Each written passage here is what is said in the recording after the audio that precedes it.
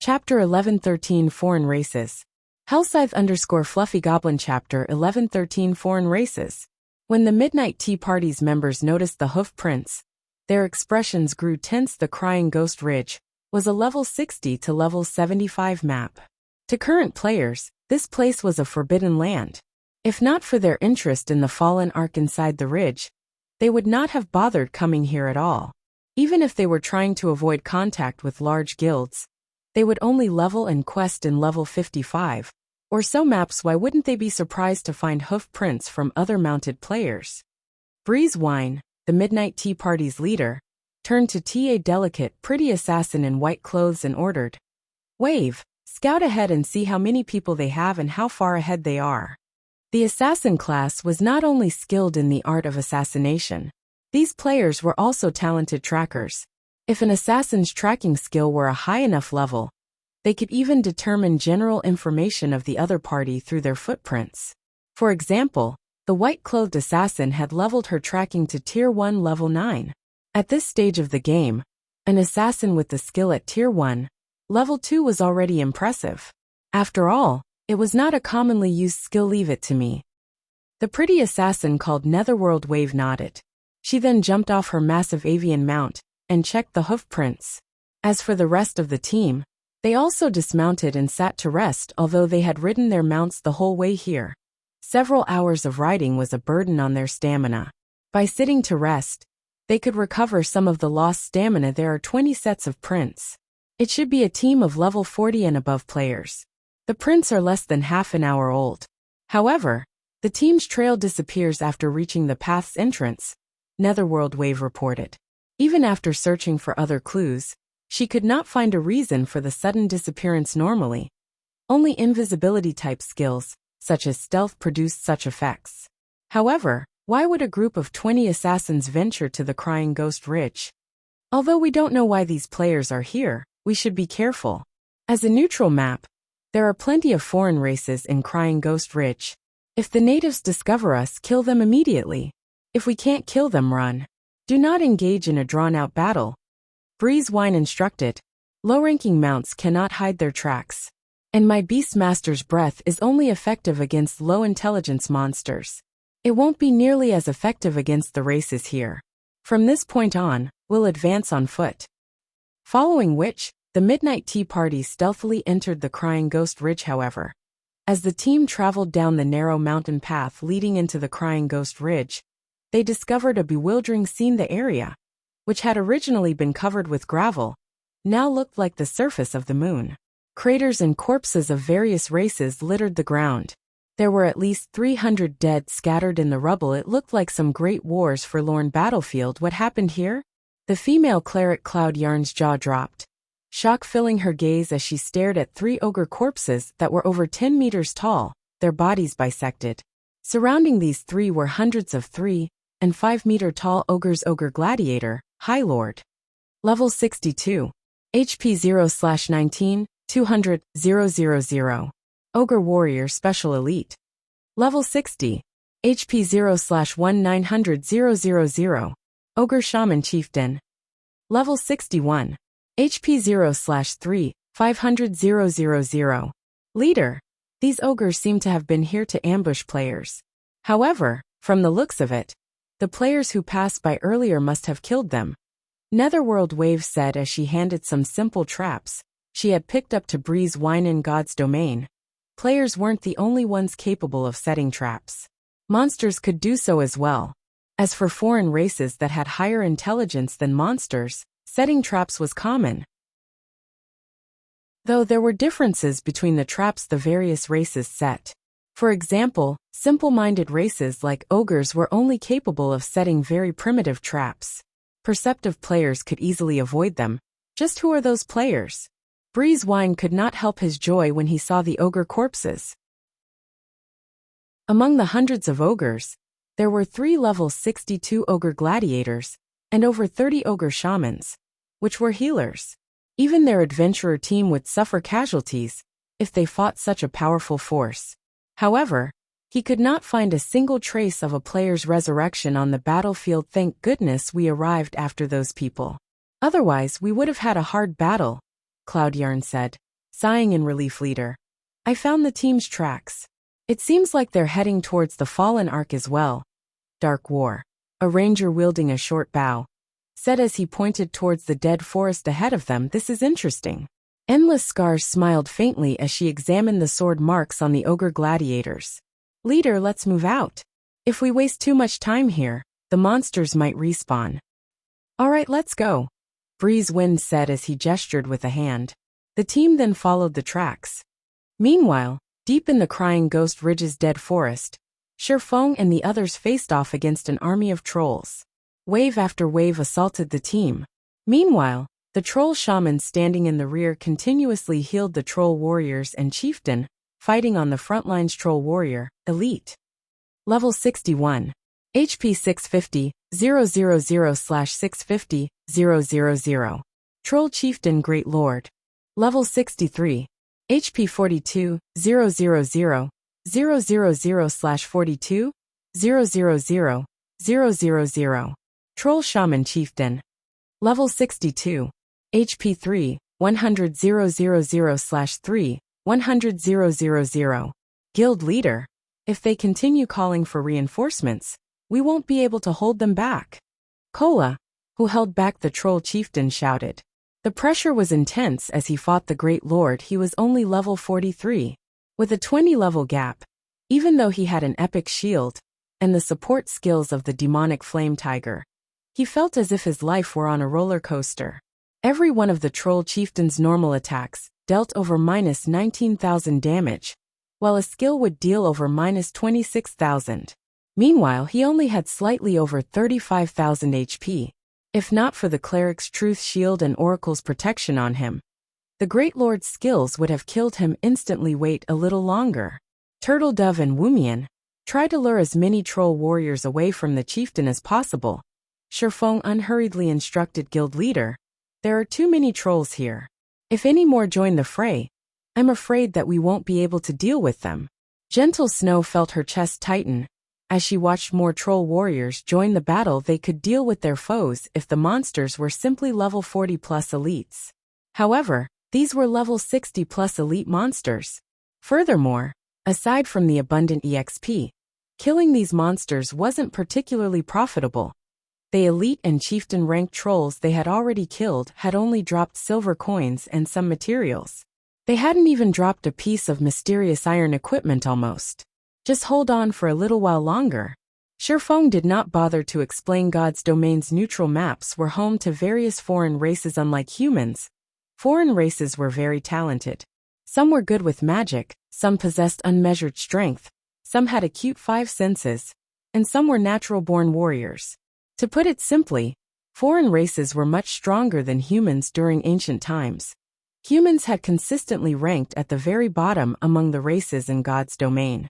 Humans did not have an edge in combat. However, humans' intelligence was unmatched. The human race had only achieved the prosperity it enjoyed today by accumulating and passing on their knowledge from one generation to the next. Although humans were still no match for archaic species, they had become the race on the continent of God's domain and occupied most of the continent's territories. There were 2 foreign races in Ghost Crying Ridge, ogres and trolls. While ogres wielded boundless strength, they lacked the intelligence to produce weapons that could maximize that strength. Trolls, on the other hand, were very smart. Normally, they would gather wood and stone to forge weapons for battle. Green ebony was among the wood these trolls harvested. Hence, when killing these trolls, there was a chance that green ebony would drop. Of course, players could also search the Crying Ghost Ridge for harvestable green ebony. However, the process was troublesome. Moreover, to Shifeng and the others, Crying Ghost Ridge was still too dangerous to explore casually. There were many places that they couldn't reach yet. Thus, Shifeng settled on killing trolls for the wood. In fact, he was specifically waiting for the troll chieftain to call for reinforcements, so that he would have more troll warriors to kill. Troll warriors were only elite monsters. Their chances of dropping a rare material like green ebony were quite low. At the very least, they needed to kill chieftain-ranked trolls for a decent chance of obtaining green ebony. Guild leader, more trolls have arrived. Minor Wind reported. his expression twisting. Among the newcomers were 3 Lord-ranked trolls. Chapter 11:14, Advanced Technique. As soon as Minor Wind finished his report, the team heard crashing from the nearby forest as one tree after another fell to the ground. Suddenly, 3 3-meter-tall figures jumped into the clearing. These 3 figures were black-skinned trolls clad in broken armor, each wielding a silver spear. Their blood-red eyes radiated an intense bloodlust roar. The instant the 3 black trolls noticed Shifeng's group, they bellowed in rage. One of them even swung their spear at a nearby tree, felling the massive tree with a single attack. Even Shifeng couldn't underestimate their incredible strength. Petrified Troll Lord. Level 62. HP 8. 200,000/8. 200,000. Everyone on the team felt an immense pressure from the petrified trolls. If the trolls were merely level 40 lords, they could hold the monsters back. However, a level 62 lord was many times more powerful than a level 40. On their team, only their MTs could withstand an assault from one of these monsters. No one else could endure their attacks, much less pin them down. These level 62 lords possess combat standards at the Trial Tower's 4th floor. These petrified trolls' attributes also dwarfed theirs. The same held true for speed. In addition, lord-ranked monsters were generally resistant to control skills. If they could neither outrun nor control these monsters, just how were they supposed to fight against the petrified trolls? Shifeng's expression was just as serious as the rest of his team. What rotten luck. It's even capable of summoning petrified trolls. The troll chieftain surprised Shifeng. Unlike ordinary trolls, petrified trolls had petrification runes carved all over their bodies, which made their skin harder than even steel. They were also monstrously strong. They were famous for being difficult enemies. In the past, players that encountered these petrified trolls generally turned and fled. The 3 petrified trolls didn't give Shifeng's team much time to react. Without hesitation, they pounced on Kola, who currently held back the troll chieftain. Why are they always targeting me? Glancing at the approaching petrified trolls, Kola activated his Tier 1 protection blessing in Last Stand, reducing all incoming damage by 50%. Weakening any impact he received, and increasing his maximum HP by 40%. Instantly, his maximum HP rose to 49,530 pung. Pung. Pung.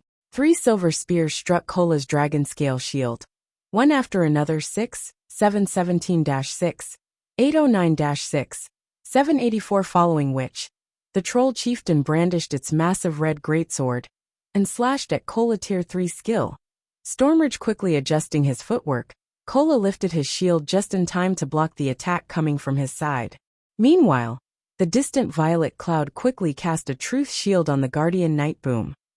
When the troll chieftain's greatsword crashed into the dragon scale shield, dazzling sparks flew as a loud boom resounded through the dead forest. Everyone felt the shockwave from the impact. As for Kola, numerous deep cuts ripped apart the ground around him. The truth shield on Kola shattered as the guardian knight was thrown, only stopping when he crashed into a large tree.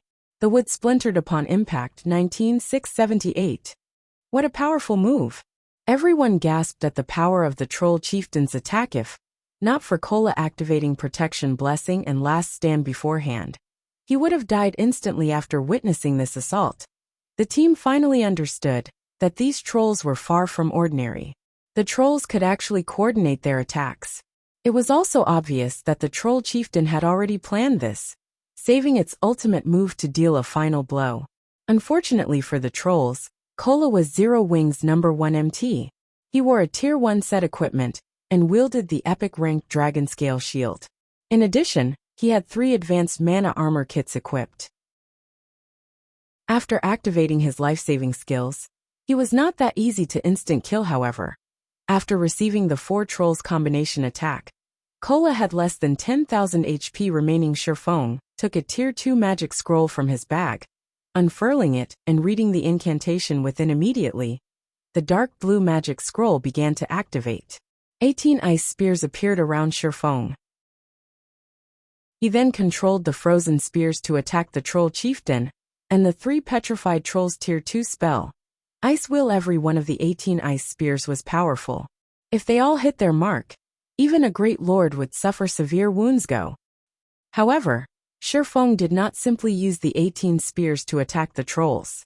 Instead, he executed Sword's orbit with the spears. The 18 spears formed a beautiful star of ice and struck at the 4 trolls. Boom, boom, boom. The instant the spears met the trolls, a series of crashes echoed throughout the clearing. The trolls cried in agony, "Guild leader, you're too good to me. You used a tier 3 magic scroll to save me."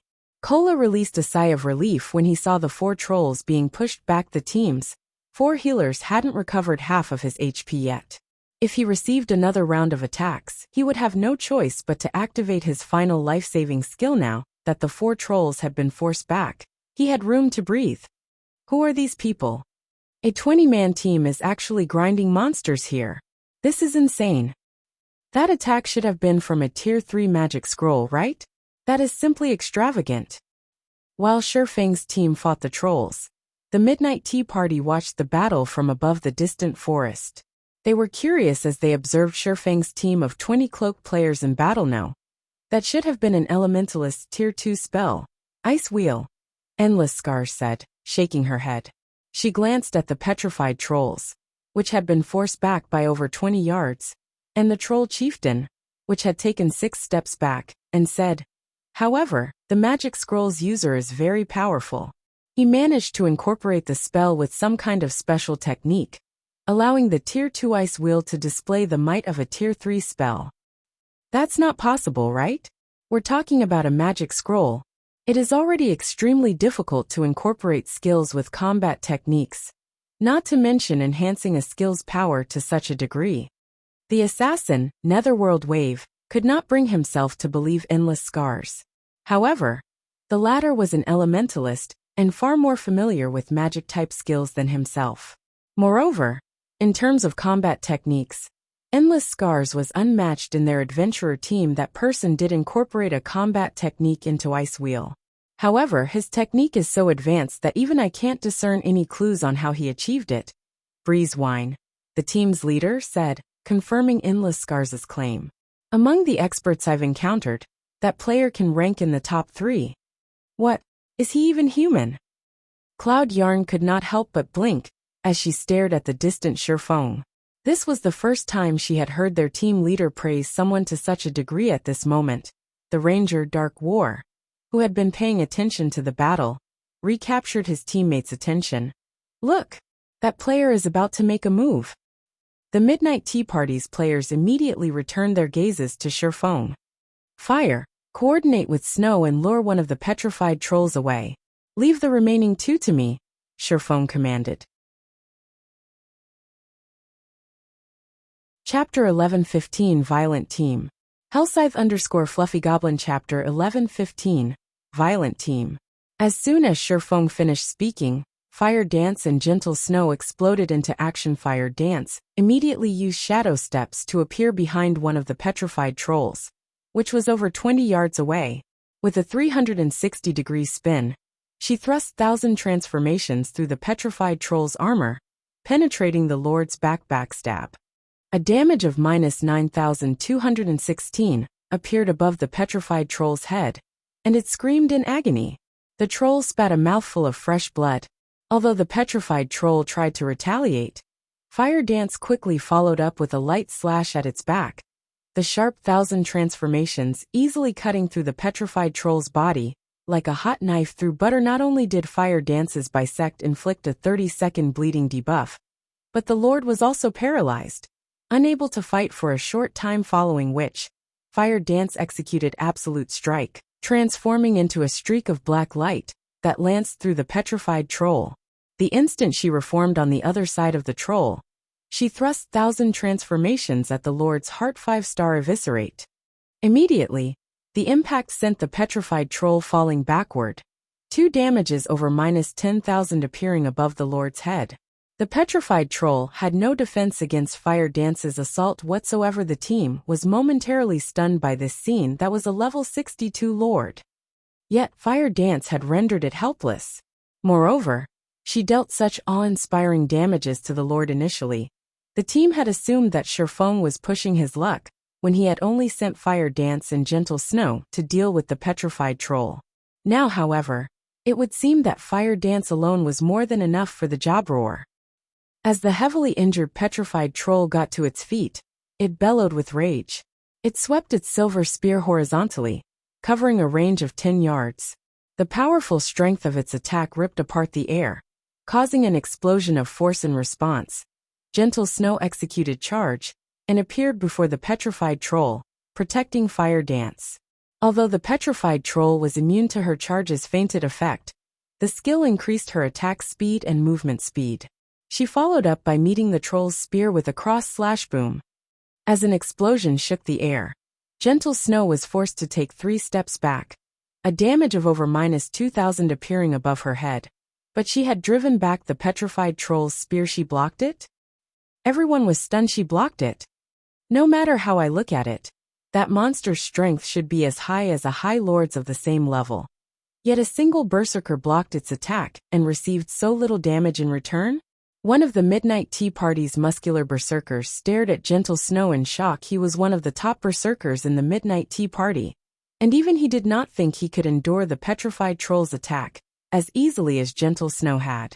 He even wore the complete Violent Wool set, a level 45 dark gold set equipment for berserkers. What's so surprising? Rather, look at how powerful that assassin is.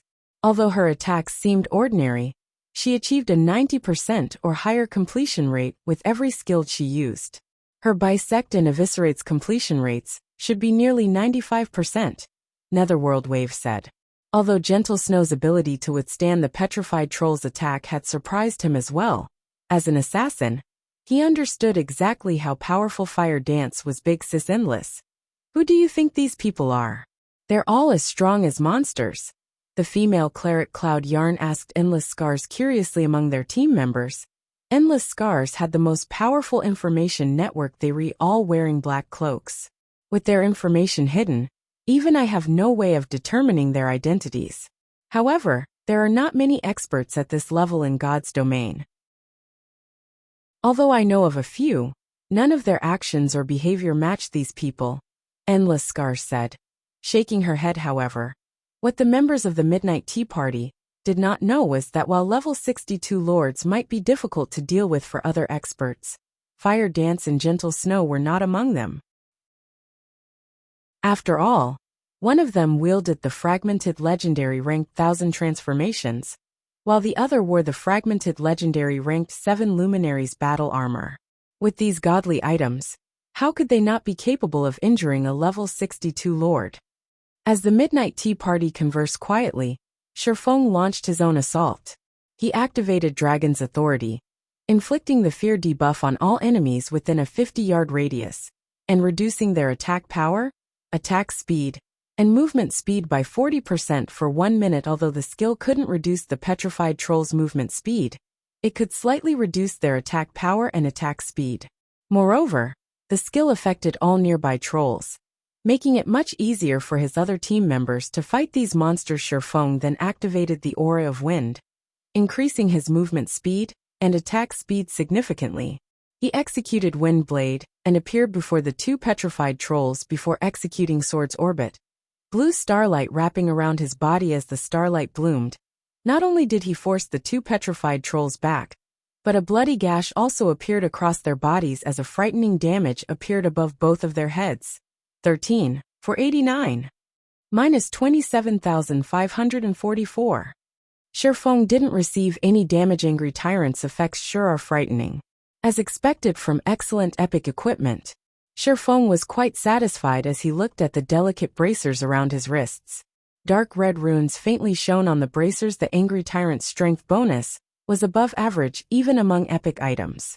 When its passive skill Angry Blow took effect, it pushed his combat power to a whole new level. If not for these epic bracers, he would not have decided to confront the 2 lords directly, opting for a safer approach instead. Although the petrified trolls possessed high defense and strength, they were slower than ordinary lords of the same level.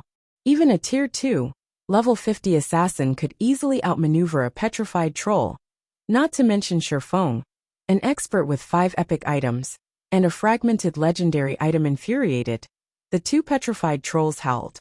A blood-red haze then appeared around their spears. This move was none other than the Petrified Troll's Tier 2 skill, Blood Sacrificial Spear. It was a weapon-enhancing skill that doubled their weapon's attack power for 10 seconds, and increased their attack speed by 30% as numerous streaks of red light stabbed at Shifeng. The latter activated Flame Burst. The Abyssal Blade and Killing Ray both release blinding lights, illuminating the gloomy forest sword's orbit. Boom, boom, boom. A series of clangs rang out. Pain screams followed the 3-meter-tall petrified trolls transformed into two massive fireballs as the attack sent them flying. They crashed through numerous trees before they finally fell to the ground. Everyone involuntarily shivered when they saw the two monsters' bodies. Meanwhile, the two lords' HP bars shrank by a small chunk. 134, 858-135. 047. The two horrific damages stupefied everyone on the team, if not for Fire Dance and Gentle Snow still struggling with the other petrified troll. They would have doubted that the two monsters on the ground were actually petrified trolls. Prioritize killing the other petrified troll. Blackie, Aqua, Summer, prepare your large-scale destruction spells. Shifeng commanded immediately after throwing his two opponents. Now that no more trolls had joined the battle, they no longer needed to hold back. After clearing out the elite-ranked trolls, they could deal with the petrified trolls more quickly. Blackie and the others nodded and began chanting their spells. Incantations. Time flew by. When the three of them finished chanting, gather the monsters around the troll chieftain. Blackie, use Guardian of Light on Kola. Under Shifeng's command, the team gathered around the troll chieftain. Kola activated Dragon Scale Body, increasing his defense by 200%. HP by 300%, and recovery by 500% for 30 seconds. With Guardian of Light's effects, it was practically impossible for the trolls to kill him. When Shifeng saw that most of the monsters had been hurted, he activated Skywheel Sword and limited the monsters' movement. Attack! Immediately, 3 large-scale destruction spells descended on the trolls. As for Shifeng, he switched the Aura of Wind for the Aura of Fire and activated Firestorm. Thunder and fire bombarded the monsters. By the time the spells ended, all elite-ranked trolls were dead. Even the chieftain-ranked troll shamans had less than half their HPs remaining.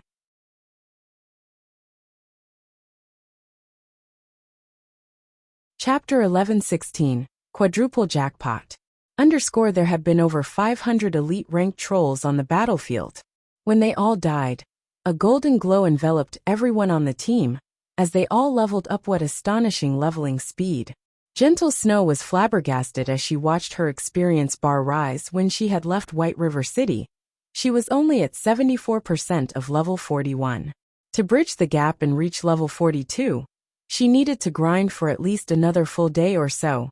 Yet she had risen to level 42 shortly after entering the Crying Ghost Ridge. With this leveling speed, it was definitely possible to reach level 43 by the next day. After players reached level 40, it was practically impossible to level up once a day. No one would believe this, however. Although the team had killed plenty of troll warriors, the loot was pitiful, to say the least. Aside from some copper and silver coins, the 500 or so elite monsters only dropped some raw materials. Only 5 weapons and pieces of equipment dropped. Among them, 4 were level 60 common items, while the last was a piece of level 60 bronze equipment. However, Shifeng was not surprised. After reaching level 50, the drop rate for weapons and equipment decreased drastically. Only chieftain or above-ranked monsters had a slightly higher chance of dropping such items. This drop rate reduction occurred because players could begin challenging their Tier 2 class promotions after reaching level 50. After obtaining their Tier 2 class, killing elite monsters was as easy as taking candy from a baby. Tier 2 experts could solo chieftains and even give lords a run for their money. Generally, 2 or 3 Tier 2 experts working together could easily take down a lord of the same level naturally. The system wouldn't give players high-level weapons and equipment so easily. Hence, past level 50, 6-man party dungeons, even in normal mode, usually had lords as the final boss. Moreover, these bosses had extremely powerful AoE skills. One mistake could easily lead to a party wipe. The same held true for Tier 2 experts adventurer teams, and workshops that wanted to make money by selling weapons and equipment generally needed to deal with chieftains of the same level. If they wished to grind for mysterious iron equipment, at the very least, they had to deal with Lord-ranked monsters. This resulted in the rise in popularity for lifestyle classes capable of producing weapons and equipment, of course. The system also restricted such lifestyle classes by significantly increasing the production costs of weapons and equipment that were level 50 and above. As a result, even bronze weapons and equipment required many rare materials. This greatly limited the number of weapons and equipment lifestyle players could produce and protected the market from oversaturation. This team is simply ridiculous. They have 4 people capable of using large-scale destruction spells in a 20-man team. Even our adventurer team only has 2 people with such spells. Is that swordsman an NPC? He can actually overwhelm 2 level 62 lords. Shifeng's performance had astonished the Midnight Tea Party's members, however. They weren't shocked because Shifeng had fought 2 level 60+ lords by himself. After all, they were capable of that themselves. What truly shocked them was the overwhelming strength Shifeng had displayed. The swordsman had managed to suppress the petrified trolls through brute force.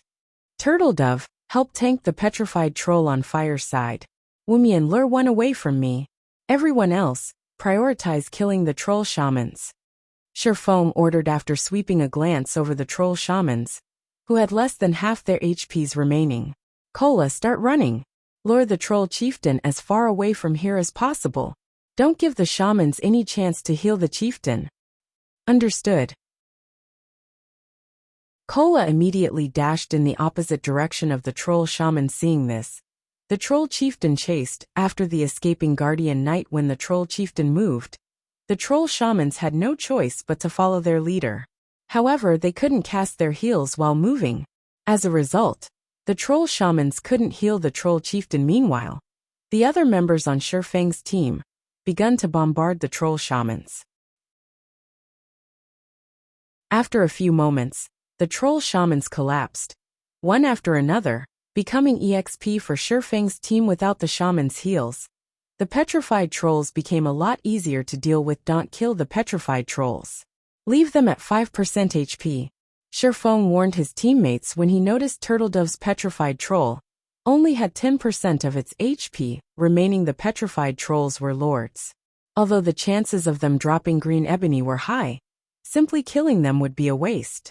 After all, he had Icarus's heart on him. If he killed the lords, the chances of them dropping green ebony would be a lot higher. Although no one understood what Shifeng intended to do, they followed his commands. When Turtledove's petrified troll had 5% HP remaining, the team halted their attacks and shifted their focus to Yi Wumian's troll. Under the violent bombardment, it only took 5 minutes for all 3 petrified trolls to reach 5% of their total HP. Guild leader, can we kill them now? Aqua Rose asked. While their team's firepower was indeed fierce, keeping all 3 petrified trolls alive placed an extremely heavy burden on their team's healers. Moreover, after such a long battle, their healers only had 30% of their mana remaining. On the other hand, the troll chieftain had most of its HP remaining. If they delayed the petrified trolls' deaths, their healers would not last 30% mana remaining. We could give it a try. Shifeng calculated some factors as he glanced at the troll chieftain's HP and the healer's mana. He then said through the team chat, "Healers, use your intermediate mana recovery potions. Fire, take this petrified troll over for me. Remember, keep the petrified trolls at least 50 yards away from the troll chieftain. Everyone else, focus your fire on the chieftain." Saying so, Shifeng activated silent steps and appeared behind the troll chieftain. He then executed thundering flash. 5 blue lightning streaks devoured the Great Lord, causing damages of around -7,000 to appear above its head. In terms of defense, the troll chieftain was even stronger than the petrified trolls. However, after receiving the damage amplification debuff from Thundering Flash, the team's damage was slightly higher. Divine Providence had a 30-minute cooldown. Shifeng did not want to waste it. Although the troll chieftain was a great lord, it only had 42 million HP. It also had only 3 main damage skills.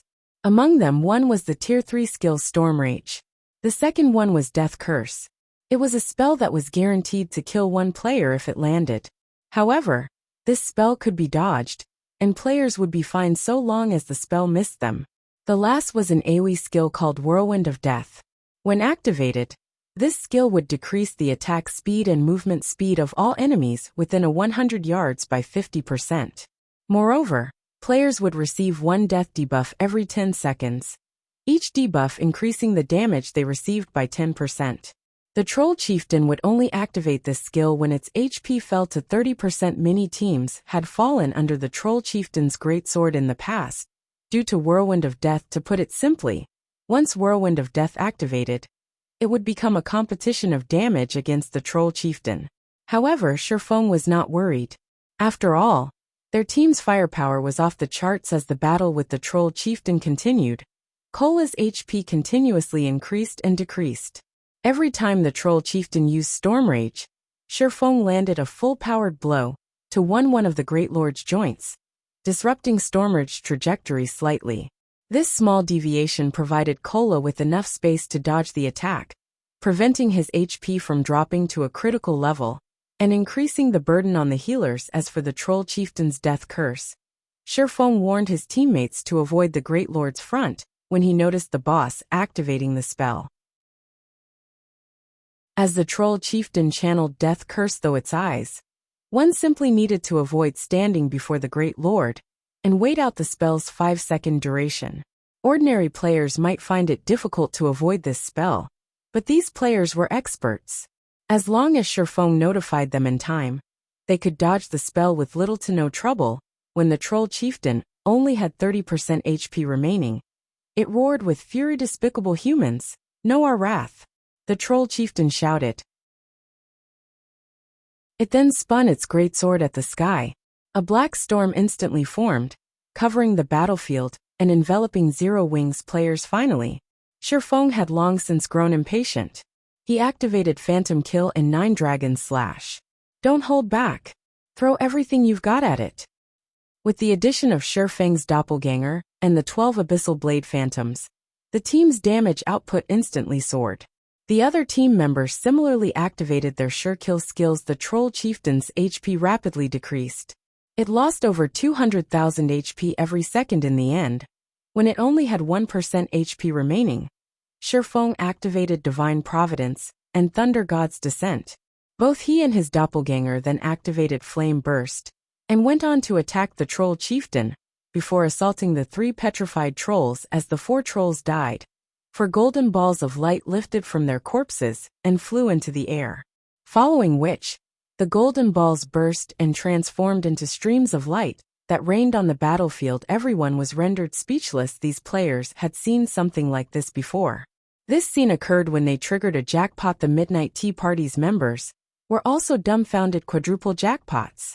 This was utterly ridiculous. Chapter 1117 Godly Skill. Hellscythe_Fluffy Goblin Chapter 1117 Godly Skill.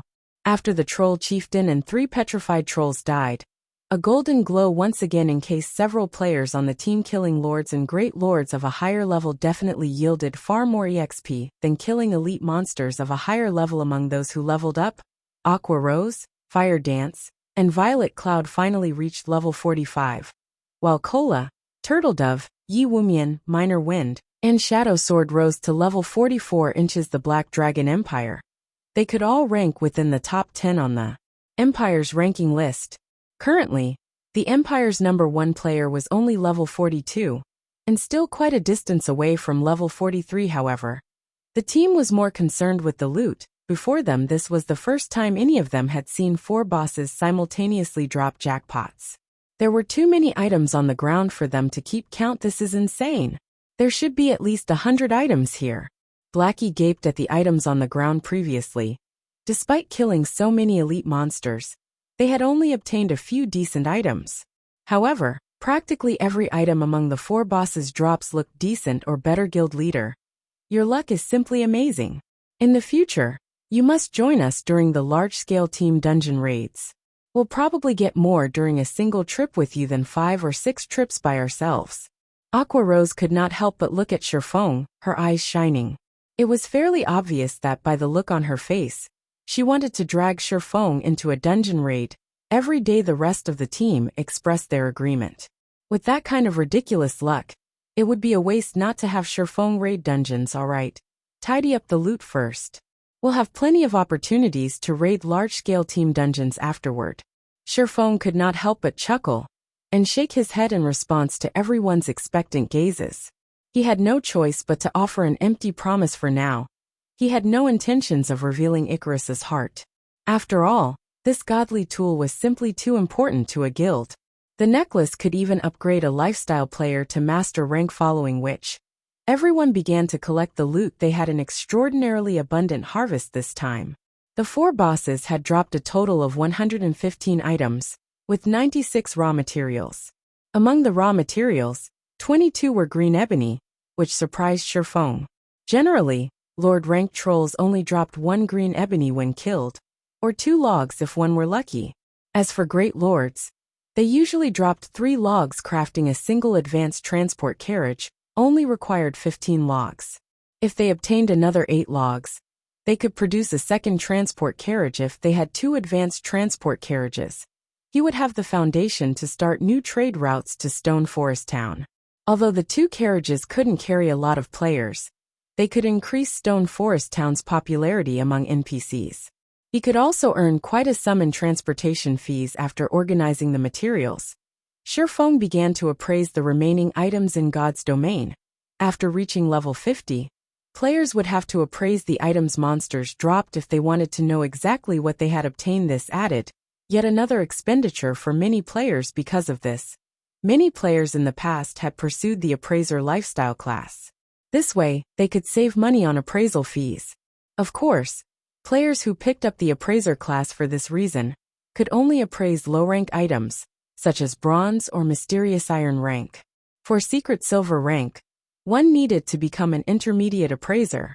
However, becoming an intermediate appraiser was extremely difficult. One generally needed a guild support to do so. Without the full support of a large guild, it was practically impossible to become an advanced appraiser. To become an intermediate appraiser, one needed to appraise 20,000 mysterious iron items.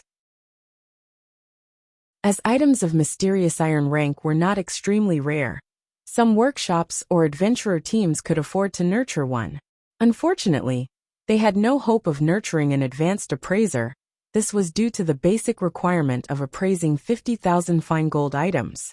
Even top-tier workshops and adventurer teams could not obtain so many fine gold items above level 50.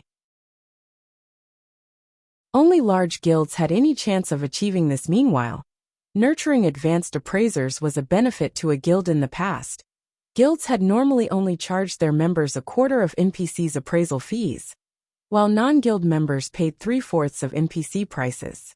By doing so, guilds could make a fortune. NPC price for appraising a dark gold item was around 10 gold. For excellent dark gold items, the price was even higher. Even if guilds charged a lower appraisal fee, with how many players there were in a guild, it would not be unusual to appraise several thousand items. Including the appraisal fees from non-guild players, a guild could easily make 200 or 300 gold a day in the past. Small guilds with only thousands of members dreamed of this kind of pure profit. Although Zero Wing still did not have any advanced appraisers, Shifeng possessed the omniscient eyes. Not only was the skill a very advanced identification skill, but it also served as an advanced appraisal skill. After a short moment, Shifeng finished appraising the remaining 19 items. What? Basic soul return actually dropped. Shifeng shouted in surprise after appraising the ordinary-looking skill book. Basic soul return. Doesn't that skill allow one to resurrect other players while in battle? Gentle Snow asked in shock. What? Guild leader, did it really drop? Aqua Rose looked at Shifeng excitedly, afraid that Shifeng was joking. Resurrection during combat would be a godly skill in Dungeons and Dungeons. It wasn't uncommon for bosses to instant kill MTs due to mistakes. When such situations occurred, the entire team would die with the MT. However, if a team had basic soul return, they could resurrect the MT and continue the raid. This skill would undoubtedly reduce the unnecessary team wipes in dungeons. Take a look yourself, Shifeng said, nodding. He then shared the skill's information in the team chat. Basic soul return. Resurrects one player while in combat. Player resurrected will only recover 30% HP and 20% mana. Their death penalty will be half cooldown, 30 minutes. Class restriction, Cleric, Druid and Oracle. After everyone read the skill's introduction, excitement illuminated their expressions. What a godly skill. Previously, these players had only heard of skills that could resurrect players during battle. Now, not only was one such skill before them, but it could also reduce the death penalty. It was very common for players to die and lose a level when fighting a field boss. If they could reduce their death penalty by half and only lose 50% EXP, they could save plenty of time. What a pity. It would be great if the death penalty reduction were slightly higher, Cola said. Whether it was raiding dungeons or killing field bosses, MTs were the most susceptible to death. Following which, Shifeng shared the information for the remaining loot. The items were mostly level 60 weapons and equipment, with the best being secret silver rank.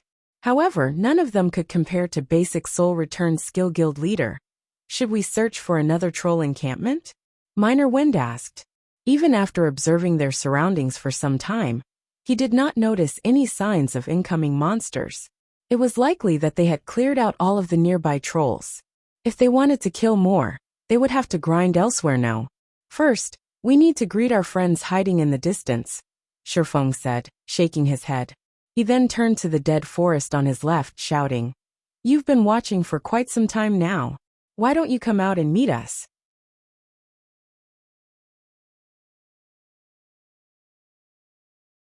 They were also in a dangerous neutral map. A mistake wouldn't be unusual, however. As such thoughts began to sweep through the team, a blurry figure appeared from the dark forest ahead. Shortly after, more figures appeared. Zhao Yuru's jaw dropped as she turned to Shifeng in astonishment. Not only was the other party so far away, but they had also used isolation scrolls. Yet Shifeng still noticed them. Did he have the eyes of a hawk or something? However, the team did not know that Shifeng's agility attribute had long since broken past the threshold of Tier 1 players, 1,500 points, and reached the realm of Tier 2 players. As a result, he gained the passive skill Basic Perception. The passive skill greatly enhanced his 5 senses. As a result, he could see and hear further and clearer. To Shifeng, an ordinary magic scroll like the isolation scroll was useless. He had noticed them when the midnight tea party had hidden among the trees. However, the team didn't have much time to spend in a daze. The new arrivals were none other than the powerful independent adventurer team they had encountered in Ghost Forest Town. If they were not careful, they would suffer. Hello. I am Breeze Wine, the leader of the adventurer team Midnight Tea Party. We have no ill intentions. We just happened to come across your team as we were passing by. Breeze Wine took the initiative to explain. I understand. If you guys had any hostile will, you would have taken action as we were about to kill the bosses, Shifeng calmly stated. Moreover, we've already met in Ghost Forest Town. Ghost Forest Town? Are you guys that masked team? Breeze Wine stared at Shifeng in shock. In God's domain, many adventurer teams wore black cloaks to hide their identities.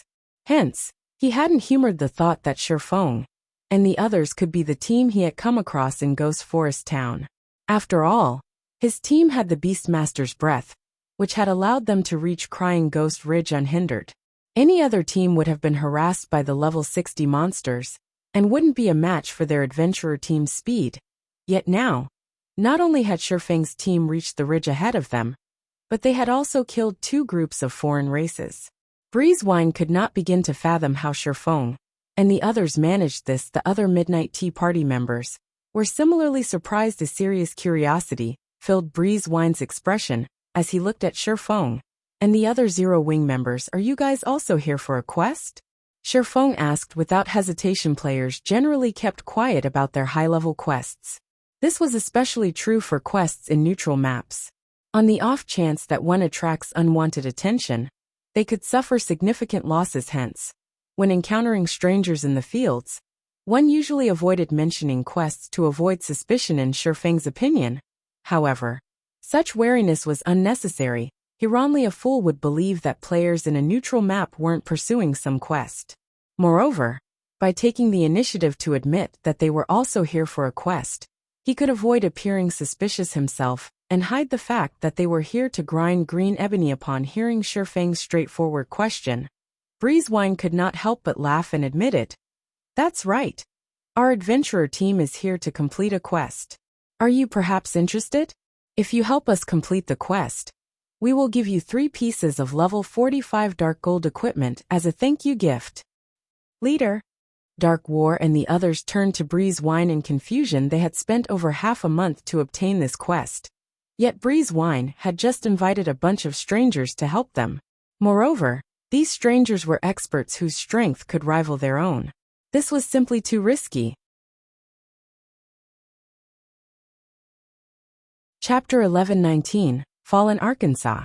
Hellscythe_Fluffy Goblin Chapter 1119, Fallen Arkansas. Just as the Midnight Tea Party's members waited for their leader's answer, Breezewine's offer had also stunned Shifeng's team. The man had actually offered 3 pieces of level 45 dark gold equipment, right off the bat at this stage of the game. Even first-rate guilds' top-tier experts only wore level 40 dark gold equipment. Level 45 dark gold equipment was simply too difficult to obtain. Normally, one only encountered such items by killing field bosses or completing quests. After all, the various large guilds were still amassing equipment from level 40 large-scale team dungeons. They still did not have good enough equipment to raid level 45 large-scale team dungeons. If put up for auction, level 45 dark gold equipment could sell for at least 200 gold. If it were an excellent piece of dark gold equipment, selling for even 500 gold wouldn't be surprising. 3 pieces of dark gold equipment was easily worth 1,000 gold. Presented with such an offer, even large guilds would be willing to give everything they had to help. Thank you for the offer, Team Leader Breeze, but we have other matters that we need to attend to, so we cannot accept your offer. Shifeng rejected the offer without so much as a thought. Although 3 pieces of level 45 dark gold equipment were quite valuable, it wasn't what Zero Wing needed the most right now. The green ebony they were after would affect Stone Forest Town's prosperity. The wood was arguably their top priority. Shifeng's outright rejection stunned the Midnight Tea Party. Even super guilds wouldn't casually reject a 1,000 gold offer. Yet Shifeng hadn't hesitated in the least. Dark War and the others, who had been opposed to the idea of Shifeng's team joining them, were somewhat annoyed. Their Midnight Tea Party had never asked for help before. Yet in their first attempt, their offer had been tossed aside like garbage. Why wouldn't they be frustrated? Meanwhile, Endless Scars, who stood to a side, looked at Shifeng. Smiling, she said, "Truthfully, we don't need much help with our quest. We simply hope that you will help us fend off any monsters while we activate a magic array. We won't take up much of your time. 1 hour should be more than enough. If you feel that 3 pieces of level 45 dark gold equipment aren't enough, we can pay 4,000 magic crystals instead. What do you think?" Big Sis Endless? Cloud Yarn's pretty eyes widened as she stared at Endless Scars in astonishment. Their leader's invitation was understandable, as the man wanted to befriend Shifeng's team. However, she had never imagined that Endless Scars would also make an offer. Moreover, Endless Scars was offering magic crystals. Magic crystal was the current mainstream currency among God's Domains experts, because magic crystals allowed players to enter the Divine Colosseum's trial tower. There were many other uses for magic crystals as well. It was easy to trade magic crystals for coins, but the same was not true for the reverse.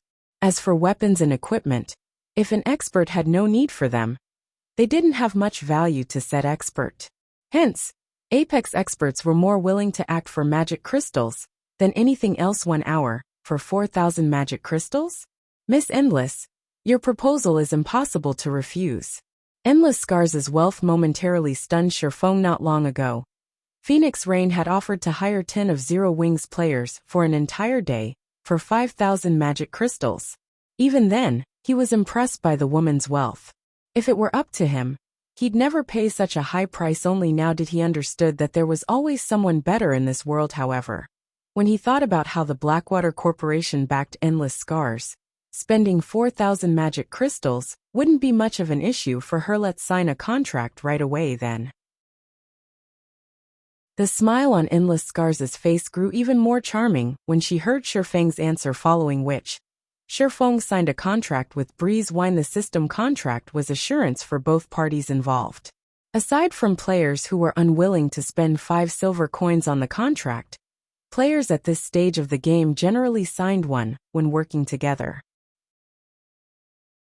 After signing the contract, Shifeng and his team followed Midnight Tea Party's members as they carefully proceeded down a gravel path through the dead forest. Leader, Endless, what are you two thinking? The quest is dangerous enough already, yet you just invited a team that we know nothing about. What if they harbor some hostility once we complete the quest?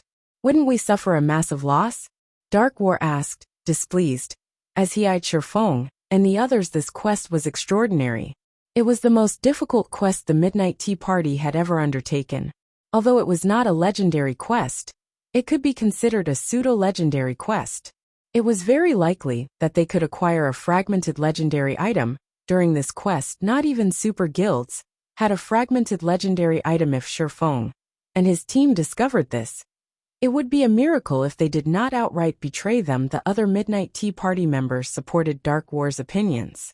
They could not understand why these two people, who were usually the most level-headed on their team, would make such an irrational decision about something so important. Ignoring the complaints, Endless Scars turned to Breeze Wine.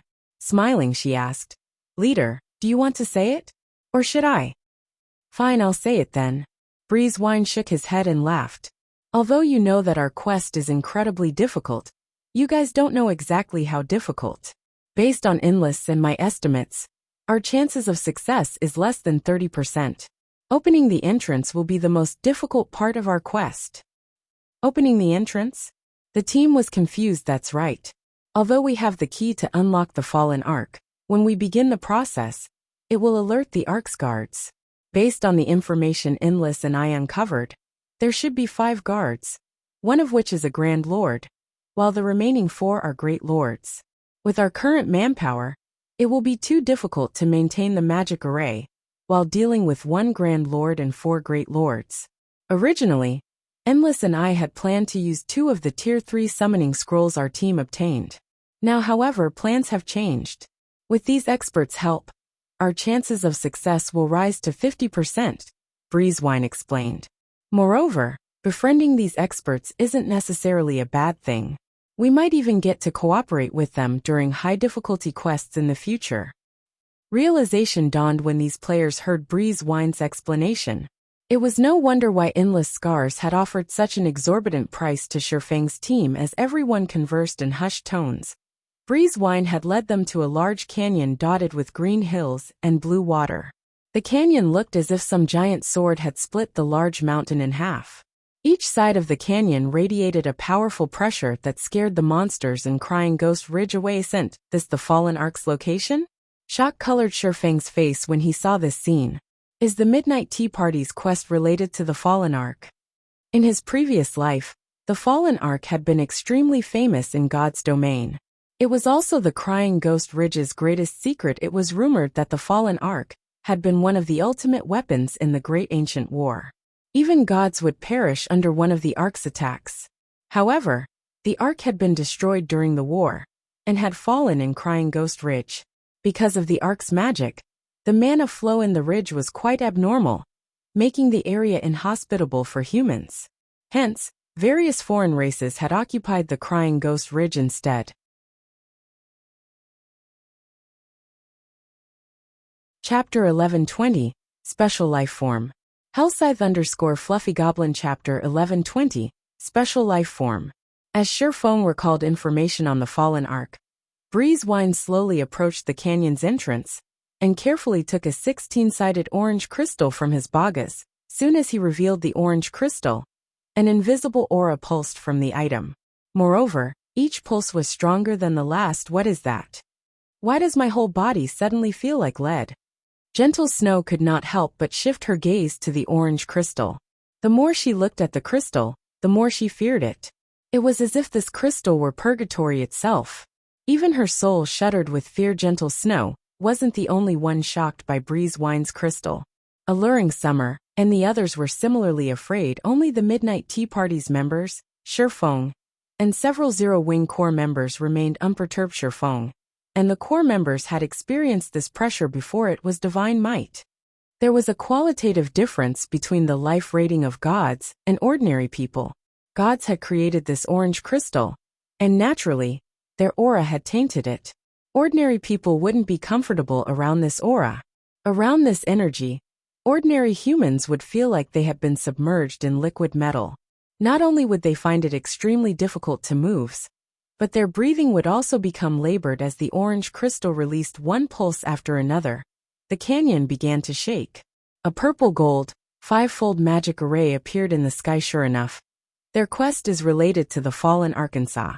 Have they lost their minds? They dare risk opening it at this stage of the game. Shifeng's expression darkened as he watched Breeze Wine lift the orange crystal above his head, while chanting an incantation. Hurriedly he shouted, "Everyone retreat! Retreat!"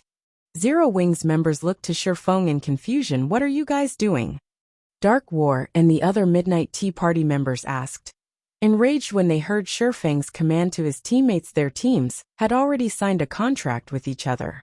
Although there were no penalties for breaking the contract, no matter how they looked at it, Shifeng was breaking his promise. Moreover, now that they had exposed the contents of their quest, how could they possibly allow Shifeng and the others to leave? No time for explanations. Either run or die. Shifeng turned and fled. Shifeng hadn't expected that.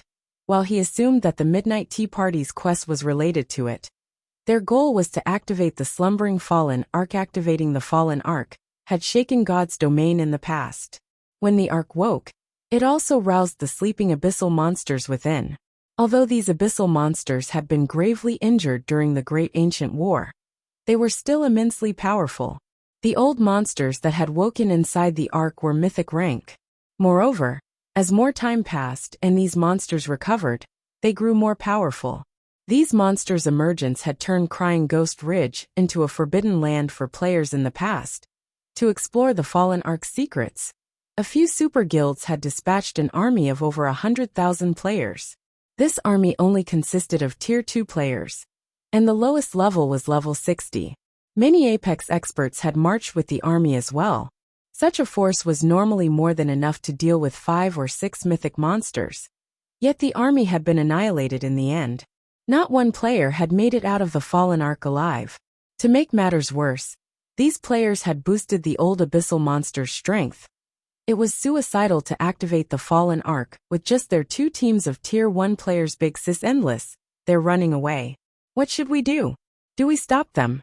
Netherworld Wave hurriedly asked Endless Scars. No need.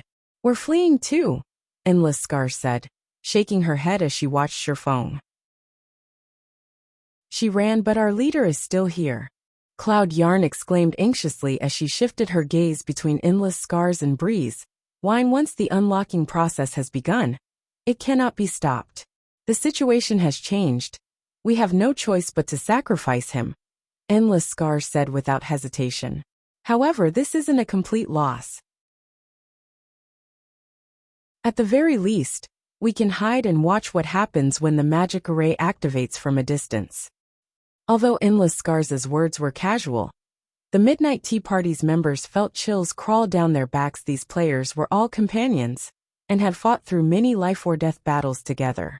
Their team leader was one of them, yet Endless Scars spoke of sacrificing Breeze Wind, as if she were talking about the weather. Unfortunately, as their team leader couldn't do anything, they had to listen to Endless Scars as she was the Midnight Tea Party's second in command. Shortly after the Midnight Tea Party members escaped from the magic array's range, 5 steel giants pulled themselves from the ground. Fallen Garrison Captain, Special Life Form Grand Lord, Level 65, HP 120, 000, 000/120, 000, 000. Fallen Patrol Special Life Form Great Lord, Level 63, HP 57, 000, 000/57, 000, 000. Upon seeing these monsters, both Endless Scars and Shifeng's teams gaped in shock. What are these monsters? Their HP is so high. The pressure from them is so strong too.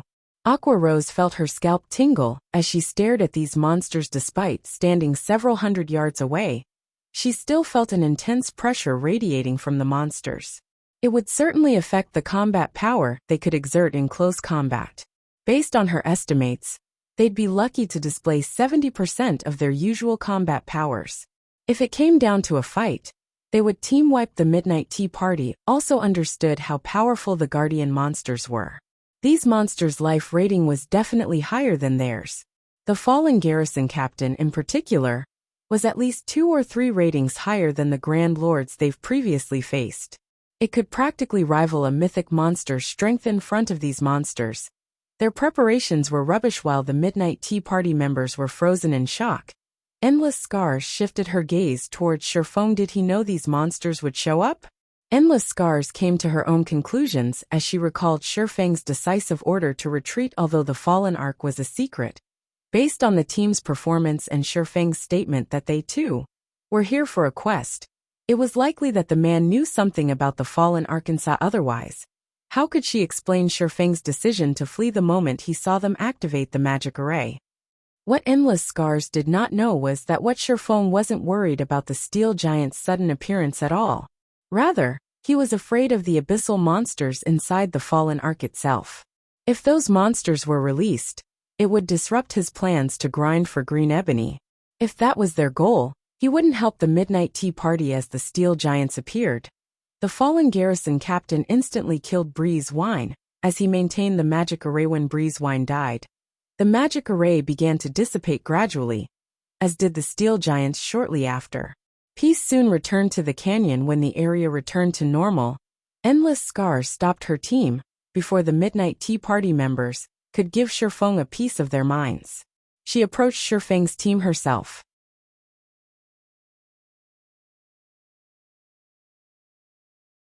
Chapter 1121. Inferior Legendary Treasure Chest. As Endless Scars slowly walked up to Shifeng, she sized up the man carefully. Although she couldn't see Shifeng's appearance due to the black cloak, curiosity filled her eyes. Shifeng similarly observed Endless Scars. One of God's domain's legendary figures in the past, the woman had clear, bright eyes, curved eyebrows, and thick eyelashes. A hint of pink colored her pristine white jade skin. Her thin, soft lips were as mesmerizing as a ruby. As she revealed a hint of a smile, she could captivate any player. Shifeng had to admit that even gentle Snow, who everyone called a goddess, fell short compared to Endless Scars' guild leader. That beauty seems interested in you, Blackie said, snickering softly instead of responding. Shifeng rolled his eyes. Although others might strive for a beauty like Endless Scars' attention, Shifeng knew how costly it was. He knew all too well what kind of person Endless Scars was. Although she wore an interested expression, looking like a little girl who had just found a new toy, her thoughts were as pure as everyone assumed. It was no different than her attitude towards Breeze Wine. If Miss Endless wants to ask why we changed our plans so abruptly, I believe you have already figured that out after seeing those 5 special life forms. It's not that we want to back out of our transaction. We're just powerless to help. If Miss Endless doesn't have any other matters to discuss, we will take our leave. Shifeng took the initiative to bid the woman farewell. Although he did not know what lay inside the Fallen Ark that could tempt the Midnight Tea Party, he no longer wanted to associate with the adventurer team. Please wait. I wish to represent the Midnight Tea Party in thanking you. If not for your command to flee, we would be dead by now. Here are 1,000 magic crystals. Take them as a thank you gift, and let's part as friends, Endless Scars said. She then retrieved a gray gemstone bag and handed it to Shifeng. Every Midnight Tea Party member was stunned. What was going on here? Not only hadn't Endless Scars questioned Shifeng's intentions, but she also gave him 1,000 magic crystals as a sign of gratitude. She was insane. This beautiful big sister is simply too rich.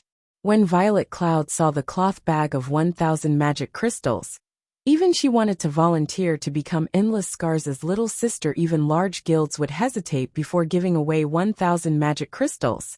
Yet Endless Scars did so without blinking. Although Shifeng wanted to say something, Endless Scars quickly followed up by saying softly, although our transaction has failed, I'd like to conduct another trade. We'll enter the Fallen Ark together and split the items 30-70. How about it? Endless Scars' offer shocked every player present. Miss Endless, you saw the monsters guarding the entrance. At this stage of the game, we have no chance against them. Sherfeng could not understand what was going through Endless Scars' mind. Those 5 special life forms were no laughing matter. Even he was not confident in taking them down. Special life forms were extremely rare in God's domain. They were weapons the gods had specifically crafted for war. Like puppets, they possessed eternal life. They also had the power of immortality. Even if players killed them, they would resurrect. Moreover, they would revive slightly stronger than before. Generally, it only took these special life forms 10 minutes to resurrect, with some of the more powerful monsters taking up to an hour or so. In addition, these monsters did not drop any loot. Hence, players usually kept their distance. One had to admit that these special life forms were excellent guardians. What if I tell you that there's an inferior legendary treasure chest inside? Endless Scars asked when she saw Sherfeng's lack of interest. Smiling faintly, she continued, based on what I've uncovered, there should be more than one inferior legendary treasure chest inside. In addition, there are plenty of epic treasure chests. My map can lead us to these treasure chests and allow us to bypass the traps. Are you sure you're not interested? The Fallen Ark had been one of the final weapons in the Great Ancient War. The items inside had been left behind by the gods before they had died. NPCs would consider even the most ordinary item a treasure, let alone players. You have a map? Sherfeng stared at Endless Scars, flabbergasted. He would be lying if he said he wasn't interested in the Fallen Ark. However, obtaining these treasures wasn't that easy. To current players, triggering any of the traps inside would result in death. Hence, even after clearing out the monsters in the Fallen Ark, very few players had been willing to explore it in the past. In fact, after the abyssal monsters had been cleared out, a large number of players and guilds had rushed into the Fallen Arkansas. In the end, however, only a few had escaped with their lives.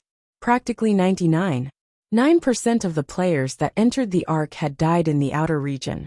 Even if one managed to reach the Ark's inner region, they would have to deal with even more powerful traps. As a result, very few were capable of leaving the Ark with any of its treasures. Players had come to both love and despise the Fallen Ark. However, it would be a different story if they had a map. Aside from the awakened abyssal monsters and a few special life forms, the Fallen Ark was void of life. The traps would be their main problem. After entering the Arkansas, a map of the Ark's various traps was the equivalent of a free pass to its treasures. As long as they were careful to avoid the abyssal monsters and special life forms, they could obtain the Ark's treasures unhindered. Sherfeng finally understood Bree's whine and Endless Scars' attraction to the Fallen Ark, and why they'd be willing to spend 4,000 magic crystals to hire his team for an hour. That's right. If you don't believe me, take a look. Although it is only a fragment, can lead us to the Fallen Ark's inner region, Endless Scars said.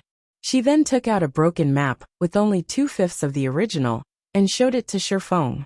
The item's name was Fallen Ark Map. However, if Sherfeng wished to look at it in detail, he needed the owner's permission. I can help you get inside. However, I have a condition. After giving the matter some thought, Sherfeng eventually chose to take the risk. In the past, even the most inferior item players secured from the Fallen Ark's inner area was an epic item.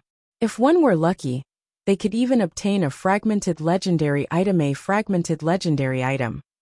With one such item, a player's combat power would skyrocket.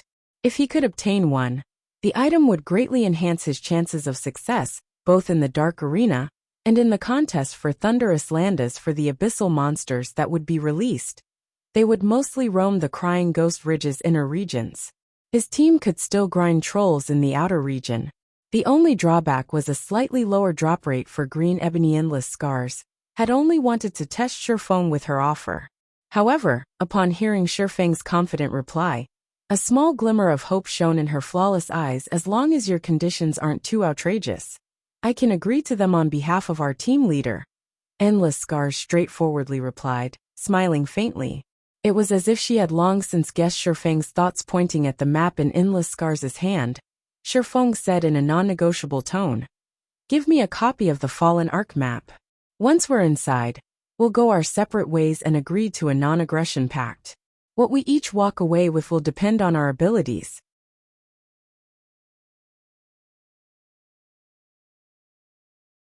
Chapter 1122, Foundation Magic Array. Hellscythe_Fluffy Goblin Chapter 1122, Foundation Magic Array. Endless Scars' conversation with Shifeng had been private. The other players hadn't heard their discussion, however. When the Midnight Tea Party members saw Endless Scars' frown, they were shocked. Endless Scars had never revealed such an expression throughout her time on the team. Even when monsters nearly wiped their team out, nothing close to a frown had appeared on her face. Propose another. Our team cannot agree to that condition, Endless Scars said after giving the matter some thought. Looking straight at Shifeng, she said seriously, the map itself is a pass to the Fallen Arkansas. If you have it, you can enter the Ark more than once. This will undoubtedly increase our competition over the Ark's treasure. With how important the Fallen Ark is, I believe that no sane person would agree to your proposal. Moreover, even if our adventurer team can't enter the Fallen Ark right now, we can simply return when we're strong enough. In any case, the key is ours. If we don't activate the Ark, no one will be able to enter it. What you're saying is true. However, you don't seem to know the Fallen Ark's true secret, Shifeng said, chuckling. He had long since guessed Endless Scars' reply the Fallen Ark map was priceless. Naturally, he didn't expect the Midnight Tea Party to just make a copy for him. However, the adventurer team's understanding of the Fallen Ark was no match for his. What are you trying to say? Although Endless Scars had her suspicions, after hearing Shifeng's confident comments, she was even more certain that Shifeng knew plenty of information about the Fallen Ark. Well, it doesn't really matter even if I tell you this. Although you have the key and the map, it is still impossible to obtain the items inside the Fallen Ark, Shifeng explained as he pointed to where the 5 special life forms had disappeared. You've seen for yourselves how powerful those guards are. However, the monsters inside are even more formidable. If you open the Ark, those monsters will escape. Moreover, those monsters will slowly but surely grow stronger. If you don't deal with them properly, even the map won't help you. Meanwhile, I have a way to deal with those monsters. If we work together, we can reach the Ark's inner region quickly. Even if you don't want to cooperate with us, once you open the Ark, we can still go in ourselves. Once the Ark is open, it won't ever close. Anyone will be able to enter. Endless Scars hesitated after listening to Shifeng's explanation, although she wasn't sure if Shifeng were telling the truth. If he was, then her side had no way of dealing with those monsters. Their map might as well be a blank piece of paper. On the other hand, Shifeng had a way of combating this problem.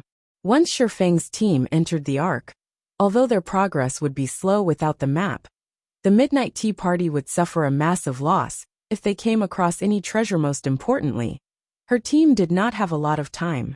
After all, their quest had a time limit. Based on her estimates, even if they focused on grinding and completing their class promotions, the furthest they could reach was Tier 2, level 55, before the quest's time limit was up. At that tier and level, their team might have a chance of defeating the 5 entrance guards. Unfortunately, she was not certain that they could deal with the Ark's monsters, which Shifeng claimed were far stronger. She had to admit that Shifeng's knowledge on those monsters was invaluable. All right, I'll agree to your conditions.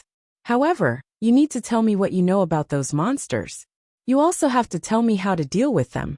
If what you say is true, I'll make a copy of the map once we're in the Arkansas. If you lie to me, you won't get anything. Endless Scars glared at Shifeng. This was the first time she hadn't had the upper hand in a negotiation since she had joined God's domain. She was even more frustrated that she still didn't know Shifeng and his team members' identities. That won't be a problem. Once you see for yourself, you'll know the truth. Shifeng laughed after the various super guilds' army had suffered annihilation. Crying Ghost Ridge had become a forbidden land for players in the past. Even then, however, many players had sought the Fallen Ark's treasure. To deal with the incomparably powerful abyssal monsters, These players had formed a multitude of plans. Unfortunately, none of those plans had succeeded. The most ridiculous part was that players had only discovered a proper method of dealing with the monsters. After they had been defeated, that method involved utilizing mana stones. Due to the special mana phenomenon inside the Fallen Ark, the slumbering abyssal monsters couldn't absorb mana to recover. However, once the Fallen Ark was unlocked, this mana disturbance would vanish. To recover their strength, these abyssal monsters urgently needed large amounts of mana. Ordinary magic crystals would not do. To those ancient abyssal monsters, mana of such quality did little to aid in their recovery. Only mana stones were suitable when the time came. He simply needed to construct a foundation magic array to display the mana stones. The mana stones would lure the abyssal monsters. And once they left, these abyssal monsters wouldn't be able to return to the Ark for a short time. Their teams could then search the Ark relatively safely, following which, Shifeng and Endless Scars signed a contract. After ensuring that there were no issues, Shifeng had Violet Cloud use basic soul return on Breeze Wine. This way, Breeze Wine would not lose a level, and his combat power would be unaffected. Wait here for now. I still need to prepare, Shifeng said before entering the Dead Forest by himself and setting up a teleportation point with the Abyss Pendant. He then used a return scroll and teleported to White River City. As soon as Shifeng returned to White River City, he passed the green ebony he had obtained to Melancholic Smile. Although they only had enough for one advanced transport carriage, it took a considerable amount of time to manufacture one. Even if they had a master engineer and a master forger, they would need close to a day. Hence, the sooner they began production, the better. Inside one of the Candlelight Trading Firm's special forging room, Shifeng retrieved the Philosopher's Stone, which he had picked up from his private warehouse on his way back, and began to synthesize magic crystals into mana stones. He could synthesize one mana stone from 50 magic crystals. Without hesitation, he used all 1,000 magic crystals he had obtained from Endless Scars, and ended up with 20 mana stones. That was enough to lure the abyssal monsters from the Ark twice, following which, Shifeng made 9 magic array scrolls for the 9-star polar domain. Once those were complete, he used the Abyss Pendant to return to Crying Ghost Ridge. Upon returning to the ridge, Shifeng used 10 mana stones to set up a foundation magic array far from the canyon where the Fallen Ark resided. With this foundation magic array, he could lure all the abyssal monsters from inside the Ark. After finishing that task, Shifeng returned to his team. You finished your tasks already? Endless Scars asked Shifeng with a suspicious tone. Only 1 hour or so had passed since Shifeng had left. That wasn't even enough time to make a round trip to a town or city. What could he possibly do in 1 hour? Originally, she had thought that Shifeng had left to gather reinforcements. After all, with their current strength, defeating the 5 guardian monsters was impossible. At the very least, they needed a team of 100 experts. Yet Shifeng hadn't brought even one player back with him. Endless, is this brat toying with us? Dark War asked through the team chat. Infuriated after Shifeng left, Endless Scars had told her team everything about her agreement with Shifeng. They all thought that Shifeng's demands were outrageous. They also thought that Shifeng was lying about how powerful the monsters inside the Ark were, and that he simply wanted to trick them for their map. Shifeng's speedy return only justified their assumptions before Endless Scars could reply. However, Shifeng beat her to it and said, "I've completed my preparations. However, during the battle, everyone needs to follow my commands."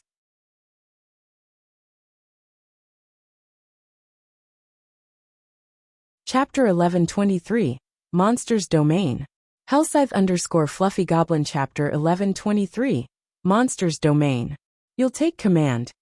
The Midnight Tea Party members shot Shifeng scornful looks. To ordinary players, a team commander's role was not particularly important. Ordinary players wouldn't have any choice in the matter if an expert like Shifeng wanted to guide them. However, they weren't ordinary players. Moreover, even the slightest mistake could result in death in the upcoming battle. If they died and lost the fight, they would have wasted several days of effort.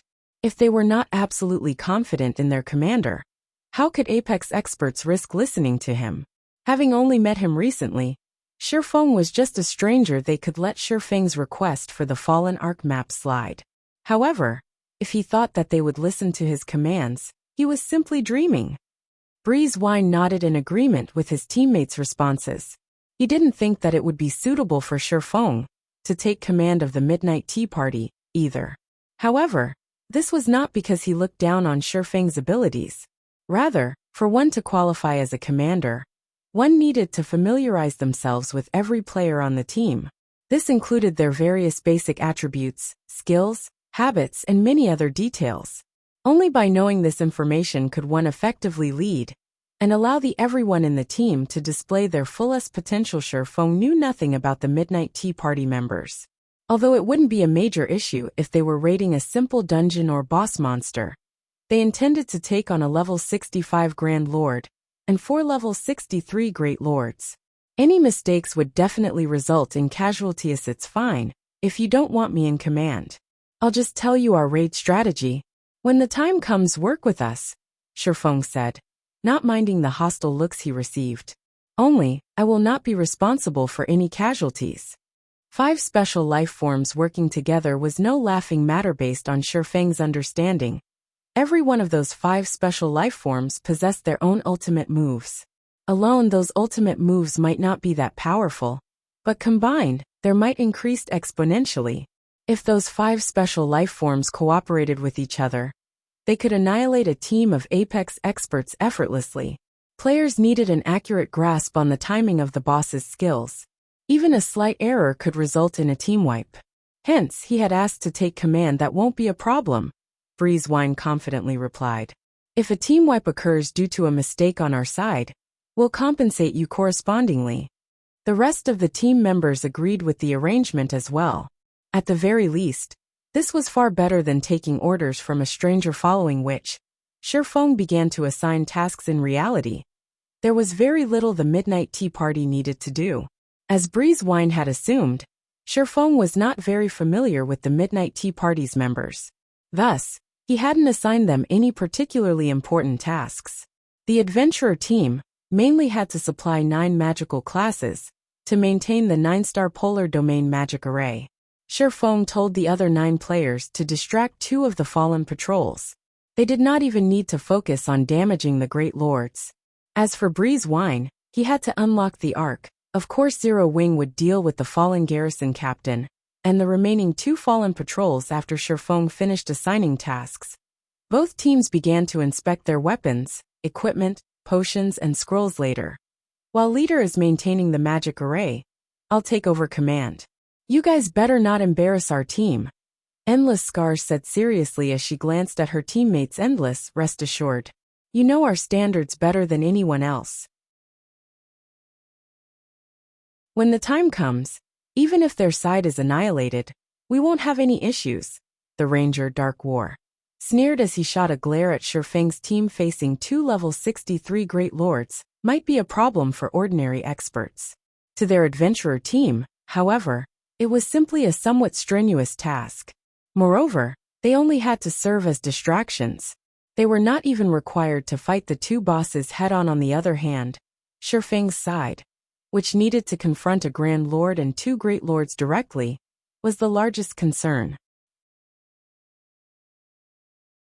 After everyone confirmed that there were no issues, Shifeng signaled Breeze Wine with a wave of his hand, having the latter start the unlocking process. Seeing this, Breeze Wine raised the orange crystal above his head and began to chant once more, following which, the canyon shook as 5 massive figures rose from the ground. They were none other than the fallen garrison captain and the 4 fallen patrols. Activate the magic array. Shifeng hurriedly shouted. Endless Scars gave the same command practically at the same time. Suddenly, a massive purple-gold magic array appeared and enveloped the 5 boss monsters as an intermediate magic array. The 9-star polar domain could even suppress mythic monsters. Naturally, the garrison captain and patrols were no exception. Immediately, the 5 bosses' attributes began to fall rapidly. How is this intermediate magic array so powerful? The Midnight Tea Party was momentarily stunned. In the blink of an eye, the fallen garrison captain's HP fell from 120 million to 96 million. whereas the fallen patrol's HPs fell from 57 million to 41 million. The magic array's effects even stunned Endless Scars while they, the Midnight Tea Party, had seen intermediate magic arrays before, and had even collected a complete set themselves. That intermediate magic array was only capable of reducing a Grand Lord's basic attributes by 10%. Even then, it was already considerably powerful for an intermediate magic array yet. The 9-star polar domain had weakened the fallen garrison captain by 20%, and the fallen patrols by 30%. This was simply inconceivable, of course. Shifeng's team didn't even stop to notice the Midnight Tea Party members' reactions go. Under Shifeng's command, Cola, Yi Wumian, and Turtledove charged at own targets as the lead MT. Cola would deal with the Grand Lord, while Turtledove and Yi Wumian would each tank the two Great Lord special lifeforms. Life rating was slightly higher than ordinary monsters, though they were undoubtedly inferior to archaic species. With their attributes suppressed, Cola and the others should be able to handle them. However, before Cola could reach the fallen garrison captain, the latter swung its massive, 10-meter-long greatsword at the ground. Boom! A massive fissure ripped through the ground, extending straight towards Cola. Activate Protection Blessing. Shifeng shouted upon seeing the attack. Cola activated Protection Blessing without hesitation. He then positioned his shield before his body and gripped it with both hands. Pung! Cola was thrown 10 yards away on the spot. The truth shield and protection on him shattered into oblivion. Meanwhile, Cola's HP fell by over 25,000. The Troll Chieftain's ultimate move paled tremendously in comparison to the fallen garrison captain's attack. The fissure only stopped after 50 yards. The garrison captain's attack range made everyone shudder. Had Cola not activated Protection Blessing in time, he would be dead. The garrison captain's attack stunned every player in the battle. Unfortunately, this wasn't the end. In the next moment, the 4 fallen patrols moved simultaneously, abruptly raising their battle axes and slamming them to the ground violently. Boom! Boom! Boom! The ground began to tremble. Golden jets began to spray from the ground in a 30-yard radius around the 4 fallen patrols. When the 4 domains were superimposed over each other, it was practically impossible to avoid them.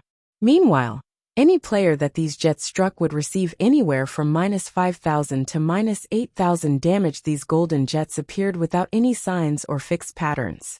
The overlapping domains doubled the attack's density. Although they tried their best to dodge the attacks, players occasionally slipped up and got hit, their HPs decreasing rapidly. One level 41 from the Midnight Tea Party, unfortunately, got caught in 2 overlapping domains. Without any time to respond, numerous jets struck the berserker, and he died on the spot.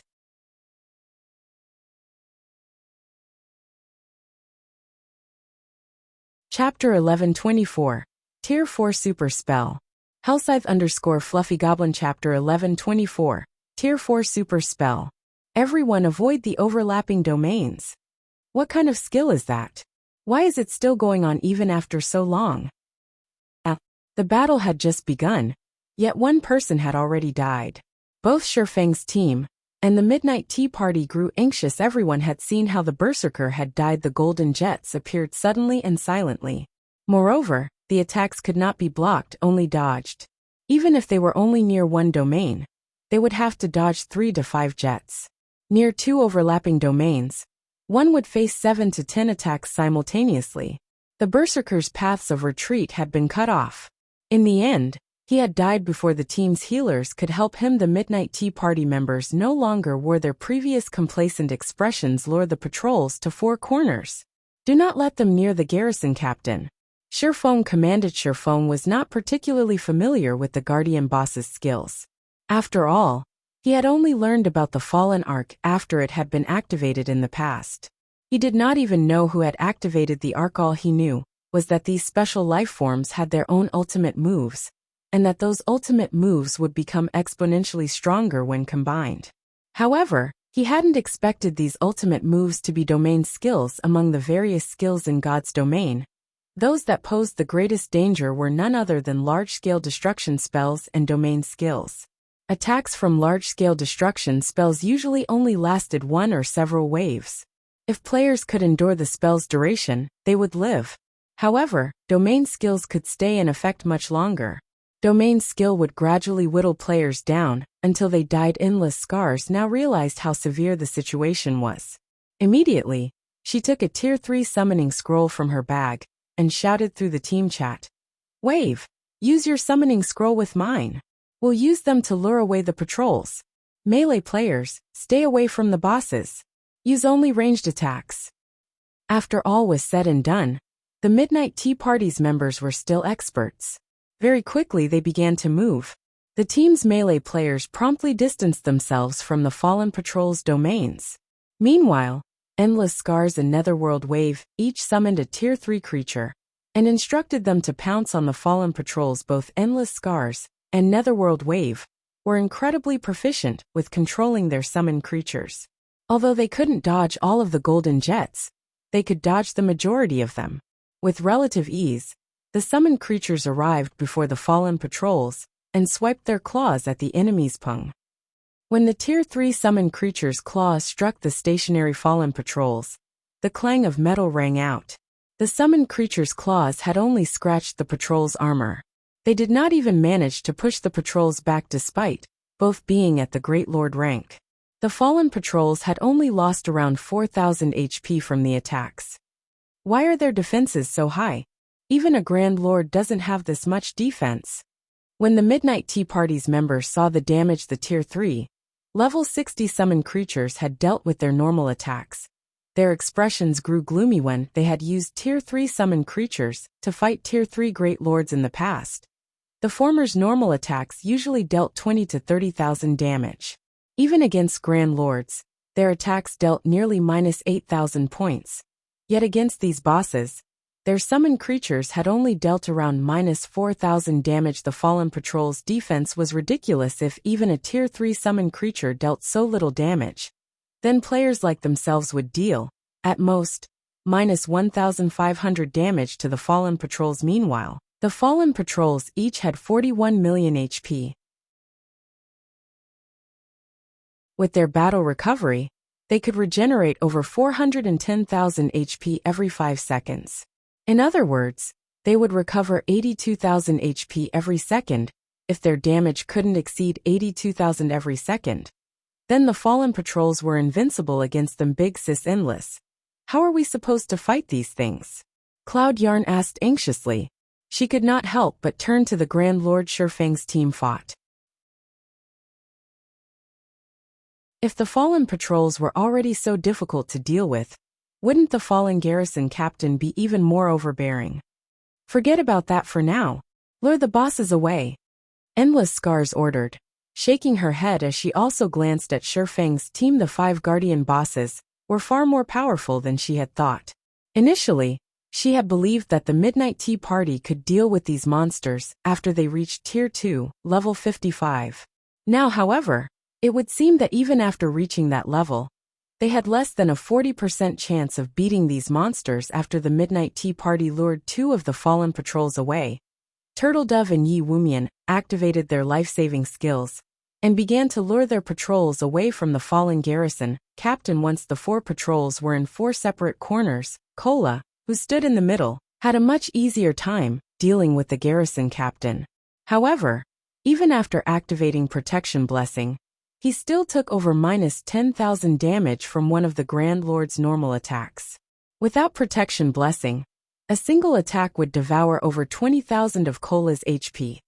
Kola couldn't imagine standing against the garrison captain without the 9-star polar domain. Moreover, when everyone's attacks struck the garrison captain, every one of them dealt less than minus 1,000 damage. Only Fire Dance and Gentle Snow's normal attacks could deal over minus 1,500 damage to the Grand Lord, while their skills dealt up to minus 5,000 damage. However, to the garrison captain, which had 96 million HP, that damage was negligible. Guild leader, we won't even scratch its HP at this rate. Sooner or later, it will wear us down.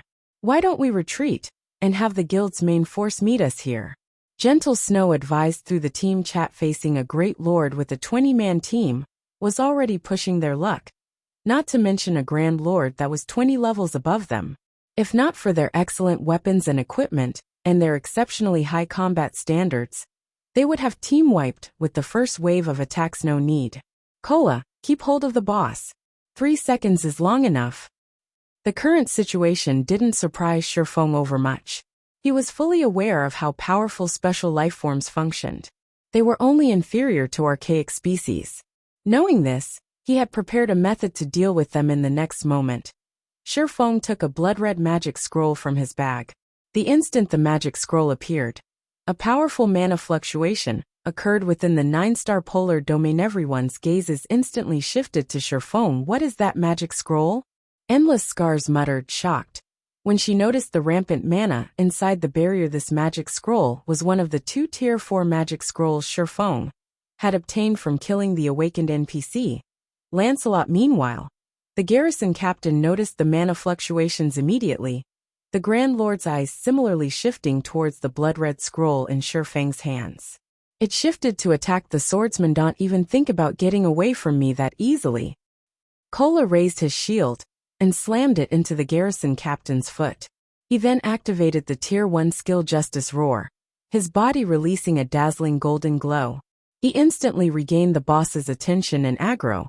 At the same time, his strength would double if the boss didn't attack him. However, even after Cola activated Justice Roar, the garrison captain was still focused on Shifeng. Guild leader, what did you just take out? Cola could not help his surprise. With no other choice, Cola activated Power of Darkness, his attributes soaring once more. He then executed the Tier 1 skill, Righteous Punishment Boom. With a single strike, he forced the garrison captain's right foot back, causing over -10,000 damage to appear above the Grand Lord's head.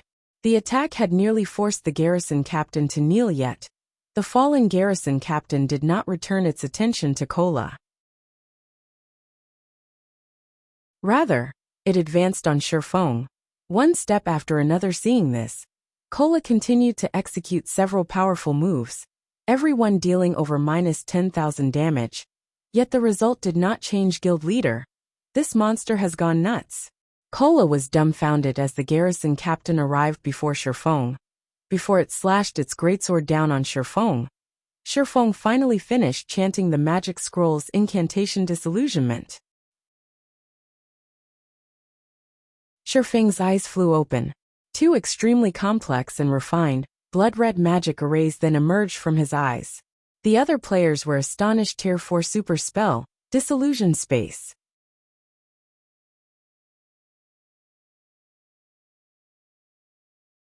Chapter 1125, Unexpected Evolution. Hellscythe_Fluffy Goblin. Chapter 1125, Unexpected Evolution. The instant the magic scroll activated, it seemed as if space had frozen as the garrison captain's descending greatsword came to an abrupt halt. Immediately after, the space within the 9-star polar domain began to change, a blood-red color coating the surrounding scenery. What's going on? Why does my body feel so light? Wait, our basic attributes have risen. It's true. My basic attributes have increased by 100%. Guys, look. The boss seems to have slowed to a crawl. As everyone looked at the garrison captain's greatsword again, they found that they could see the weapon clearly. Before, they had only seen afterimages. As the greatsword descended, the earth shattered. Over 30-meter-long fissures broke through the ground. However, the garrison captain had only hit the afterimage Shifeng had left behind. The swordsman himself had long since moved 10 yards away. So fast. When did he start moving? Endless Scars was flabbergasted. Unlike the rest of the players, she had focused on Shifeng. However, during the brief moment when she glanced at the garrison captain's greatsword, which had suddenly and significantly slowed, Shifeng had moved 10 yards away. She found the matter unbelievable. Look. Those patrols have slowed down as well. Even the golden jets are slower. With this speed, even I can dodge them easily. The players finally noticed that fallen garrison captain hadn't been the only one whose speed had been affected. The fallen patrols in the 4 corners had also suffered a speed reduction. Even their domain skills were affected. Zero Wings members and the Midnight Tea Party could now dodge the golden jets easily. Just who is he? The Midnight Tea Party members couldn't help but glance at Shifeng.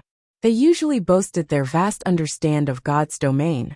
However, even with their bountiful knowledge and experiences, they had never encountered a situation like this. Without a doubt, this phenomenon had something to do with Shifeng's blood-red magic scroll. There was no other way to explain it now that everyone's basic attributes had been boosted while the 5 bosses' reaction speeds and attack speeds had decreased. The Midnight Tea Party's members, who had previously begun to despair, brimmed with hope currently. The 5 bosses had only landed 1 out of 3 or 4 attacks against their respective MTs. However, due to the significant attribute increase, the boss's damage had decreased. Take the fallen garrison Captain Kola tanked for example. Originally, Kola withstood over -20,000 damage from the Grand Lord's normal attacks. Now however, the Grand Lord's normal attacks only dealt around -13,000 to the Guardian Knight. In addition, due to Kola having activated Power of Darkness, his HP had risen to more than 56,000. Including Disillusion Space's effects, his HP had risen to more than 112,000. He was practically a humanoid monster at this point right now. Kola wouldn't even have issues tanking 3 fallen garrison captains, much less 1. As for Kola's damage, due to the strength bonus from Justice Roar, just his normal attacks dealt nearly -10,000 damage, while his skills dealt close to -30,000 damage. Meanwhile, Violet Cloud, who stood among the healers at the rear, had similarly grown more powerful. Every one of her heals restored over 10,000 HP to Kola. If she double cast her spells, she could heal over 20,000 HP every time. If she were lucky and triggered a double critical, she could instantly heal over 40,000 HP. Not only was Violet Cloud capable of keeping Kola alive by herself, but she could also handle healing Turtledove and Yi Wumian Guild leader. What kind of magic scroll did you use? I feel like we can even deal with a mythic monster right now. Kola exclaimed through the team chat. The rest of the team nodded in agreement. Aside from their frightening damage, the most troublesome aspect about boss monsters were their attack speeds and reaction speeds. Now that the fallen garrison captain had been suppressed in all 3 aspects, it was only as difficult as a High Lord. It only dealt slightly more damage. However, their increased attributes made up for that, further decreasing the raid's difficulty. Right now, they felt like they were simply fighting a powerful lord. Alright, enough idling around. Use your berserk skills and throw everything you've got. We only have 15 minutes until this space disappears. Shifeng felt a sting in his chest. Lancelot had only dropped 2 Tier 4 magic scrolls. He had just used the more precious of the 2, the Tier 4 super spell Disillusion Space. Unlike Tier 4 curses, super spells had been created during ancient times. They were ridiculously powerful, capable of transforming the environment. They were many times more powerful and mystical than the spells of the current era. Even the current NPCs in God's domain couldn't analyze these spells. Thus, they were called super spells. After activating Disillusion Space, it would transform the area within 200 yards of the caster into a custom world. All enemies within this world would be suppressed, decreasing their movement speed, attack speed, and reaction speed by 2/3 of their totals. At the same time, this world would also enhance the caster and his allies, decreasing the boss's difficulty by 1 tier. Take the fallen garrison captain for example. It had originally been a Tier 3, upper rank existence. Now that its raid difficulty had reduced, it was only as strong as a Tier 2 upper rank. Unfortunately, Disillusion Space's duration was considerably short. Even so, in the past, everyone had called it the rarest magic scroll in God's domain. Second to none in the past, a Tier 4 super magic scroll had been worth at least 3 epic items. If a team of Tier 2 players used the scroll, they could even kill Tier 4 mythic monsters. However, Shifeng couldn't care less right now. The garrison captain and patrols were far stronger than he had imagined. If he hadn't used the magic scroll, they would have undoubtedly team-wiped. Moreover, trading a Tier 4 super magic scroll for a map to the Fallen Ark was a sure profit transaction. Upon hearing Shifeng's warning, everyone promptly began to activate their berserk skills. Although the fallen garrison captain and fallen patrols still possessed very high HPs, Their reduced speed made them living targets. After activating their berserk skills, everyone easily dealt over -10,000 damage with their attacks, while Fire Dance and Gentle Snow could deal over -20,000 damage. Shifeng didn't hold back either as he activated Power of Darkness. He then used Silent Steps and appeared behind the garrison captain before activating Phantom Kill. Both he and his doppelganger activated Flame Burst simultaneously. Miniature suns appeared on both Shifeng's and his doppelganger's swords. Every strike they landed on the garrison captain dealt over -60,000 damage, while critical hits dealt over -130,000 damage. By the time Shifeng and his doppelganger dropped to the ground, both had landed a total of 30 consecutive attacks. The fallen garrison captain lost over 2 million HP on the spot.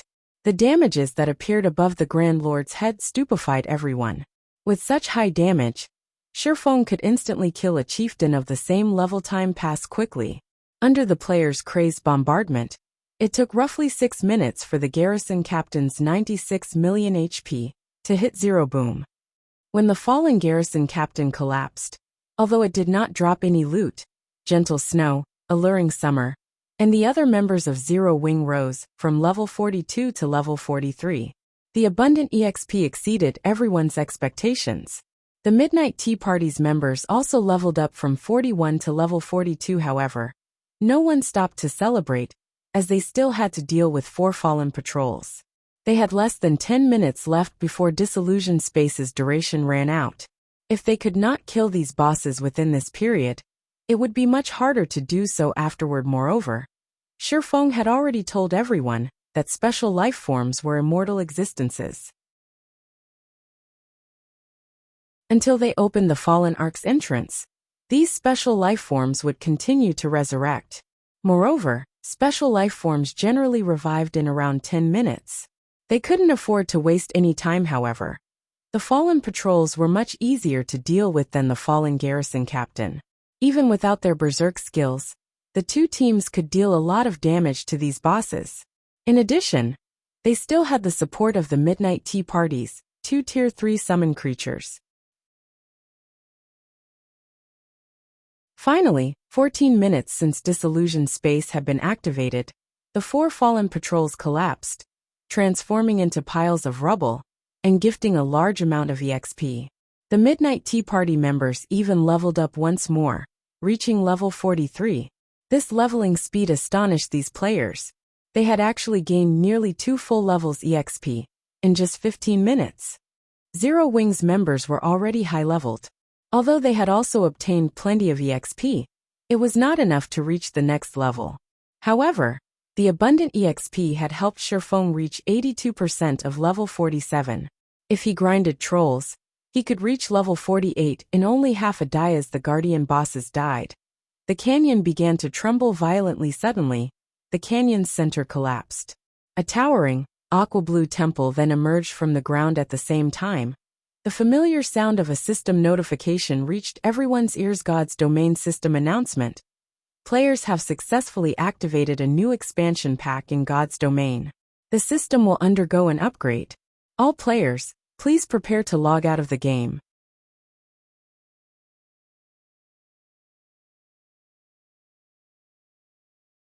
Chapter 1126, Revealing Identity. Hellscythe_Fluffy Goblin Chapter 1126, Revealing Identity. The notification about God's Domain System update echoed in every player's ears. The notification immediately earned various reactions. Who's the bastard that triggered a new expansion pack? I'm only halfway through a dungeon here. Crap. I just bought a helmet and joined God's Domain. Many players began voicing their dissent on the official forums. However, although many people were outraged about this update, even more people were curious about its contents. For a time, everyone made their own guesses. Meanwhile, before the Temple of the Fallen Ark, the sudden system notification caught Shifeng and the others by surprise. They had only activated the entrance of the Fallen Ark after much difficulty. Yet even before they had the chance to enter the Ark, the system announced an update. This was ridiculous. By now, practically everybody playing God's Domain knew that a system update signified a major upgrade. Meanwhile, The more God's domain improved, the more difficult the game would become. Guild leader, should we log off here? Aqua Rose and the others turned to Shifeng. The game had given them 20 minutes to log off. It wasn't exactly a lot of time, but it was more than nothing. If they strived hard enough, they might reach the Fallen Ark's inner region if they entered the Ark after the system update completed. Who knew how difficult the Ark would become? After all, this system was definitely related to the Fallen Ark's activation. After giving the matter some thought, Shifeng looked to Breeze Wine and Endless Scars and said seriously, "We have decided to enter the Ark right away. Do you want to enter first, or wait until after the update?" Shifeng hadn't expected the system update this time, however. This helped Shifeng recall the system's update after the Fallen Ark had emerged in the past. The update back then had ruined many players. This was because this update would improve God's domain's traps. Not only would removing the traps become twice as difficult, but the trap's power and concealment effect also increased significantly. This situation caused many players, who enjoyed adventuring in the fields, many hardships. The higher difficulty of obtaining weapons and equipment for adventure-seeking independent players was also due to this update in God's domain. There were 3 major sources for weapons and equipment. The first was dungeons, the second was field adventures, and the third was quest rewards. In the past, due to the system update, the weapons and equipment on the market had decreased significantly. As a result, players that produced weapons and equipment became even more important in God's domain. The gods from the ancient era had left behind the traps inside the Fallen Arkansas. These traps were incredibly difficult to remove to start with. If these traps were improved, exploring the Fallen Ark would become far more difficult. However, Shifeng had no intentions of informing the Midnight Tea Party about this. Instead of answering Shifeng's question, Endless Scars turned to ask Breeze Wine, "Leader, what are your thoughts?" They had already cleared the most difficult part of their quest. However, Shifeng had previously stated that, shortly after the Fallen Ark activated, monsters even more powerful than the 5 guardian bosses would appear. According to their original plan, they had intended to wait until the monsters had been lured away from the Fallen Ark before they dove in to explore. However, they had less than 20 minutes before they had to log off. If they entered the Ark now, they would have to risk encountering those monsters. Let's not enter the Ark for now. The monsters inside have yet to leave. If we die because we rushed into the Ark, it will do us more harm than good. In the end, Breeze Wine chose the safer approach instead. In his opinion, as long as he had the Fallen Ark map, both the Fallen Ark's treasures and quest were within their grasp. There was no need to risk their lives. What about our map? Blackie could not help but ask. Their previous agreement hinged on the Midnight Tea Party confirming these monsters' existence and their safe entry into the Fallen Arkansas. Only after these conditions were met would the Midnight Tea Party give them a copy of the map. Yet the adventurer team now intended to wait until the monsters had been lured away from the Ark. Here is your copy of the Fallen Ark map. Take it, Endless Scars said as she took a map from her bag and handed it to Shifeng. Endless Scars stunned the other Midnight Tea Party members. They had neither the existence of the monsters Shifeng had warned them about, nor had they confirmed the validity of Shifeng's method to lure the monsters away. It was simply too risky to hand over the copy right now. Thanks. Shifeng expressed his gratitude as he received the map. Endless Scars didn't respond to her team's questions. Instead, she evaluated Shifeng carefully before revealing an intimate smile and said, "This is what we've agreed upon after all. However, this is our second transaction with each other, yet I still do not know your identity. I wonder if I can have the good fortune of a true introduction?" "Certainly," Shifeng replied before taking off the black cloak that hid his identity and appearance. He then introduced himself. "I am Black Flame, Zero Wings Guild leader." His first reason for hiding his and his team's identities was that he didn't want others to know what Zero Wings' main force was up to. His second, he simply didn't want Endless Scars to know who they were. After all, Endless Scars was a Blackwater Corporation representative. Even if Endless Scars did not show any particular interest in Blackwater, at the end of the day, Zero Wing and Blackwater were enemies. It never hurt to be careful. However, The Fallen Arc map was more important if Endless Scars found out that they were from Zero Wing. She might sever their agreement for the Fallen Arc map then and there, however. Now that the map was in their hands, there was no reason to continue hiding their identities. Moreover, Endless Scars spoke on behalf of the Midnight Tea Party. It would only create an unnecessary rift between their teams if they refused to reveal themselves. In addition, the Midnight Tea Party and Blackwater were utterly unrelated. It's you? Endless Scars' eyes widened in shock. She had never imagined the group of experts before her to be Zero Wing members. Moreover, the team's leader was even Zero Wing's guild leader himself. Thanks for the map. Hopefully, we'll find more chances to work together in the future. Shifeng chuckled. He then led his team and dashed into the Fallen Arc. Meanwhile, Endless Scars was utterly dumbfounded as she stared at Shifeng's departing back. Big Sis Endless, what's wrong? Cloud Yarn asked curiously when she saw Endless Scars' astonishment, although it was indeed surprising that the other team's leader was Zero Wing's guild leader, Black Flame. This wasn't the reason for Endless Scars' shock in the past. Their team had encountered many surprises. However, none of them had ever earned such a reaction from Endless Scars. This was her first time seeing such an expression on Endless Scars' face. Before today, she hadn't even thought that Endless Scars was capable of such an expression.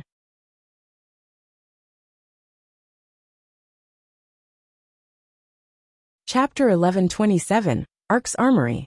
Hellscythe_Fluffy Goblin Chapter 1127, Ark's Armory. Starmoon City, Blackwater's residence. Blackwater wasn't as prosperous as it had been. Very few players waited in front of the guild residence's entrance, eager to join.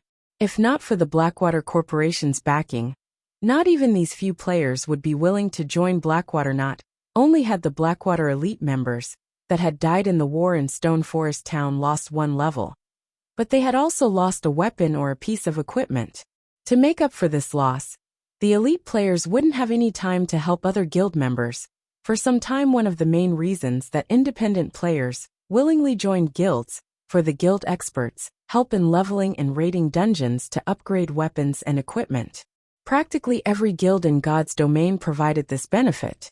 Players wouldn't want to join a guild that did not provide such a benefit. As a result, Blackwater's ordinary members had stagnated. They were now only capable of raiding party dungeons and small-scale team dungeons. They had no choice but to stay as far away as possible from 50-man or above team dungeons. Meanwhile, Qin Muyin, Laughing Drunkard, and Lethal Gale entered the guild leader's office. One after another. Guild leader, here is the latest guild report you asked for, Qin Muyin said as she placed a report on the table. At this moment, she wore a grave expression. The report clearly stated that over 20,000 elite members had already withdrawn from the guild, as many as a second-rate guild's total count. As for the ordinary members that withdrew from the guild, there were more than 100,000. However, when Abandoned Wave looked at these numbers, he maintained a relatively nonchalant attitude. Instead, he shifted his gaze towards Lethal Gale and asked, "How is the Blackwater trading firm coming along?" The Candlelight Trading Firm's latest product, the exotic stamina potion, has been well received. Despite having already reduced the mana mixture's price to 10 silver per bottle, ordinary players are buying the exotic stamina potion instead. Right now, our shops are only seeing 1/3 of our past traffic, Lethal Gale said, shaking his head dejectedly.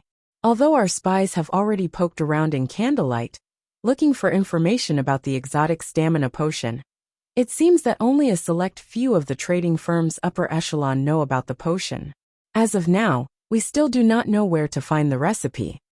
The exotic stamina potion had massively impacted the market. Setting aside how cheap it was, the mana mixture could not compare to its 10-hour duration.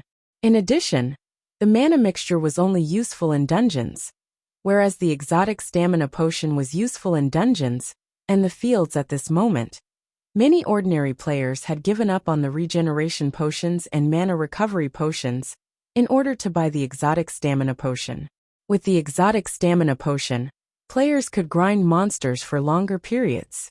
With the potion's effects, they did not even need to rest when traveling long distances, which allowed them to save plenty of time. Even Lethal Gale could not resist the temptation and had purchased 3 bottles for himself. After using the potion, he had to admit that it was a miracle potion. The potion had improved his leveling speed by roughly 20% to 30%. It was no wonder why many players were even willing to empty their coffers to buy the exotic stamina potion based on what he knew. The Candlelight Light trading firm had long since run out of the exotic stamina potion. As soon as Candlelight restocked, players would rip them from the shelves. Many large guild upper echelons had specifically visited the Candlelight trading firm to negotiate a deal for the potions right now. Be it the guild's development or the trading firms, Zero Wing was unstoppable good. Excellent. Contrary to expectations, Abandoned Wave didn't seem enraged. Rather, he began to laugh. Guild leader Qin Muyin and Lethal Gale, or utterly confused young Master Jing, was greatly displeased with them. Most likely, they would receive instructions from their superiors in the next few days. At that time, none of them would escape punishment. This was especially true for Abandoned Wave. Yet the man that was supposed to be worried and angry was actually laughing. Was the shock too much for him to handle? However, instead of responding to Qin Muyin and Lethal Gale's question, Abandoned Wave turned towards Laughing Drunkard and asked softly, "Drunkard, did you finish what I asked of you? Guild leader, don't you trust me?" Laughing Drunkard chuckled. Confidently he continued, "I've already sent details regarding Zero Wing's experts to the Miracle Guild. Miracle has confirmed that they will not give Zero Wing any chances of victory in tomorrow's match in the Dark Arena." Originally, he was not particularly optimistic of Zero Wing's loss in the Dark Arena tomorrow.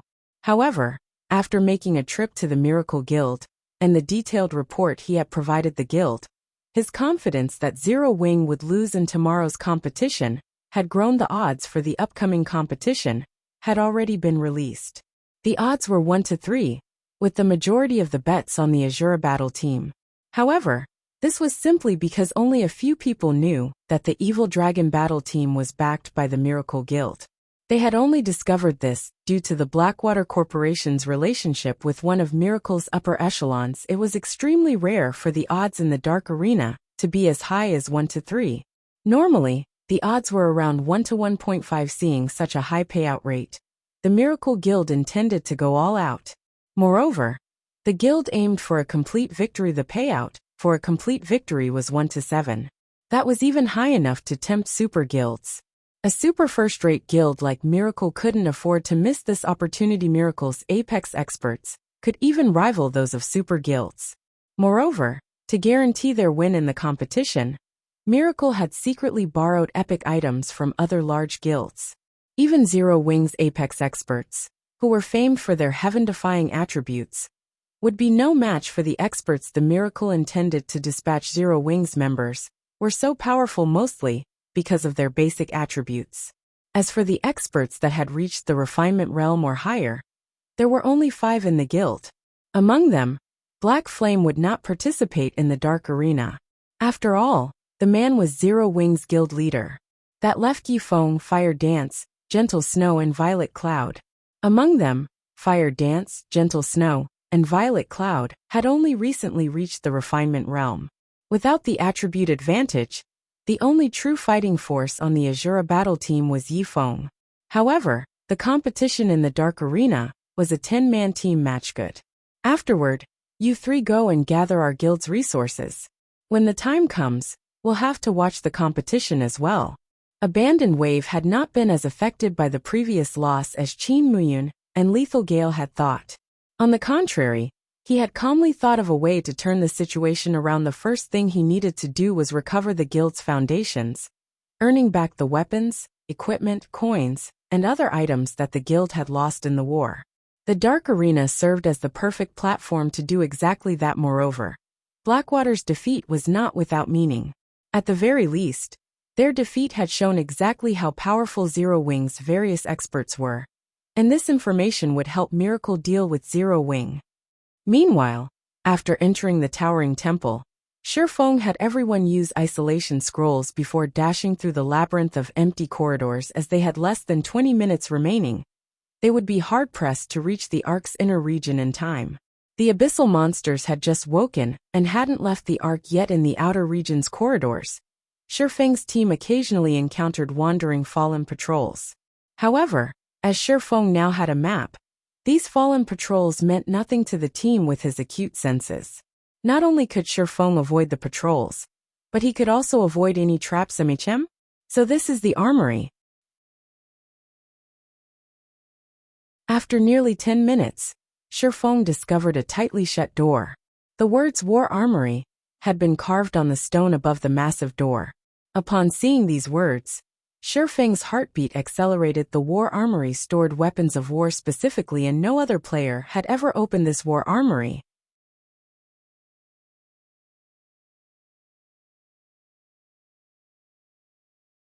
Chapter 1128.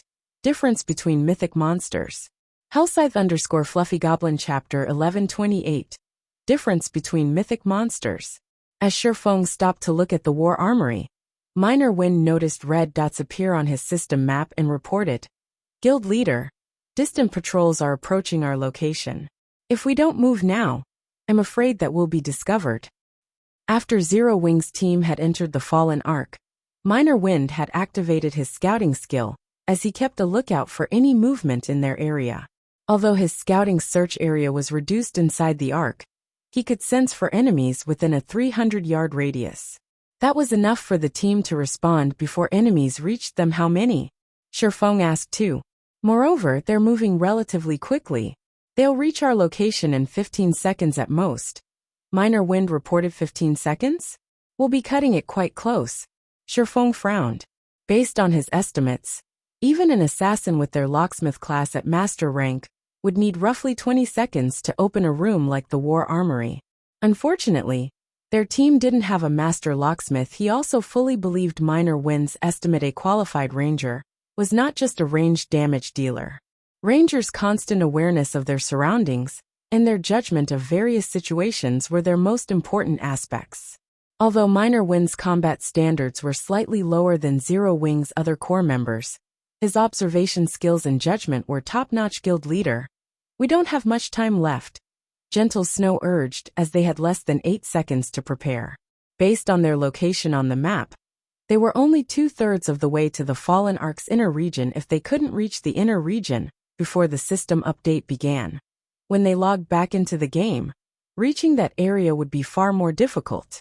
They also needed to select a treasury and deal with the traps inside. Shifeng hesitated. In the past, the Fallen Ark had been a famous treasure trove in God's domain.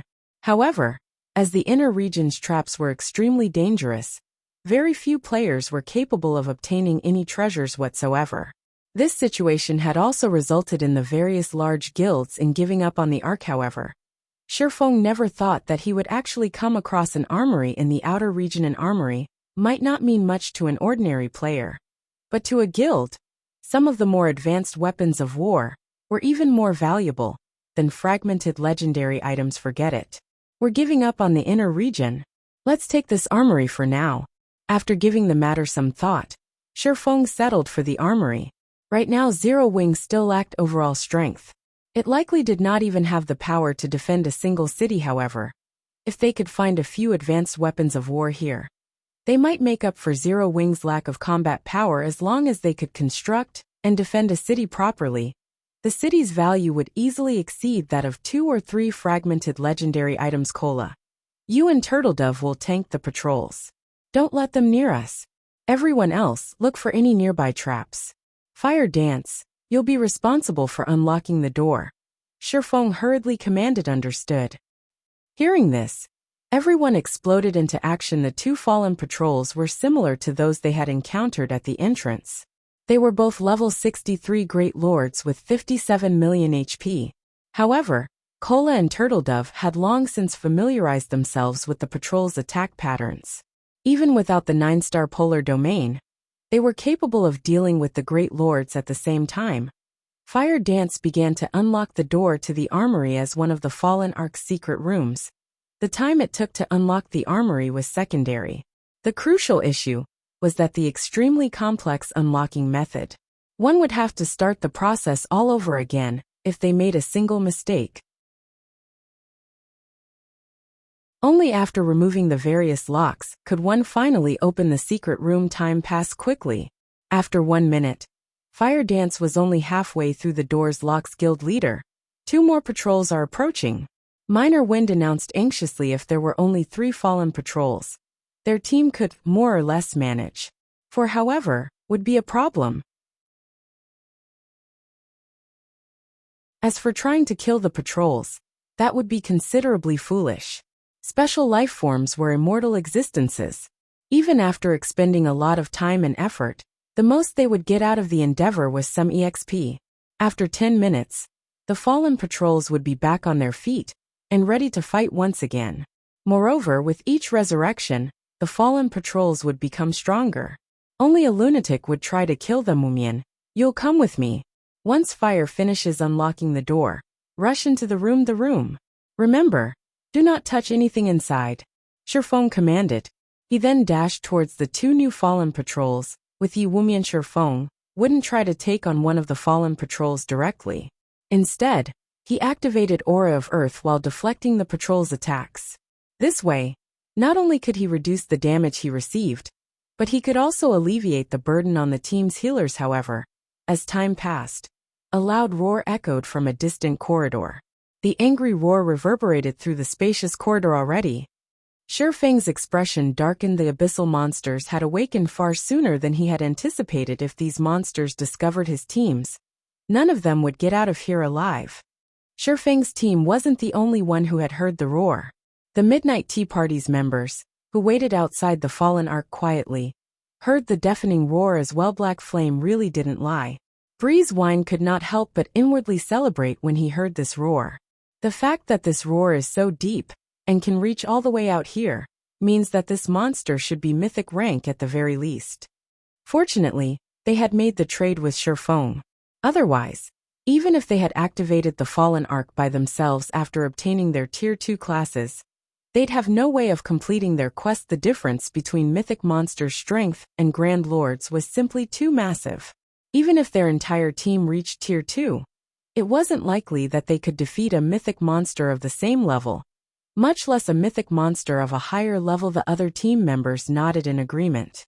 Despite Dark War and several other people's opinions about Shifeng, they had to admit that Shifeng had helped them enormously. Meanwhile, before the Fallen Ark's armory, Fire Dance finally unlocked the door to the secret room. Guild leader. The door's open. Good. You guys go in first. Cola starts slowly moving towards armory. Opening the tightly shut door was undoubtedly good news to Shifeng. Immediately, he had everyone retreat towards the armory as Shifeng and the others reached the armory's entrance. Shifeng, Cola, and the other MTs felt their bodies become heavy. It was as if they had been submerged in mud. It was extremely difficult to move. Not good. Those monsters have arrived. Get inside quickly. Shifeng panicked. Immediately, he activated Heavenly Dragon's power and recovered his ability to move. He then took an aqua blue magic scroll from his bag. This magic scroll was none other than his sole remaining tier 4 magic scroll. The area they were in was not particularly large, but he understood how powerful those monsters were. Any players the abyssal monsters killed would not get off with just a lost level. If that were the case, players in the past wouldn't have given up on the Fallen Ark's treasures that easily. Rather, those abyssal monsters would extract the immortal souls from the players they killed. Not only would players lose 2 or 3 levels, but they also wouldn't be able to log into the game for over 10 days. Humans? Those souls, heaven-blessed individuals? Wonderful. It's been so long since I've tasted an immortal soul. As Cola and the others rushed into the armory, a cold voice reached their ears, making them shudder with fear. Suddenly, as if the fallen patrols had been struck, the team watched the Great Lords fly into the corridor's walls, their powerful metallic bodies flattening like a specimen under a microscope. Aside from Shifeng, none of the players could move. Why is such a powerful monster here? The abyssal monster's might far exceeded Gentle Snow and the rest of the team's expectations. Before the monster had even shown itself, it had already flattened the 4 fallen patrols into pancakes. They had become fish on a cutting board.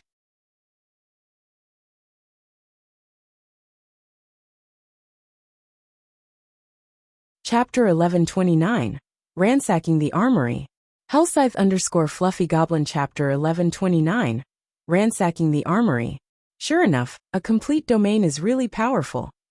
Shifeng was slightly stunned. The fallen Ark's abyssal monsters were much stronger than he had imagined. It was no wonder why God's domain's various superpowers hadn't been a match for these monsters in the past. This was definitely the first time Shifeng had encountered a mythic monster that wielded a complete domain. Generally, only Tier 4 NPCs could use one. This was also the factor that provided Tier 4 NPCs the power to face Tier 4 mythic monsters right now. Despite him having activated Heavenly Dragon's power, he could barely move his body. His joints even creaked as he moved. Oh, someone can still move. As Shifeng moved, a cold, deep voice reverberated through everyone's minds. When the team members lifted their heads, they discovered that a humanoid creature, which was roughly 4 meters tall and covered in scales, had suddenly appeared before them. The creature had 2 blade-like arms and crimson eyes that were as large as an ordinary human's fist. 2 sets of jet-black wings also stretched from the creature's back. Soul Eater Lord, Dark Creature Mythic Weakened. Level 67, HP 210, 000, 000/210, 0000000. Every player gasped when they saw this creature. Despite being weakened, the creature was still a mythic monster. Moreover, the team despaired upon seeing his HP. Even a team of 1,000 experts would be cannon fodder against this monster, much less a 20-man team. Weary doomed. As Aqua Rose watched the Soul Eater Lord gradually approach them, she could already see her and her teammates' instant death in her mind. However, Aqua Rose still did not know that any player the fallen Ark's ancient abyssal monsters killed would not get away with losing a single level. What an interesting little fellow. It's a pity that your struggling is useless. Just become my soul's nourishment obediently, the Soul Eater Lord said as he widened his ferocious mouth. He could no longer wait to devour these players. When 30 yards separated the team from the Soul Eater Lord, Shifeng finally finished chanting the last verse of the incantation in his heart. He abruptly unfurled the dark blue magic scroll in his hands. Pointless resistance will only add to your pain and despair. The Soul Eater Lord had already noticed the Tier 4 magic scroll in Shifeng's hands. However, he disregarded the object because he was fully capable of dealing with any Tier 4 spells. If it were a Tier 5 magic scroll, he might be nervous. However, such magic scrolls had even been extremely rare during the ancient era, not to mention the present era. Really? Shifeng smiled faintly. Immediately, an aqua-blue magic array formed beneath Shifeng's feet, following which, with Shifeng as the center, a faint blue barrier expanded outward. Tier 4 curse, Water Boundary. Water Boundary was not an attack-type curse. Rather, it was a defensive curse. The curse was even capable of blocking Tier 5 attacks. It was a kind of absolute defense. The curse had a radius of 20 yards, and a duration of 30 seconds after Water Boundary formed. Zero Wings members immediately felt the pressure dissipate as they regained their freedom of movement. Damn it. The Soul Eater Lord's expression twisted as the Water Boundary formed. It then began to assault the barrier. Boom. Boom. Boom. The Soul Eater Lord was so fast that even Shifeng could barely see its movements. Everyone's hearts pounded as a series of expressions echoed throughout the fallen Ark. They were terrified that the Soul Eater Lord would break through the seemingly flimsy, light blue barrier. After glancing at the fluctuating, blue barrier, Shifeng shifted his attention away from the Soul Eater Lord as he commanded, "Alright, get moving. We don't have much time left." As a Tier 4 defensive curse, Water Boundary could withstand the Soul Eater Lord's attacks, even if he were at his peak. The Soul Eater tribe's king, though, would have no problem shattering the barrier. Unfortunately, that kind of existence, which was as powerful as God's, was not in the current arc, following which, the Soul Eater Lord could only watch helplessly as Shifeng led his team into the armory. After entering the armory, Shifeng turned around and shut the door, immediately locking it. Guild leader, that monster can't break in here, right? Violet Cloud asked worriedly, as she recalled how powerful the Soul Eater was. Relax. This is the Fallen Ark, one of the final weapons the gods created. Divine runes strengthen the ark's interior. Even a Soul Eater king would have a hard time destroying the interior of the ark, not to mention a Soul Eater lord. Shi Feng said nonchalantly. His companions could not help but release a sigh of relief when they heard Shi Feng's reassurance now that the danger has been dealt with. Fire, you and Flying will disable the traps inside the armory. Everyone else move carefully, Shi Feng ordered. Looking at the time, he found that they had around 6 minutes before they had to log out of the game. If they could not remove the traps within the armory during these 6 minutes, by the time they logged back into the game, these traps would become much harder to disable. Hearing this, Fire Dance and Flying Shadow immediately went into action. As for the rest of the team, they let their gazes wander the armory for a moment. They were stupefied. The armory was a massive treasure trove. There was a variety of tools on display, and everyone was extremely tempting. Guild leader, look over there. Mana pulse cannons. They're even intermediate rank. During the war against the Star Alliance, Shi Feng had spent 20,000 gold to purchase a basic mana pulse cannon. A single attack from the cannon could rival the might of a Tier 4 large-scale destruction spell. Moreover, the cannon had a range of 15,000 yards and a radius of 200 yards. Unfortunately, the cannon was very costly to use, with each shot requiring 1,000 magic crystals. Moreover, it had a long cooldown of around 3 to 4 minutes. Meanwhile, upon reading the intermediate mana pulse cannon's information, the team discovered that it was even more impressive than they had thought. Although its attack was roughly as powerful as a Tier 4 destruction spell, it had a range of 20,000 yards and a radius of 500 yards. It cost 2,000 magic crystals to fire a single round, and similarly had a cooldown of around 3 to 4 minutes. The difference between a radius of 200 yards and 500 yards was simply outrageous. Furthermore, this armory actually had 2 intermediate mana pulse cannons. If Zero Wing had had these 2 cannons and a sufficient number of magic crystals during its battle against Blackwater, winning the war would have been far easier. However, rather than the mana pulse cannon, Shi Feng's gaze stopped on a magical steel car. He was quite familiar with this item movement type defensive magic array. Although it was only a basic defensive magic array, it could be moved freely even after being activated. In the past, large guilds treated it like a mobile fortress. As long as this magic array had enough mana, it could block all Tier 3 attacks and lower. Meanwhile, its maximum radius could cover an entire basic town. Aside from the mana pulse cannons and movement type defensive magic array, there were a large number of basic mana pulse bombs. Every bomb possessed the might of a Tier 3 spell and had a radius of 25 yards. They could be thrown up to a maximum of 50 yards. They were incredibly suited for individual players. To current players, these mana pulse bombs were godly weapons in group battles, as a single bomb could obliterate all players in a 25-yard radius. There were actually over 1,000 of such bombs.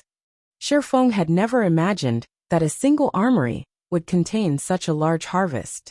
With these items, the issue of his future city's defense was practically settled. Seconds passed, then minutes.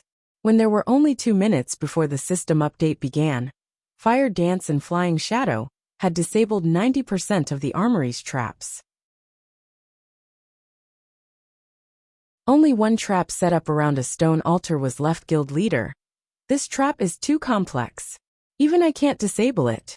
Fire Dance exclaimed as she examined the trap before her. Even you can't disable it? Shi Feng was surprised they were still in the ark's outer region. With Fire Dance being an advanced trap disabler, she should be able to deal with every trap here. It was only a matter of time. However, the fact that Fire Dance was unable to disable the trap spoke volumes about the stone altar's value. Since time was running out, Shi Feng immediately removed Icarus's heart from his neck and passed it to Fire Dance. Fire Dance was momentarily dazed when she saw Icarus's heart. She had never expected such a powerful epic item to exist. Hurry. Use this to disable the trap. Shi Feng instructed. Trap Disabler was a similar lifestyle class to the Appraiser class. However, it was not a particularly popular class.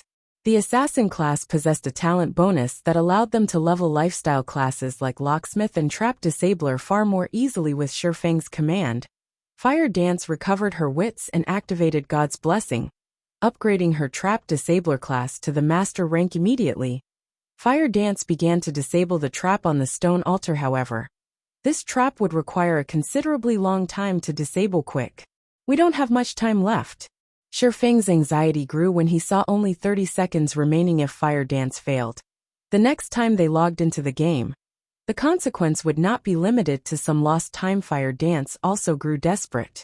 Her mind focused like never before as she frantically disabled the trap's mechanisms. One after another there were only 10 seconds remaining. 5 seconds. 3 seconds. It's disabled.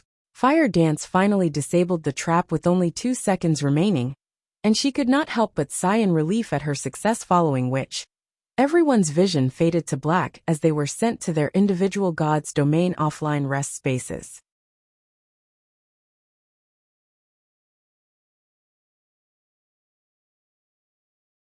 Chapter 1130 Talent.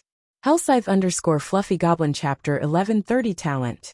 Inside the offline rest space, Shifeng slowly opened his eyes with this. All we need to do is wait for the system update to end and log back into the game. Shifeng could not help his growing excitement when he thought about the stone altar. Even the intermediate mana pulse cannons had only been protected by advanced traps. Whatever master traps protected definitely stored far more valuable treasures. Shifeng shifted his gaze to the system interface displayed before him. The interface showed 14 hours and 40 minutes before the system update completed. From this, Shifeng could tell that significant changes would shake God's domain. A nearly 15-hour-long system update. It's roughly the same duration as when the Fallen Arc had been activated in the past. Shifeng could not help but recall detailed information about the system update in the past. Every time God's domain underwent a system update, it, more or less, changed Guild's path of development. For example, the previous few system updates had gradually increased the importance of lifestyle classes in the various large guilds' eyes. Guild had even begun to invest a significant amount of resources to nurture their lifestyle classes. Similarly, the system update this time would change God's domain once more. There were many lifestyle classes in God's domain. They weren't limited to forgers, engineers, alchemists, enchanters, leatherworkers, tailors, chefs, and such. There were many other lifestyle classes that players did not pay much attention to, such as diviners, architects, appraisers, fraudsters, cultivators, tamers, scholars, magicians, locksmiths, and other minor subclasses. This latest update would gradually increase the importance of these minor subclasses in the game. Before the trap mechanisms in God's domain had been perfected, adventurer players who explored the fields could get by financially in the game relatively easily. In the fields, their main problem when they found treasure was the guardian monsters. Rarely would any player pay attention to the traps protecting the treasure. This was because of the only two possibilities when one tried to disable a trap. The first was that the trap could be disabled, although the time required depended on the player. The other possibility was that the trap could not be disabled. One wouldn't receive any kind of punishment for failing to disable a trap. As a result, players rarely paid much attention to the Trap Disabler class. However, after the system update, a third outcome would occur. A trap could be disabled, but failure came with a risk. If one failed to disable a trap, they would trigger the trap itself. Trap's strengths varied. If players triggered a weaker trap, they might retain their lives. Even in the event of death, players would only suffer the normal death penalties. For stronger traps, however, players might have to pay more than a single level for their failure. Another example was the Magician subclass, one of the minor subclasses Shifeng had learned. A magician's role was to produce items, such as magic scrolls and magic arrays. Although the Magician subclass was not as important as the Forger subclass, it was one of the essential subclasses in God's domain. Moreover, as the subclass increased its rank, it would serve a greater purpose due to the increased importance of the various minor subclasses. The large guilds began to nurture these subclasses to aid their guild's development. It seems that I'll have to get melancholic to start collecting purple dew and 5-colored flowers once I log back in. After some thought, Shifeng decided to start nurturing a batch of players with minor subclasses. Minor subclasses were not as difficult to improve as major subclasses. There was no need to expend a large stock of materials for trial and error. One simply needed to achieve a certain technical standard to rise through the ranks. Take the magician subclass, for example.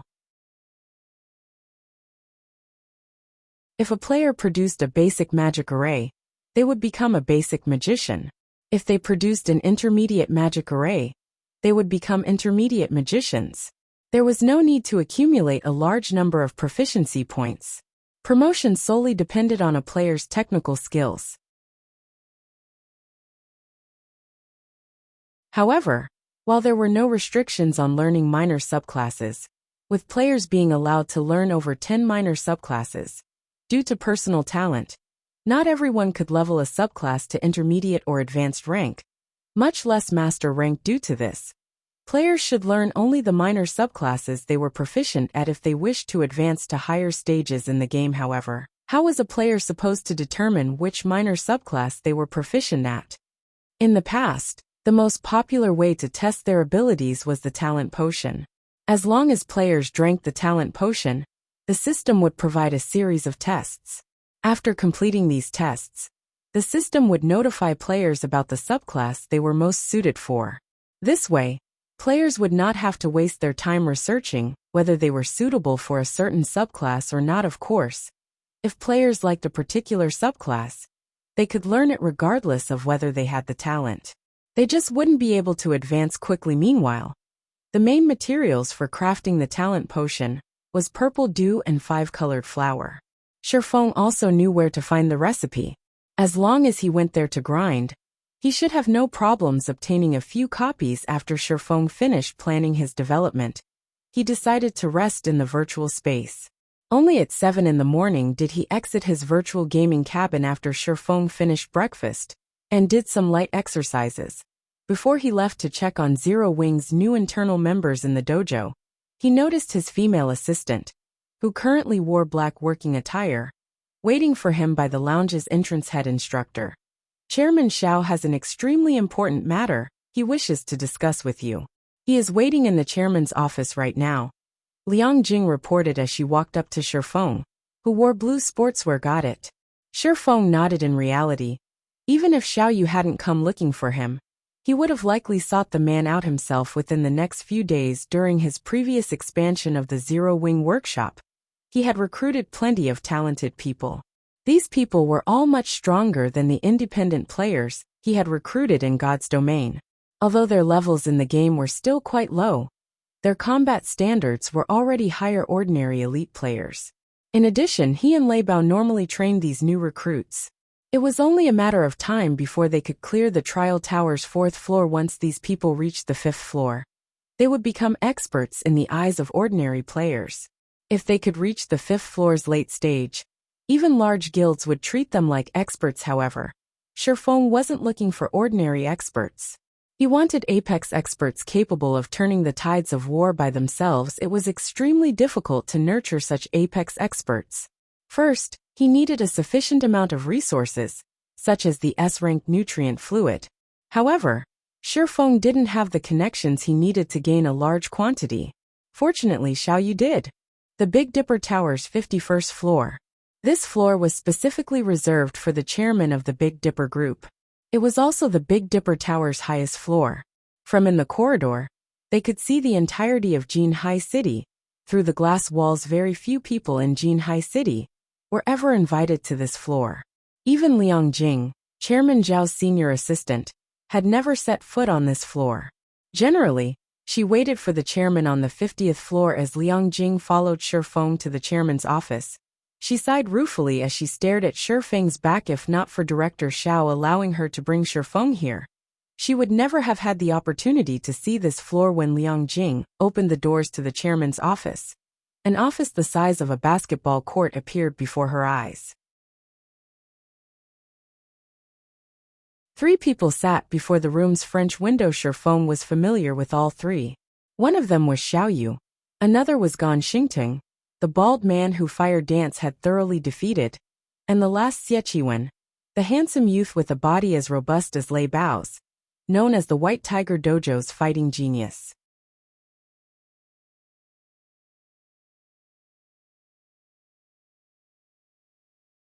Chapter 1131. An invitation that cannot be refused. Hellscythe_Fluffy Goblin Chapter 1131. An invitation that cannot be refused. Why are they here? Shifeng frowned slightly as he eyed Xie Qiwen and Gan Xingting, who sat on a sofa and chatted merrily with Xiao Yu. The White Tiger Dojo was currently Big Dipper's rival. As Shifeng walked up to the three people, Xiao Yu took the initiative to welcome him. Instructor Shi, you're finally here. Let me introduce you. This is White Tiger Dojo's rising star, Xie Qiwen. As for our other guest, I believe that you've already met.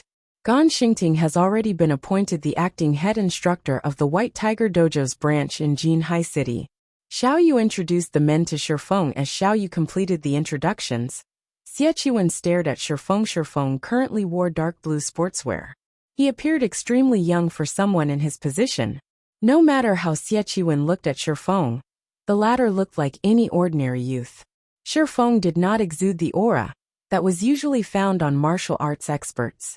If not for Gan Xingting providing him with information about Big Dipper beforehand, he would have assumed that Shifeng was a new student who had recently enrolled to the Big Dipper Dojo. Hello, head instructor Shi.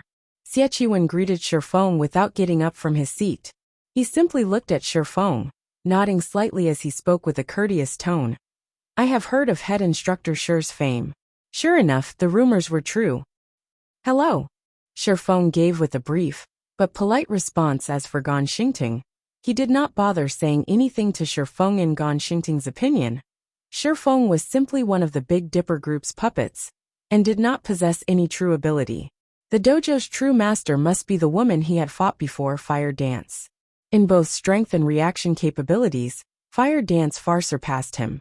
He wouldn't even be surprised if she turned out to be the internal force expert the Big Dipper group had invited. Xie Qiwen stood up and turned to look at Xiao Yu before saying, Chairman Xiao, since we've already told you why we are here, we'll take our leave now.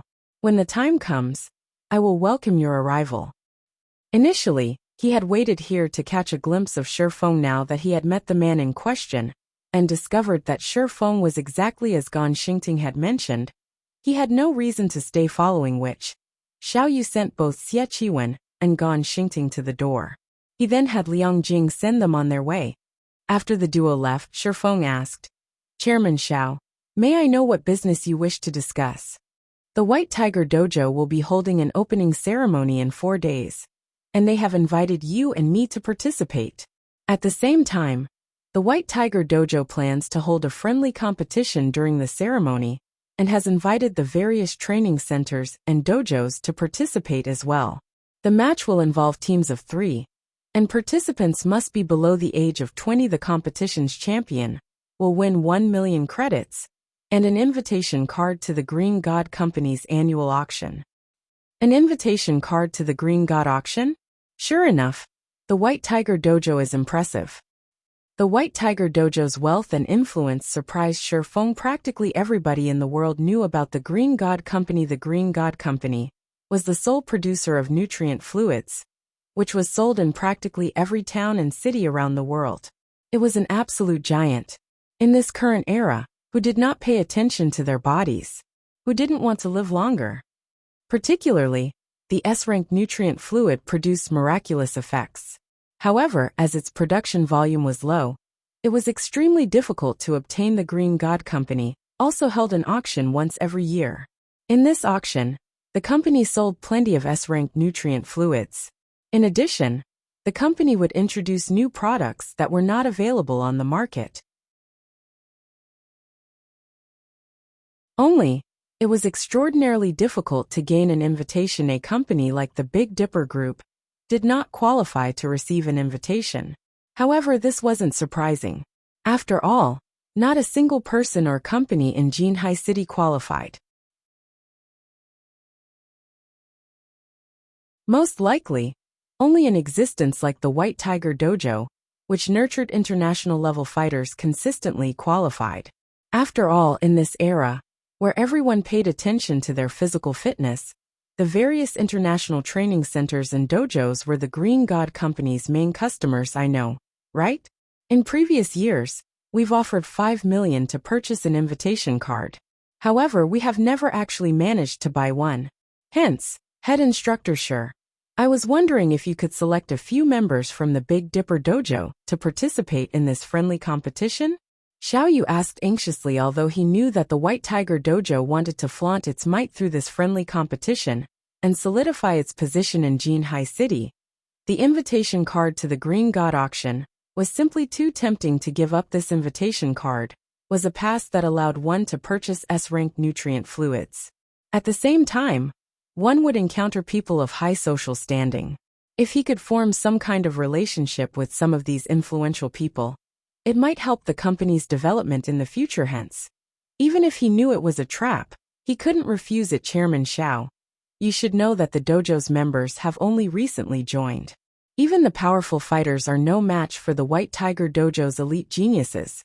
Shifeng replied as he shook his head. Since the White Tiger Dojo dared to put up such a tempting prize, it was obvious that the dojo was confident in claiming the prize for itself.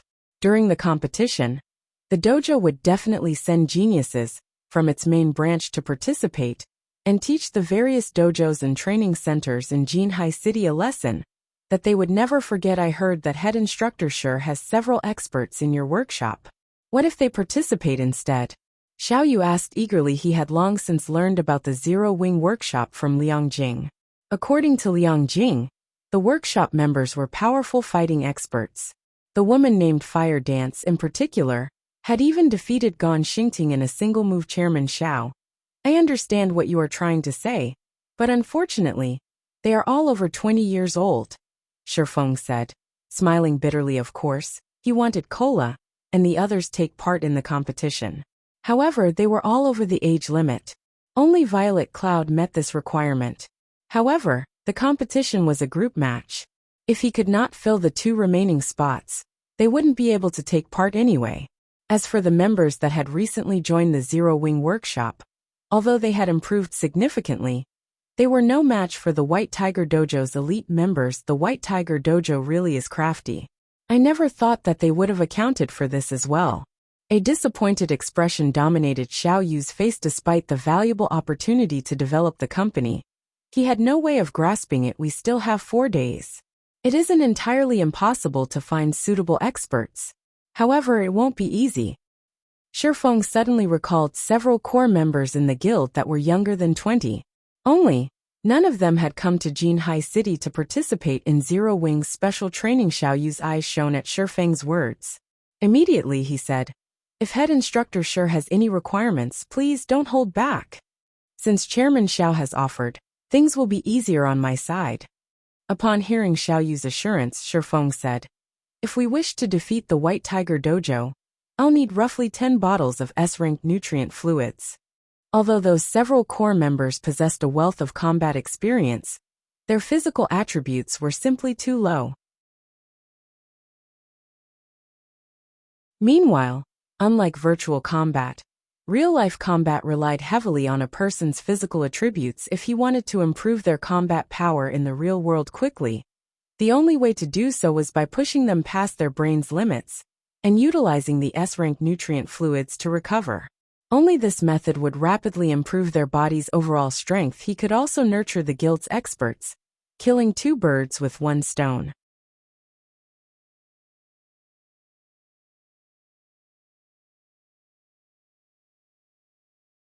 Chapter 1132, Butterfly Effect. Hellscythe_Fluffy Goblin Chapter 1132, Butterfly Effect. 10 bottles.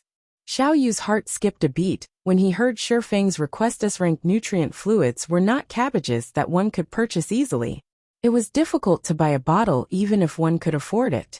People around the world referred to the S-rank nutrient fluid as the water of life. A bottle of S-rank nutrient fluid could easily go for 1 million credits.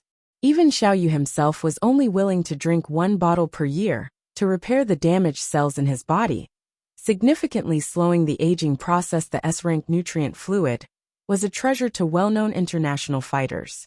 Normally, they would only consume a bottle if they were heavily injured. Even drinking A-rank nutrient fluids during normal training was considered a luxury previously.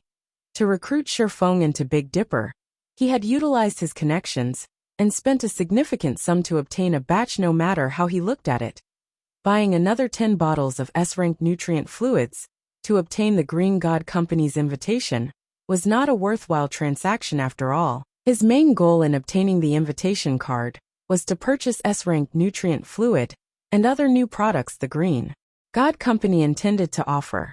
He was still uncertain about how many bottles he could purchase in the auction. It was simply too risky to invest 10 bottles of S-rank nutrient fluid right off the bat. That's right.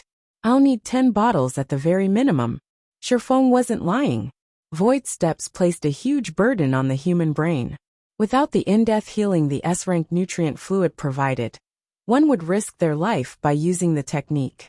Hence, whenever he trained the guild's core members, he warned them that, if they did not have any S-rank nutrient fluids on hand, they were absolutely not allowed to practice void steps excessively.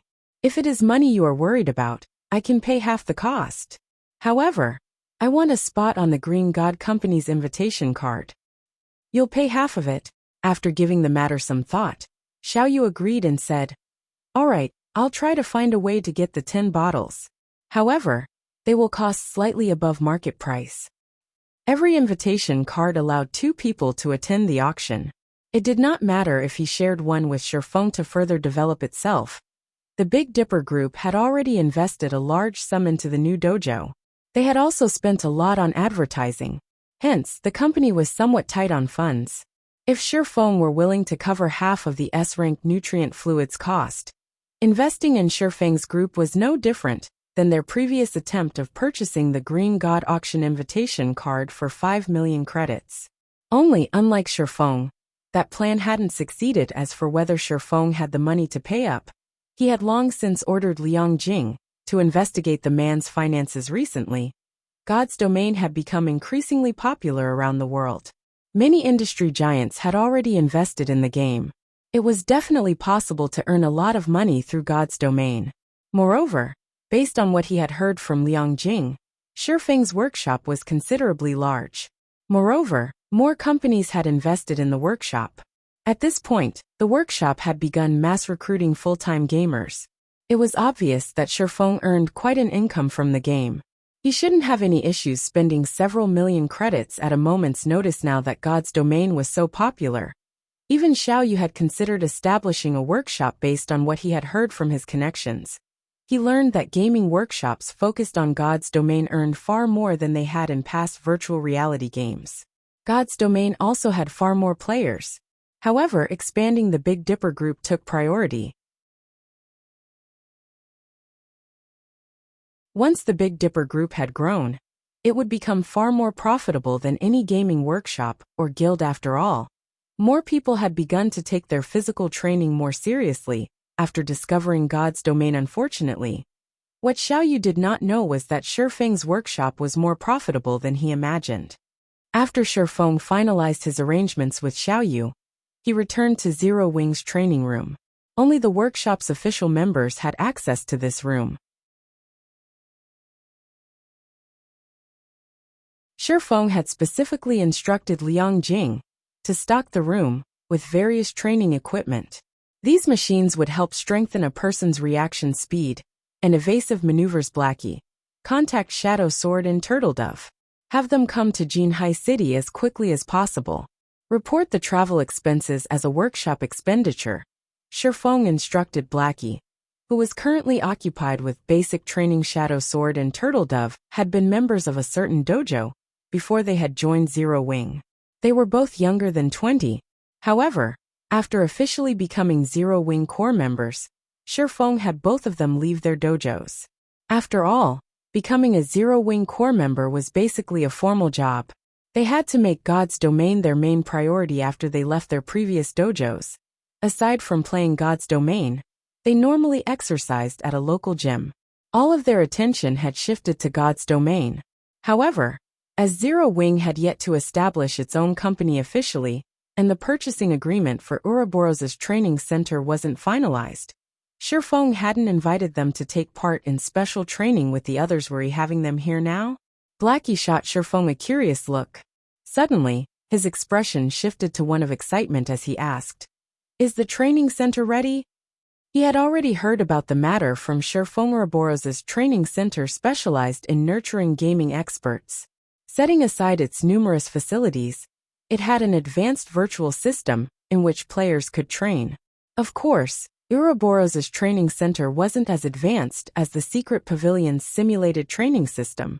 However, it was far more efficient than a ton of people competing for the 10 black cards. Most importantly, with the acquisition of Ouroboros's training center, Zero Wing would finally have its own headquarters. They would no longer have to borrow someone else's facilities. Like the core members of those first-rate guilds, they could then walk into their luxurious training centers in the city center every day. No, Sherfeng said, shaking his head. Qing Shue is still negotiating the price for the training center. I want them here for another matter. Although the Blackwater's defeat had indeed dealt a major blow to the several companies backing Ouroboros, it was not an easy task to buy the training center's remaining shares.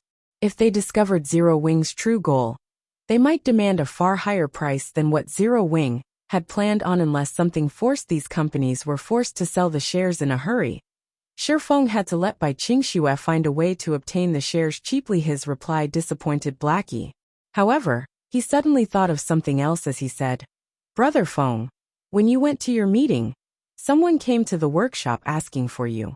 However, I told him that you're in a meeting, so he's been waiting in the lounge. Do you want to meet him right now? Who is it? It's that youth that Big Sis Fire flattened. I think his name is Yu Zipping? Blackie responded, somewhat uncertain. He came on his own volition? Interesting. I just so happen to be free, so I might as well meet with him. Sherfeng thought back to the bait he cast. He hadn't expected to hook Yu Zipping so quickly. However, after giving the matter some thought, he found it reasonable. Now that Xie Chiwen was in Jinhai City, as Yu Zipping's greatest romantic rival, how could the boy sit by and do nothing? If Yu Zipping remained passive, Xie Chiwen would definitely take the girl he loved. This was his last chance to do something. Only this development had occurred sooner than Sherfeng had anticipated. The current timeline was deviating further away from the one he remembered, following which Sherfeng entered the training room's lounge. Yu Zipping sat on the lounge's sofa, his legs shaking slightly. He looked quite nervous. What business do you have with me? Sherfeng asked slowly as he examined the fighter before him. Seeing Sherfeng, Yu Zipping stood up abruptly, anxiety flashing in his eyes as he asked, Didn't you say that, as long as I join Zero Wing's workshop, you'll tell me how to become stronger? Is that offer still valid? Hall Master Jiang had already announced his intentions of driving his daughter, Jiang Lingyu, closer to Xie Chiwen. If he did not achieve some sort of feat quickly, he would be too late.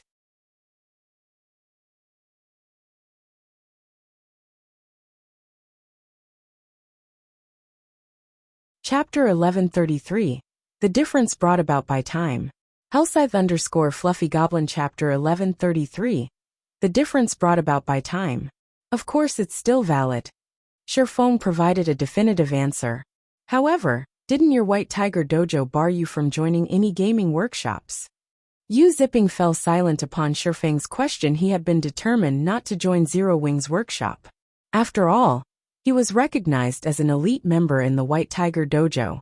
If given enough time, he would gain Hall Master Zhang's recognition. However, Xie Chiwen's sudden appearance in Jinhai City significantly reduced the time he had to make any notable achievements. Xie Chiwen was already a well-known national fighter. Now, the White Tiger Dojo's main branch had decided to cultivate Xie Chiwen and prepare him for the international stage. On the other hand, he hadn't even reached the national threshold. With Hall Master Zhang's personality, he definitely had no hopes of furthering his relationship with Jiang Lingyu right now. His only way of getting Hall Master Zhang's recognition was to grow a lot stronger. Within a short time at the very least, he needed to become a fighter on the national level. Only then would Hall Master Jiang even consider handing his daughter over to him to build his strength quickly. The only way he could think of was by joining Zero Wing's workshop. There wasn't actually a rule or regulation in the White Tiger Dojo that disallowed joining a gaming workshop, and growing stronger was far more important than violating Gan Xingting's rules. If I join Zero Wing's workshop, how much stronger can I become within a month? Yu Ziping was desperate to grow stronger. However, he was suspicious about how much stronger the Zero Wing workshop could help him become. I knew you would ask something like this. Since you're curious, how about you spar with one of our workshop's new members? Shifeng suggested, chuckling. Fortunately, you're already familiar with this person. Someone I am familiar with. Yu Ziping gave Shifeng a skeptical look. Follow me. Shifeng did not bother to explain as he left the lounge. Yu Ziping promptly followed him. Curious about his opponent in the White Tiger Dojo, his status was relatively high. Not only had he become an intermediate disciple at the young age of 18, but he even ranked near the top among intermediate disciples. He was only a short time from becoming an advanced disciple. If he became an advanced disciple in the White Tiger Dojo at his age, he would definitely qualify to participate in the National Youth Fighting Competition. Inside Zero Wing's training room, many of Zero Wing Workshop's new members were preoccupied with their basic training. When they noticed Shifeng lead an indifferent youth into the room, they stopped and looked at Yu Ziping curiously. Who's that? A new member? No, I know that guy. He was one of the fighters that came to the dojo to make trouble, but got a beating from Big Sis Fire instead. What unfortunate fools. Big Sis Fire never shows mercy in a fight. She is exactly like Instructor Lei in this aspect. Do you think that guy is looking to challenge Big Sis Fire again? Everyone in the training room had their assumptions about Yu Ziping's intentions. As for whether Yu Ziping had any chance of actually defeating Fire Dance, the thought never even entered their minds. In their eyes, Yu Ziping would need a miracle to survive against the woman for longer than 5 seconds. As for the youth defeating Fire Dance, had anyone ever seen an ordinary human win against a monster before? After Shifeng entered the training room, he turned to a slim youth that looked to be roughly 20 years old and said, Lu Xiao, come over here for a second. We'll be testing your strength today. Understood. Lu Xiao hurriedly responded. Lu Xiao? When Yu Ziping saw Lu Xiao walking over, the youth wore a strange expression. Previously, when they had shown up to make trouble for the Big Dipper Dojo, Lu Xiao had chosen to leave the White Tiger Dojo and take part in the Zero Wing Workshop's test as an intermediate disciple of the White Tiger Dojo. Yu Ziping was very familiar with Lu Xiao's standards. The latter was just barely as strong as an intermediate disciple. Hence, he had been happy about Lu Xiao's decision to leave the dojo. After all, not everyone could succeed in the world of fighting. Lu Xiao might have a better future if he joined a gaming workshop instead. However, when he realized that Shifeng had selected Lu Xiao to be his opponent, he found the matter laughable. Just how much did Shifeng underestimate him? Alright, you two, get in the arena. Your time limit is 3 minutes, Shifeng instructed. Not explaining further, Shifeng's words instantly attracted everyone's attention. Blackie merrily shouted, We have a good show coming up. I'll be the bookkeeper. The betting ratio is 1 to 5. Whoever bets on Yu Ziping will get 5 times their wager if he wins. Don't miss this opportunity. Alright, I'll bet on Lu Xiao. I'll bet on Lu Xiao as well. I'll bet 1 bottle of 100-berry wine on Lu Xiao's win. In the end, nobody bet on Yu Ziping. Blackie's expression twisted. However, among those present, Yu Ziping had the ugliest expression.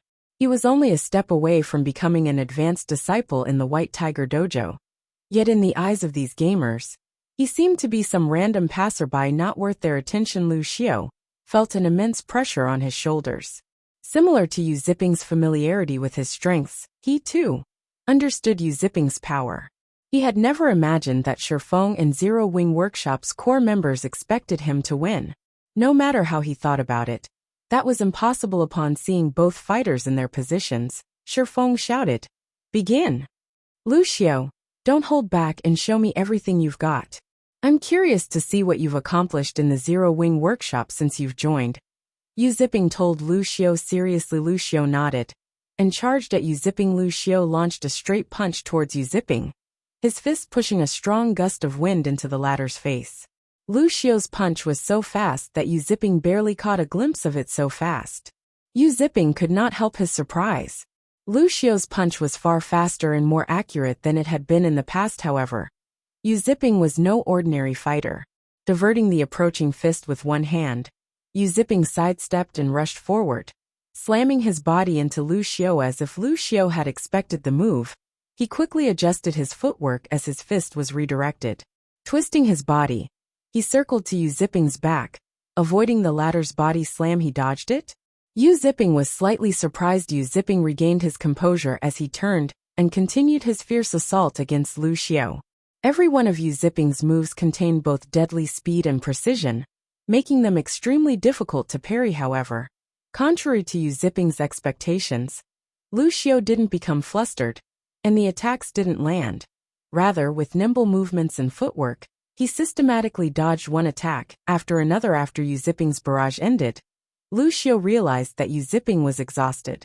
Immediately, Lu Xiao took advantage of the opportunity and dove in for the kill. Yu Ziping, knowing he was in a bad position, could only throw a punch of his own to deter Lu Xiao's assault.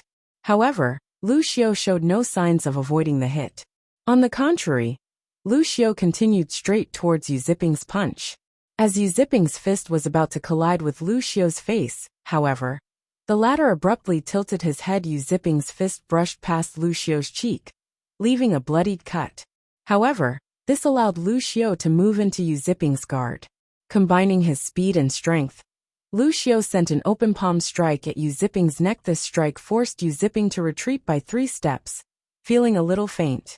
Meanwhile, Lu Xiao took this opportunity to land another palm strike on his opponent's chest. Immediately, the attack sent Yu Ziping sprawling to the ground. The victor of this match. Lu Xiao. From the start of the match to Yu Ziping's collapse, Lu Xiao felt as if he had been dreaming. He had the weird feeling that Yu Ziping had gone easy on him. Why else would Yu Ziping have had so many holes in his defense? Moreover, in Lu Xiao's opinion, Yu Ziping's attack methods had been monotone. It was as if Yu Ziping had begged him to dodge the attacks. However, in Shifeng's opinion, Lu Xiao's win wasn't unexpected. Since joining Zero Wing, Lu Xiao had experienced many life-or-death battles. He also frequently attended Lei Bao's training sessions. Both provided plenty of combat experience. Lu Xiao also used to be one of the White Tiger Dojo's intermediate disciples. In terms of his physique, he wasn't any weaker than Yu Ziping. Lu Xiao had simply lacked combat experience.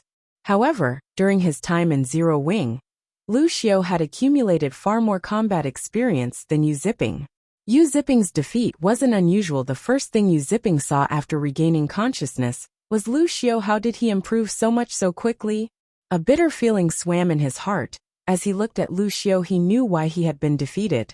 The fight might have looked like a deadlock, but the difference in their combat experience was simply too vast. Right now, Lu Xiao moved like an expert that had lived through hundreds of battles.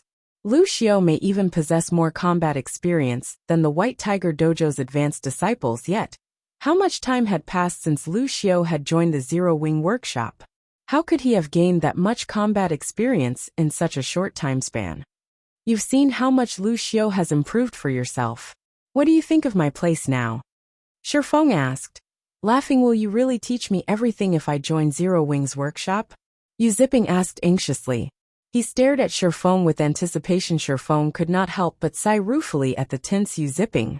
No one would ever have imagined that this youth before him would actually become the Tier 5 berserker, known as Silent Blade. Yu Ziping was just as talented as Xie Qiwen. However, Xie Qiwen was slightly older and had a far stronger family background. If one wanted to improve their physique rapidly, intense training wasn't enough. A fighter also needed to replenish the energy they consumed. Even the most common C-rank nutrient fluid cost 400 credits. Fighters who trained arduously every day needed at least 1 bottle per day. That meant that one would have to spend 12,000 credits on C-rank nutrient fluids in a single month. Ordinary households couldn't afford that expenditure. There was even less need to mention B-rank nutrient fluids, which cost 1,000 credits per bottle. Dojos and training centers were only willing to sign contracts with and nurture people with outstanding talent. Ordinary members wouldn't have access to the privilege. However, even contracted members only received C-rank nutrient fluids. Only those geniuses would be given B-rank nutrient fluids. As for Yu Ziping, The White Tiger Dojo had only offered him an ordinary contract, providing 1 bottle of C-rank nutrient fluid each day. However, Xie was different. Xie did not even need the support of the White Tiger Dojo, as his household provided A-rank nutrient fluids to fine-tune his body. A-rank nutrient fluids cost 10,000 credits per bottle. Not only were A-rank nutrient fluids capable of healing injuries that normally went unnoticed, but they could also develop a person's brain cells even if Yu Ziping and Xie were equally talented.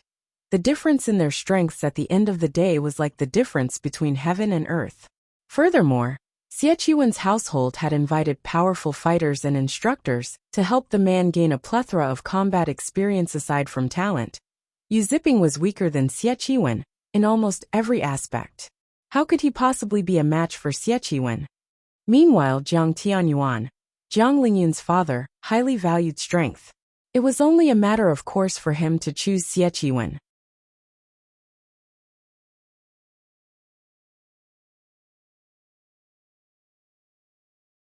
Chapter 1134, Test Evaluation. Hellscythe_Fluffy Goblin Chapter 1134, Test Evaluation. Noticing Shifeng's long moment of silence, Yu Ziping grew nervous. Yu Ziping had already seen how much Lu Xiao had improved despite having recently joined the Zero Wing workshop. Lu Xiao could display strength like never before. If Yu Ziping told the other White Tiger Dojo members about this, nobody would believe him in any case. He was now sure that, by joining and training in the Zero Wing workshop, he could become strong enough to get a ticket to the National Youth Fighting Competition before this year's qualifiers. If he improved sufficiently, his results might even be quite good. Although he still wouldn't be a match for Xie. With the advantage of his age, Hall Master Jiang would, more or less, consider giving Yu Ziping his daughter instead of outright rejecting him. If you join Zero Wing's workshop, you won't miss out on any training. Before that, however, we have to see whether or not you can pass the workshop's test. Based on your performance, you'll be offered a corresponding contract, Shifeng explained. Of course, Lu Xiao's standards are already quite high. He has already become a reserve corps member in our workshop, and we're providing various benefits to nurture him. Above that are the reserve main force member slots. If you achieve that standard, you'll receive even heavier emphasis from the workshop. The resources we'll invest in you at that time will definitely surprise you. To put it simply, what benefits you receive are up to you.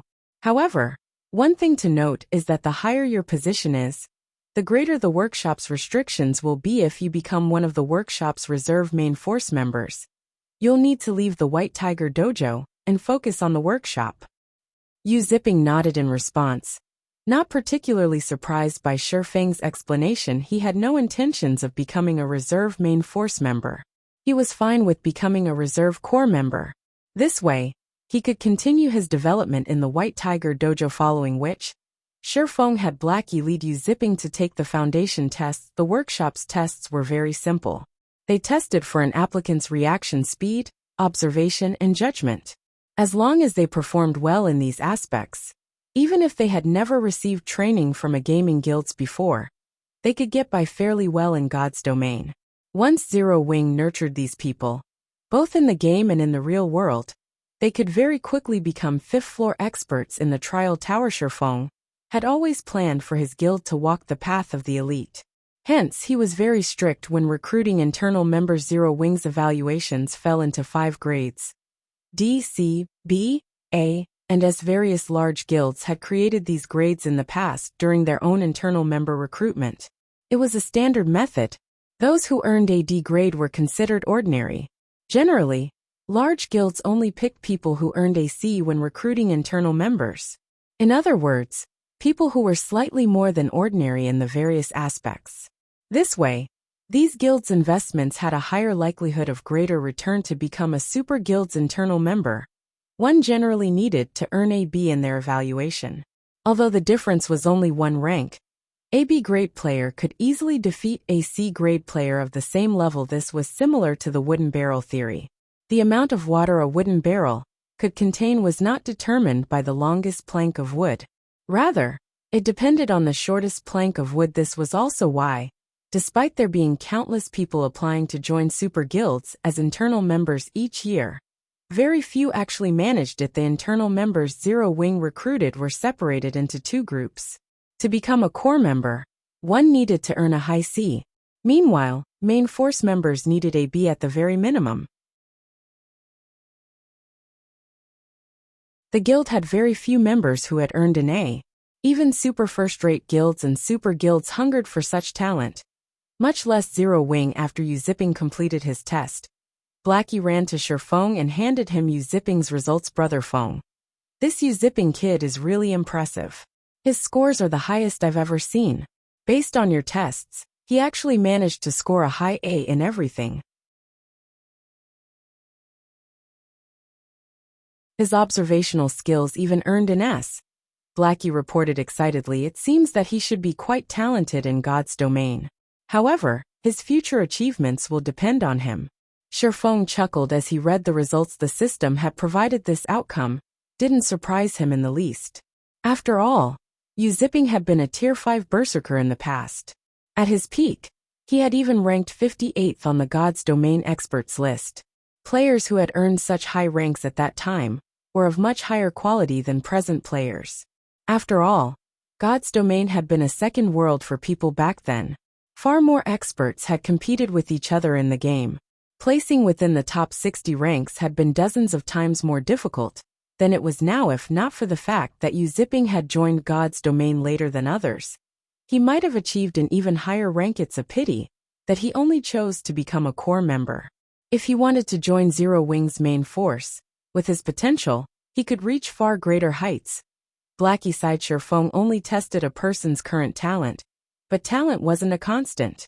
As long as one continued to develop their mind, their talent would rise as well. The fact that Yu Zipping was already so talented meant that his starting point was much higher than others. If he wanted to grow stronger, he still required training and resources. Relax.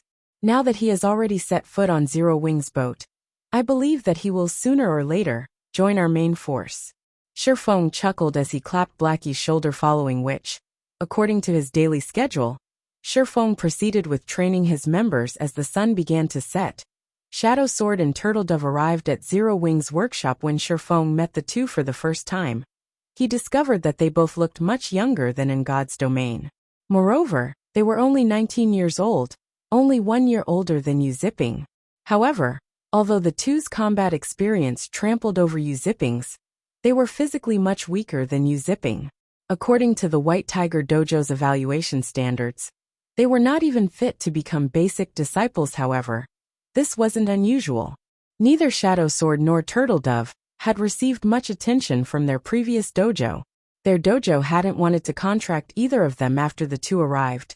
Shi Feng split the 10 bottles of S-rank nutrient fluids, which Xiao Yu had Liang Jing deliver some time ago, between Shadow Sword and Turtle Dove. These S-rank nutrient fluids should be enough for them to train void steps for a considerable amount of time. S-rank nutrient fluids. Yu Zipping gaped in shock when he saw the exquisite coolers Shadow Sword and Turtle Dove were carrying. He had seen the coolers used to store S-rank nutrient fluids many times.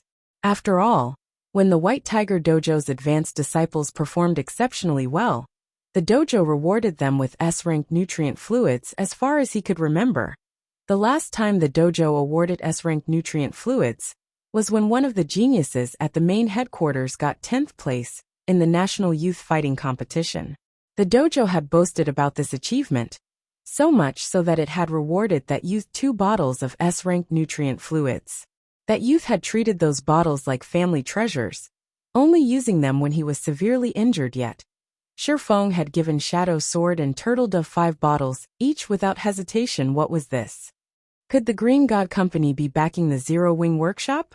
The thought hovered in the back of Yu Zipping's mind. There was no other explanation. A gaming workshop like Zero Wing had actually given 10 bottles of S-rank nutrient fluids to 2 people.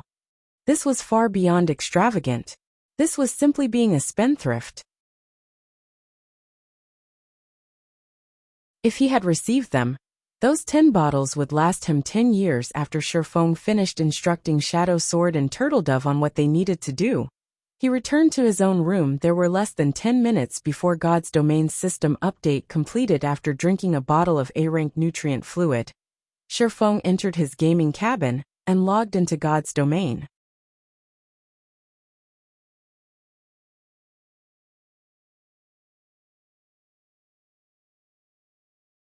Chapter 1135, Resource Competition. Hellscythe_VampireCat Chapter 1135, Resource Competition. The interface changed. When Sherfeng logged back into his rest space, he suddenly discovered that plenty of changes had occurred originally. The rest space was an empty space with only a massive interface display, and nothing else now. However, the dimly lit rest space had a set of stone doors 10 meters tall with ancient runes carved on each door, lending them an ancient ambience. Meanwhile, at a corner of the doors was a system interface mind space system owner, Yifeng. Mind space. Inactive, activation conditions. Own a private space under your own name. Private space must also be located in a city at the very minimum. Space size unknown. System. Scan discovers that you own a private space in White River City. Do you wish to activate your mind space? The system has already been updated to such a degree. Sherfeng could not help but sigh as he looked at the familiar set of stone doors. The previous system update had introduced the mind space system, but had not actually applied it to God's domain. Only the related files had been added into the game, so that the main God system could gradually phase it into the game. At the same time, the addition could also attract the attention of the various international corporations and let them know about God's domain's uniqueness. However, after the update this time, the mind space system could be said to have truly been activated from now on. As long as players had a private space of their own in the game, they would be able to activate their mind space.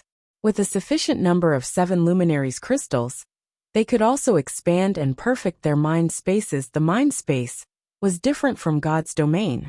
In God's domain, players could connect to the official forums to search for relevant information there, but nowhere else. However, inside the mind space, players could connect directly to the internet.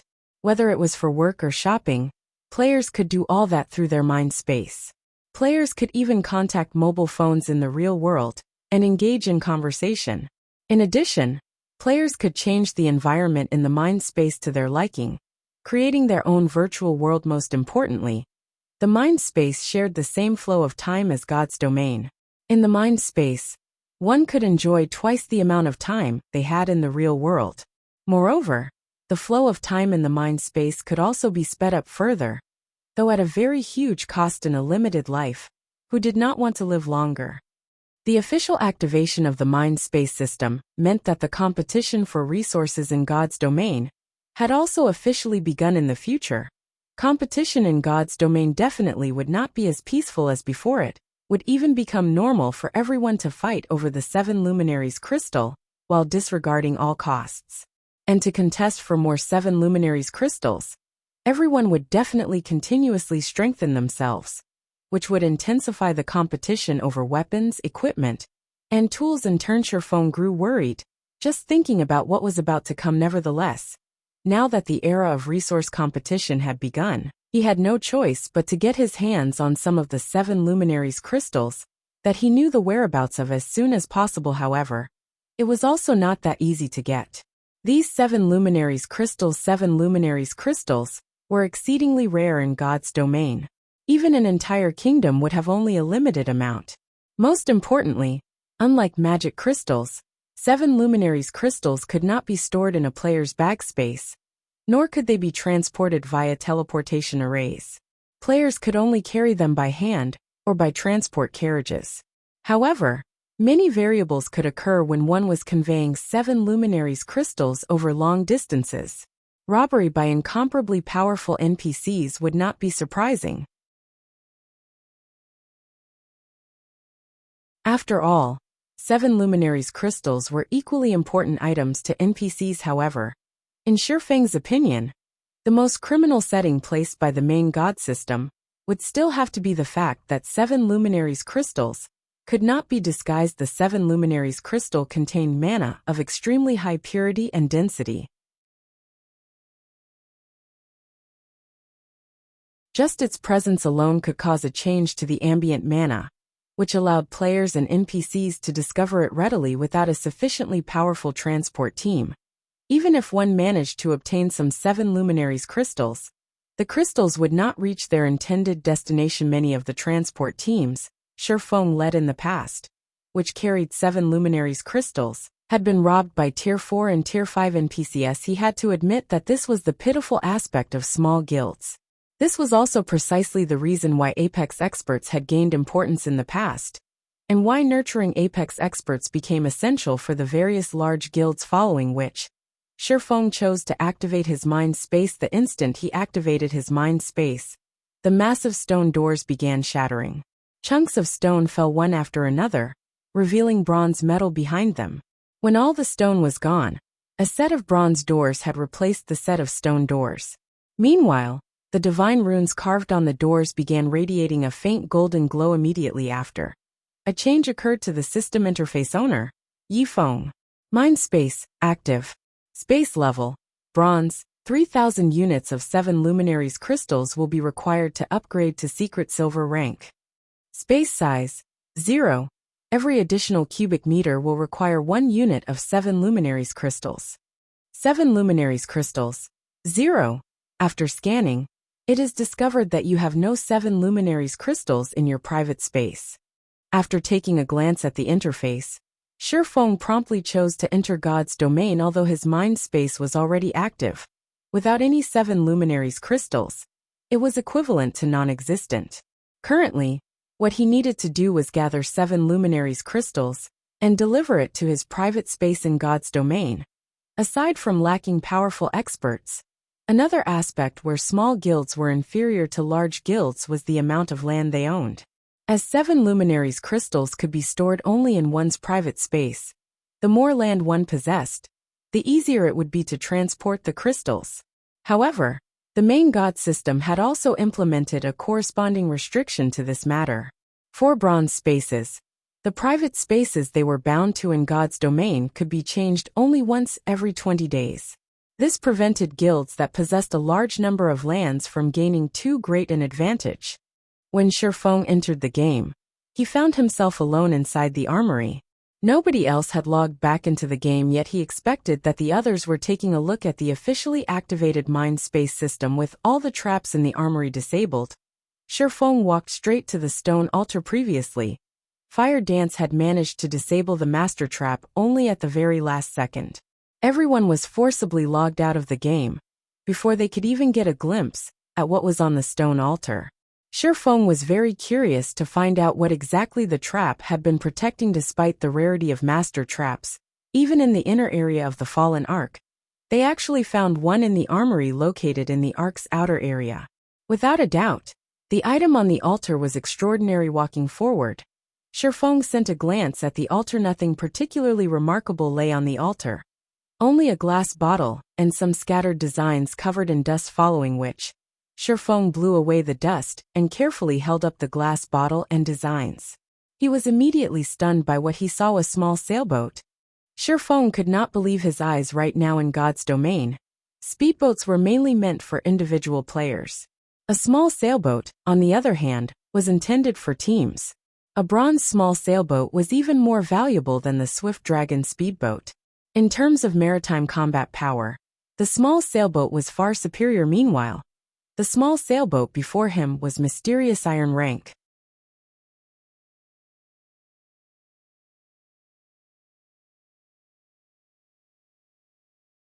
Chapter 1136, High-End Building. Hellscythe_Fluffy Goblin Chapter 1136, High-End Building. Shifeng was dazed as he stared at the ancient bottle in his hand. He had to admit that time could erode everything. The glass bottle storing the small sailboat was extremely high quality, crafted of epic ranked materials. However, the bottle had been in this armory since the Great Ancient War. After so much time, even epic materials would start to disintegrate as a result.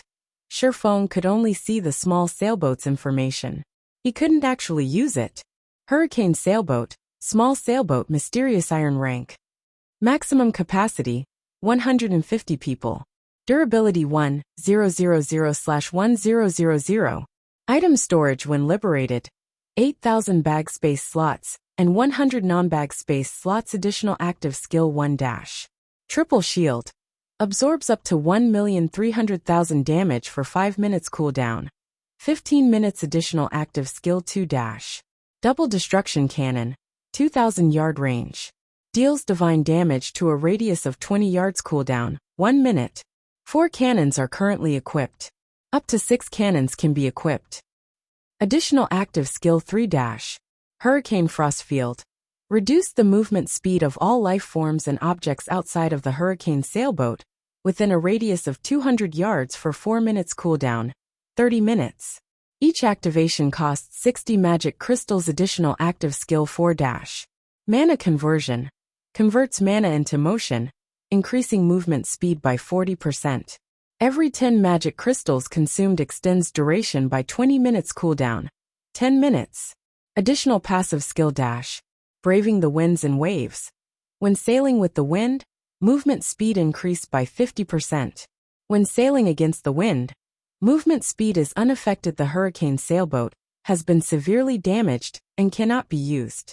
Must repair the boat's divine ruins before use. It seems I'll have to get Burning Abyss to fix it. Shifeng sighed as he stored the hurricane sailboat. The hurricane sailboat was no less valuable than a fragmented legendary item. It was even more valuable than the Swift Dragon speedboat. The sailboat was especially valuable right now. Sailboats were very large.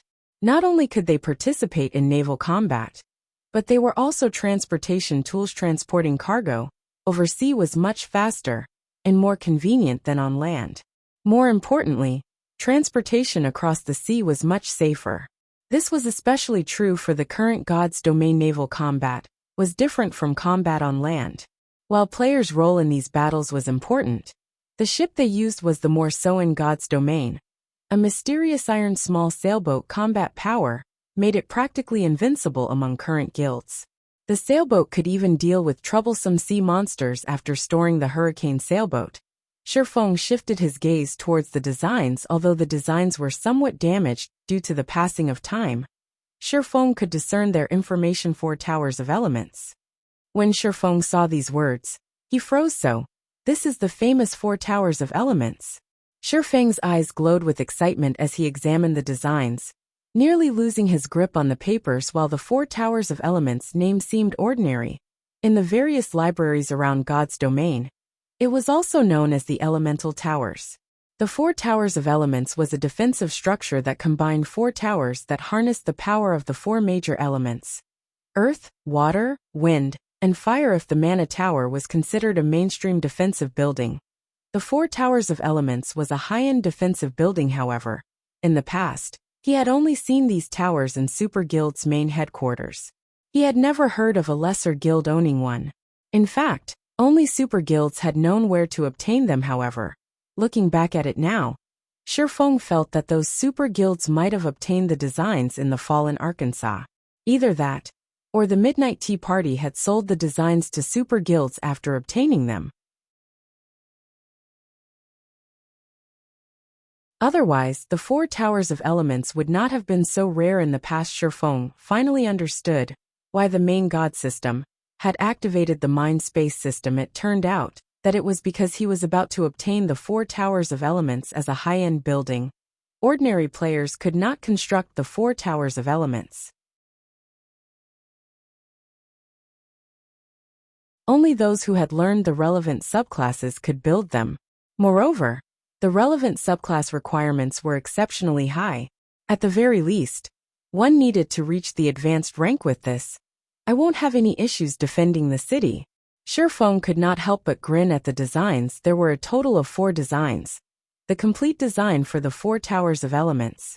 With these designs, in addition to the lifestyle players the Candlelight trading firm had already nurtured, he could definitely construct the towers. Thinking up to this point, Shifeng began reading the list of required construction materials. This way he could prepare what? These towers require 7 luminaries crystals. Shifeng grew somewhat faint after glancing through the materials. If the tower simply needed a few 7 luminaries crystals, he could have dealt with that. However, each tower required 10 units of 7 luminaries crystal. Constructing the entire set would cost him 40 units of 7 luminaries crystal. Constructing these 4 towers costs more than constructing an entire city in God's Domain. 1 unit of 7 luminaries crystal was roughly the size of an adult's fist. Generally, one only came across 0, 1 to 0, 3 units of a 7 luminaries crystal. 1/10 of a 7 luminaries crystal would sell to NPC merchants for around 3 to 400 gold. If sold to players, some had even offered 1,000 gold in the past. However, even at such a price, nobody had been willing to sell their crystals if Shifeng invested 40 units in his own mind space. He could increase it by 40 cubic meters. This was enough space for one person to live in, even though he knew of many areas where he could collect 7 luminaries crystals right now. Collecting so many in such a short time wouldn't be easy. Suddenly, Fire Dance came online. When she noticed Shifeng's sour expression, she asked curiously, "Guild leader, what's wrong?" "It's nothing," Shifeng said, shaking his head. He had no intentions of revealing the 4 towers of elements. The 4 towers of elements were of the utmost importance. There wasn't much benefit in revealing the information. Rather than letting everyone worry about the matter, it was better that they focus on what they needed to do right now. Shortly after, Aqua Rose also logged in. Immediately, she turned to Shifeng and asked anxiously, "Guild leader, what was on the stone altar?" "A small sailboat," Shifeng said. He then shared the hurricane sailboat's information in the team chat for everyone to see. Those that had just come online and saw the hurricane sailboat's information were stupefied. Although they weren't very familiar with naval matters, they could more or less tell how powerful the hurricane sailboat was by its skills. The hurricane sailboat was practically a moving turret. If the 4 double destruction cannons were lined up and fired together, their killing power would be absolutely terrifying. If the hurricane sailboat could be used on land, it would be invincible, not to mention at sea. Guild leader, with this sailboat, we can start developing in a coastal city.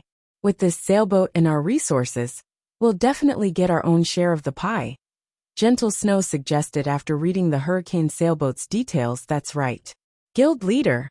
The various large guilds have already secured most of the available resources on land. We have to waste a lot of time and effort to contest for those resources. We might as well shift a portion of our focus to the sea. There are not many cities out at sea, so the various guilds are slow in developing their maritime strength. There are still a lot of locations free of guilds' control. With this small sailboat, we can definitely compete with the guilds current in coastal cities." Aqua Rose very much agreed with Gentle Snow's proposal. Both Aqua Rose and Gentle Snow were members of the guild's management team. They possess far more information than others. The two of them had also considered the problem of the guild's future development. There were simply too few resources available on land, and it was time-consuming to contest for more. As for the sea, not only were its resources abundant, but the majority of the various large guilds in God's domain were in the same situation as Zero Wing when it came to competition at sea. Most guilds were just starting to move towards the ocean at this stage of the game. One could say that they were all at the same starting point. Right now, Zero Wing's acquisition of the mysterious iron small sailboat gave it a significant advantage over the other guilds. Zero Wing could easily suppress their competition's fishing boats and speedboats.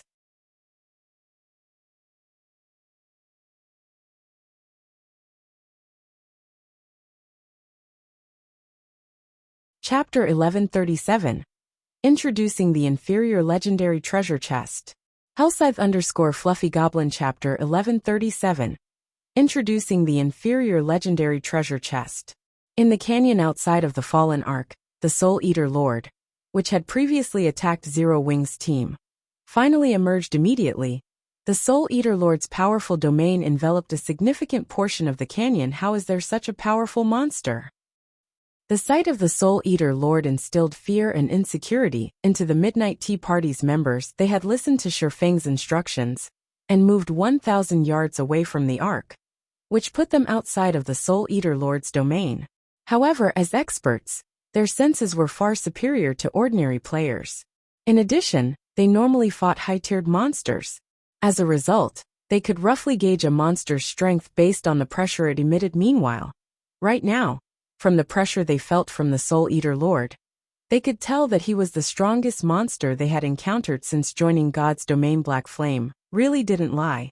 Even if every member in the team has reached Tier 2 level 60, we'll still be cannon fodder against such a powerful monster, Netherworld Wave said.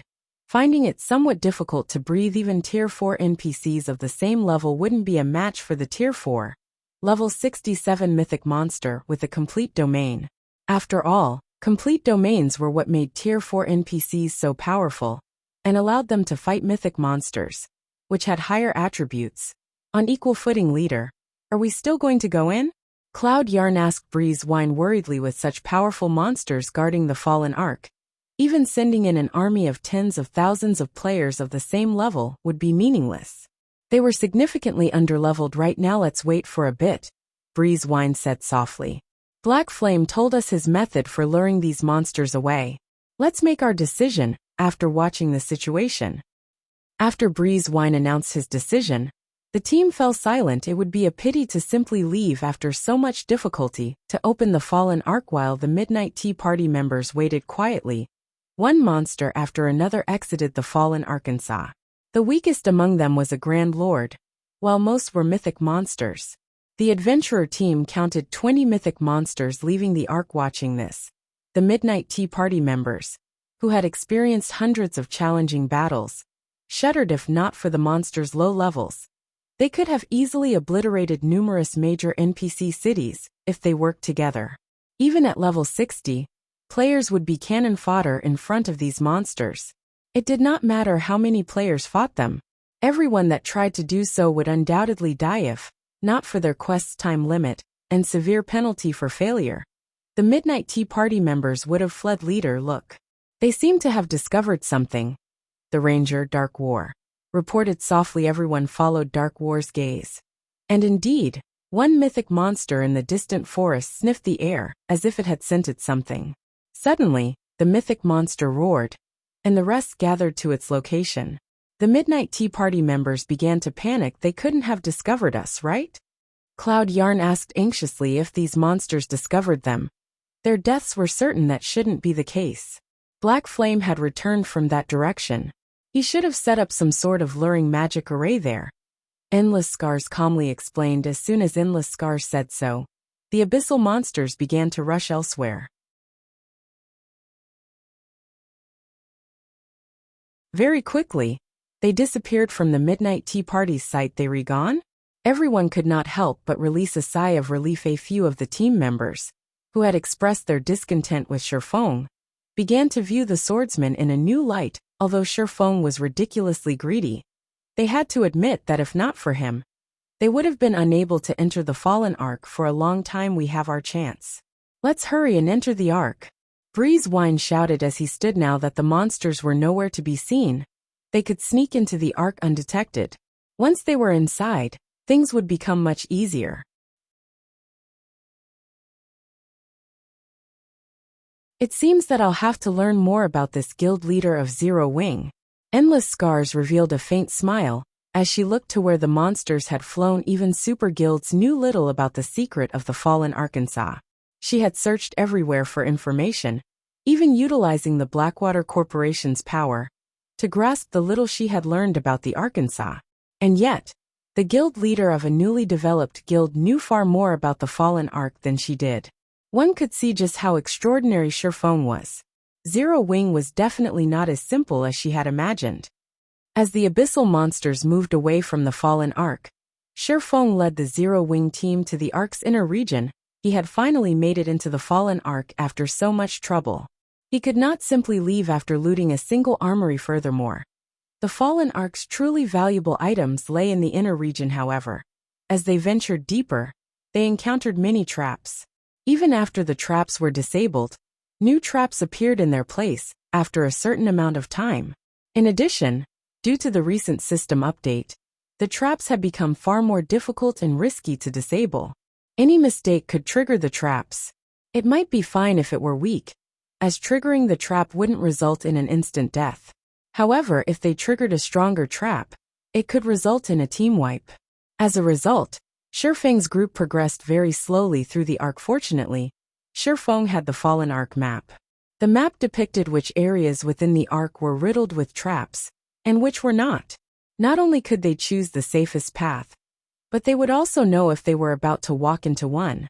They didn't need to be on high alert constantly. Finally, after over an hour advancing through the arc, the team reached the inner region, following which, Shifeng had everyone stand by and wait for orders as traps riddled this area. Their only option was to let Fire Dance explore, as Fire Dance still held the Icarus's heart Shifeng had given her. She could explore the inner region somewhat safely. Anyone else that tried to do so would only be looking to die. Fortunately, we dealt with the traps in the armory before the system update began. Otherwise, the stone altar's trap would have killed us already, Flying Shadow said, his heart fluttering with fear. Previously, when he had disabled an advanced trap, he had very nearly lost his life when he triggered the trap by mistake. Fortunately, Violet Cloud had reacted quickly and immediately cast Truth Shield on him. In the end, the trap had only wounded him, leaving him with only 2,000. That's right. Guild Leader is really amazing. If not for sensing that the system update would affect traps, we wouldn't have obtained the Hurricane Sailboat, Cola said, laughing. Shifeng hadn't expected to acquire the Hurricane Sailboat either. However, he agreed with Gentle Snow and Aqua Rose's suggestion. Hence, he made some slight adjustments to his plans before obtaining the Hurricane Sailboat. Shifeng had planned to develop an ocean-viewing town slowly. He had even intended to let Immortal Light develop in the Apocalypse Empire's coastal towns. After all, Zero Wing was different from the other guilds in coastal cities, where the latter had already begun to build their strength. Trying to compete with these coastal guilds would be foolish. Even if Zero Wing were far stronger than these guilds, naval combat relied on the ship's quality, rather than players.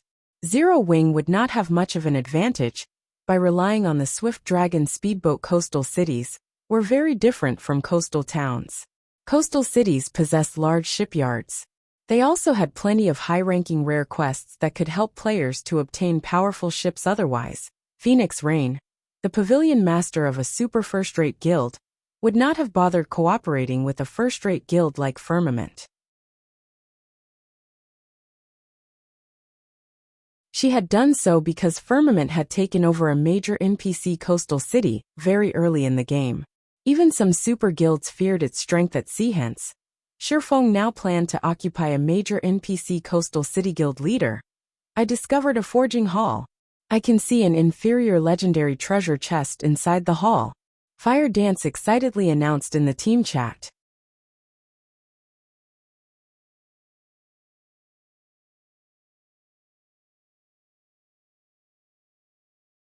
Chapter 1138. Chapter 1138, 2 weak points. Hellscythe_Vampire Cat. Chapter 1138, 2 weak points. An inferior legendary treasure chest in the forging hall? Shifeng's heart began beating rapidly when he heard this. In the past, he had never even seen an epic treasure chest, only ever heard about it through rumors. As for inferior legendary treasure chests, their existence in God's domain was only player speculation. Nobody would say for certain that such treasure chests even existed in the game. After all, as long as one's luck was not extremely bad, they could get a fragmented legendary item from an inferior legendary treasure chest without exaggeration. A single fragmented legendary item could change the fate of a player in God's domain. In God's domain, the large guilds were fully capable of obtaining epic items in relatively high quantities. However, not every large guild possessed fragmented legendary items. Even 10 years after God's domain's launch, first-rate guilds only had a handful of such items at most. Meanwhile, guilds would definitely dispatch a lot of players to guard their experts wielding these fragmented legendary items. The reason for this was very simple: fear of an ambush by other Apex experts wielding fragmented legendary items. Although their own experts possessed extremely frightening strength, with appropriate counters, the enemy could still take them out. Hence, these guilds would dispatch expert teams to prevent unexpected incidents from happening. Even so, many such ambushes still occurred in God's domain every day. One could see just how desperate the large guilds were towards fragmented legendary items. Shifeng never imagined that, shortly after entering the inner area of the Fallen Ark, he would actually come across such a harvest. The fallen ark was even more amazing than the rumors had made it out to be, however. After giving the matter some thought, he found it reasonable back then. Some people had already entered the fallen ark prior to the public's discovery of it, and had definitely cleaned out the treasures inside. Moreover, the super guilds that had cleared out those ancient abyssal monsters must have looted the ark as well. By the time other players were able to swarm into the ark, the treasures remaining were extremely few, but still extraordinarily amazing now that his team was the first to explore the fallen ark. It was not surprising that they came across an inferior legendary treasure chest, which he had never seen in the past. When everyone heard Fire Dance say so, flames of passion flared up in their eyes. Even epic items were exceedingly rare right now. If they could obtain a fragmented legendary item, it would truly be a game-changer for Zero Wing among those present. Aside from Blackie, Aqua Rose, Gentle Snow, Fire Dance, and an extreme few who knew that Zero Wing possessed more than one fragmented legendary item, everyone else believed that the best weapons and equipment Zero Wing possessed were only of epic rank. What's the situation over there? Shifeng asked softly after calming himself. There's an extremely powerful trap set up around the treasure chest. Furthermore, there are two statues inside the forging hall, and both of them are giving off a very faint pressure. They could be the guardians protecting the treasure chest. I don't dare approach them right now, so I still can't determine whether I can disable the trap. Fire Dance then took a picture of the forging hall and shared it through the team chat previously. Shifeng had warned her that aside from traps, certain parts of the ark's inner area had guardian monsters. Hence, she had taken notice of the two statues set up in the forging hall. After scrutinizing the picture, Shifeng nodded and said, "Your judgment is correct. Those two statues are indeed guardians. Moreover, they're not just any normal guardians. They're fossilized Tyrannosauruses, an archaic species."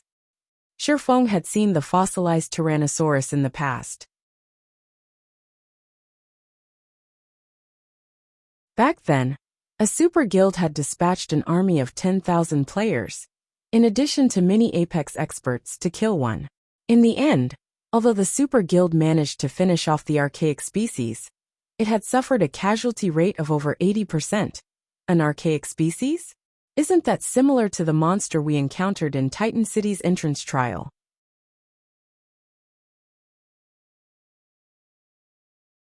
Aqua Rose asked in shock. She had personally experienced the strength of an archaic species. If not for the powerful magic array suppressing the King of Corrosion back then, they would not have had any chance of defeating it at all.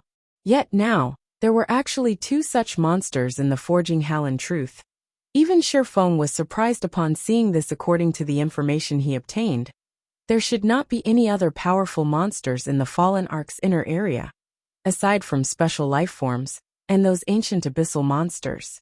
The sudden appearance of two archaic species was completely outside of his expectations. No wonder the inferior legendary treasure chest was placed in such an eye-catching location. Shifeng felt his head start aching. Archaic species were stronger than even special life forms. A Tier 4 archaic species could definitely rival those Tier 4 abyssal monsters inside the ark in strength. If two of such archaic species worked together to defend an area, they would be practically invincible. At this stage of the game, it might be possible to challenge them with a team of Tier 3 experts. Either that, or if they had another water boundary magic scroll to hold the two guardians back, they could use the opportunity to disable the trap and take the treasure chest away. Otherwise, they could only look at the treasure chest from the side's guild leader. With our current standards, I'm afraid that we won't be able to get that inferior legendary treasure chest. Why don't we explore other locations first? Gentle Snow suggested while she wanted to obtain the inferior legendary treasure chest as well. The difficulty of doing so was simply too high. Rather than pointlessly throw away their lives, it would be much better if they first looked for whatever items they could get their hands on. Alright. Fire, send over the safe route to the forging hall first. Afterwards, explore some other locations and take as many items as you can. After giving the matter some thought, Shifeng decided to first do whatever they could in the inner area, before considering other courses of action. Understood. Fire Dance nodded, then shared the route she took to reach the forging hall through the team chat. Sherfeng carefully led everyone towards the forging hall. The inner area of the fallen ark was very complex. It was like a highly diversified maze, and one could easily lose their way in here. One might even encounter the same trap several, or even dozens of times. It was no wonder the players that actually managed to leave with any treasure numbered extremely few. Despite players swarming the fallen ark after wending their way for over an hour, Sherfeng and the others finally arrived at the forging hall. The extremely spacious forging hall was roughly the size of a sports stadium that could fit 50,000 people. There were all sorts of forging tools placed around the room, as well as many books on display. However, due to the corrosion of time, none of these things seemed usable. Only the treasure chest and the statues placed in the center of the hall appeared in pristine condition. Find a way to disable the traps protecting the forging tools and books. Everyone else, take whatever you can away from here. Leave nothing behind, Sherfeng instructed after glancing through the hall. Since he had already arrived in the fallen ark's inner area, he naturally could not let this trip go to waste. Although the forging tools and books were severely damaged, with so many tools and books here, he refused to believe that not a single one of them was usable. Understood. Everyone promptly spread out and went into action. As for Sherfeng himself, he was carefully observing the inferior legendary treasure chest and the two massive statues standing beside it. Over 2 hours passed very quickly.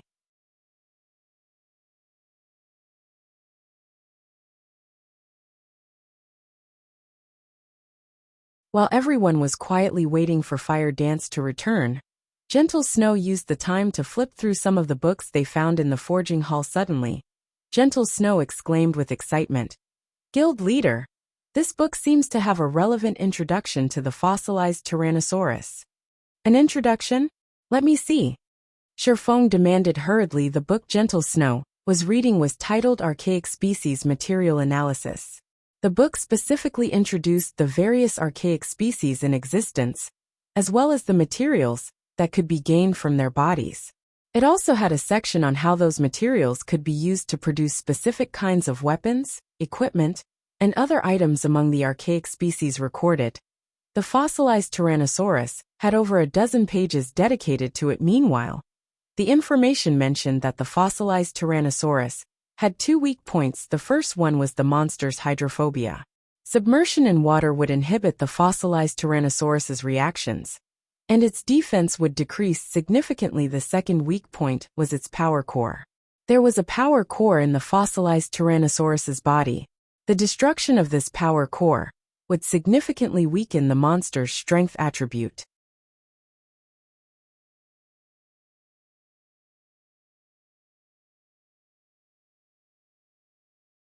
Chapter 1139, Race Against Time. Hellscythe_VampireCat Chapter 1139, Race Against Time. At the outer area of the fallen ark, the members of the Midnight Tea Party moved with extreme caution. This was because shortly after their entry, they very nearly got team-wiped due to triggering a trap. Nobody could have imagined that the latest system update would include penalties for failing to disable a trap.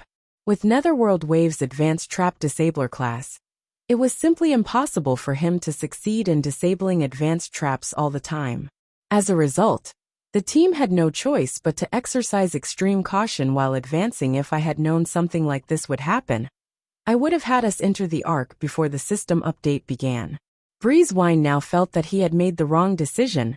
Before, there were still many fallen patrols roaming about the outer area of the Arkansas. With their slow progress, it was very easy for them to come across those patrols. If they really got caught by a patrol, they would have no choice but to withdraw immediately.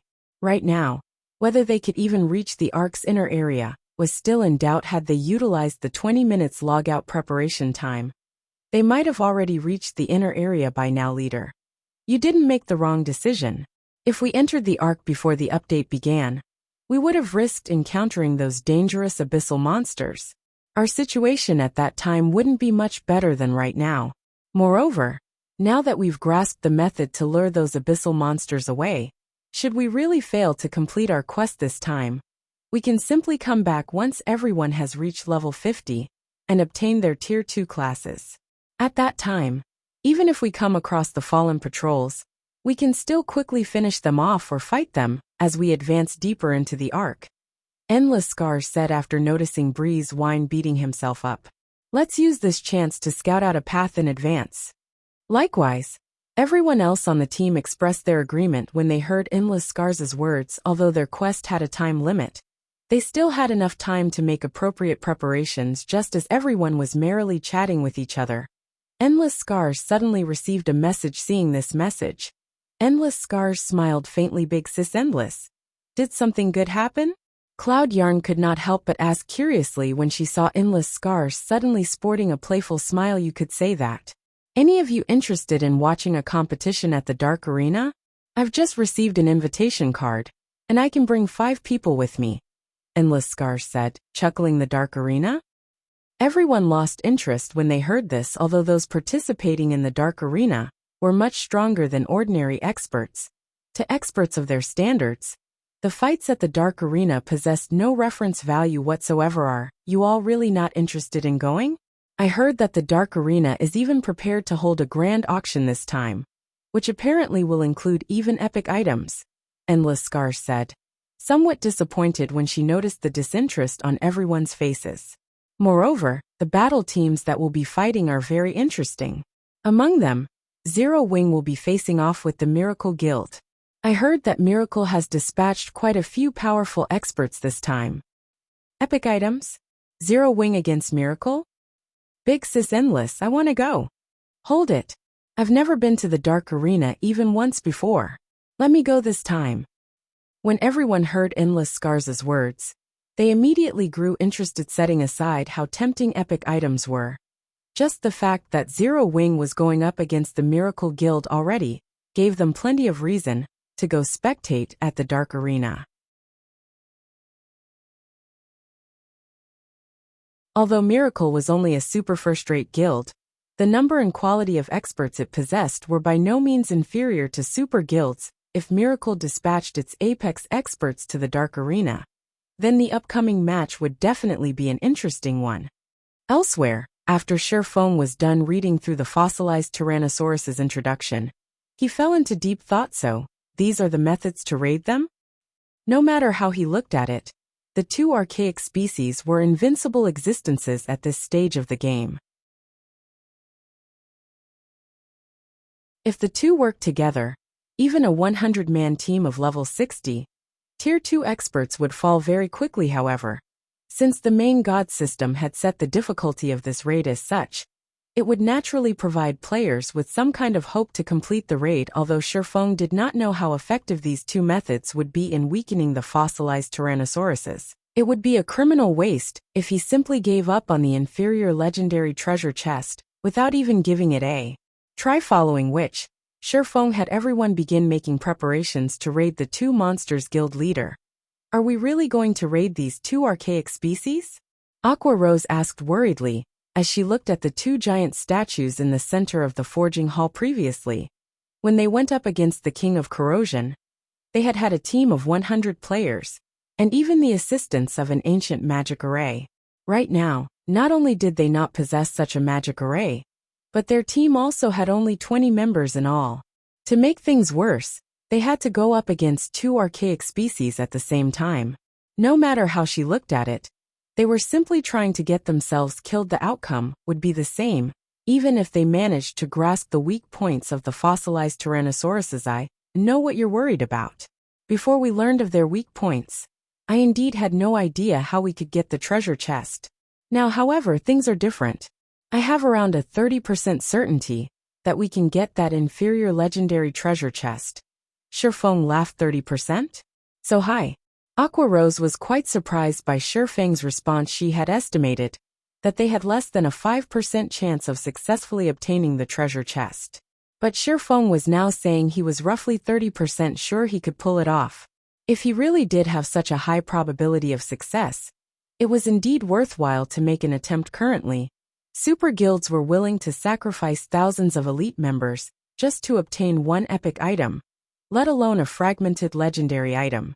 If the existence of this inferior legendary treasure chest were made known to super guilds, most likely, they would be more than willing to sacrifice tens of thousands of elite players, as well as hundreds of experts around that percentage.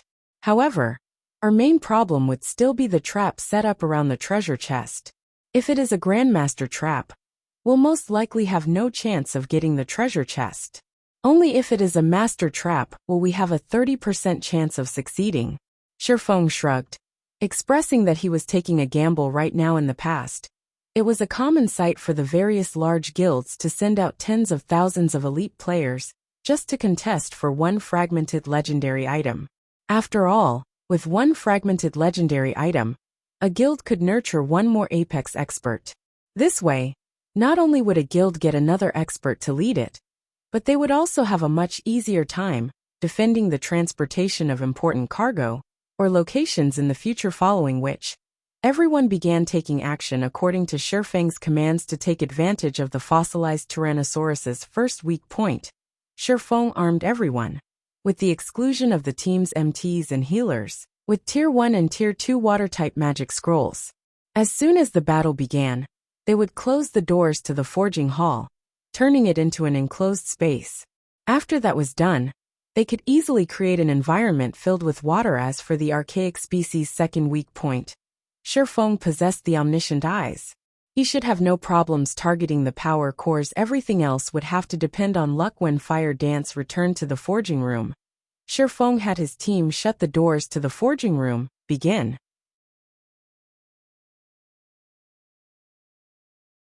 At Shifeng's command, everyone sprang into action, unfurling their magic scrolls one after another, and launching a barrage of water-type spells at the two statues. In the blink of an eye, a lake formed within the forging hall, the height of the water easily surpassing that of a player.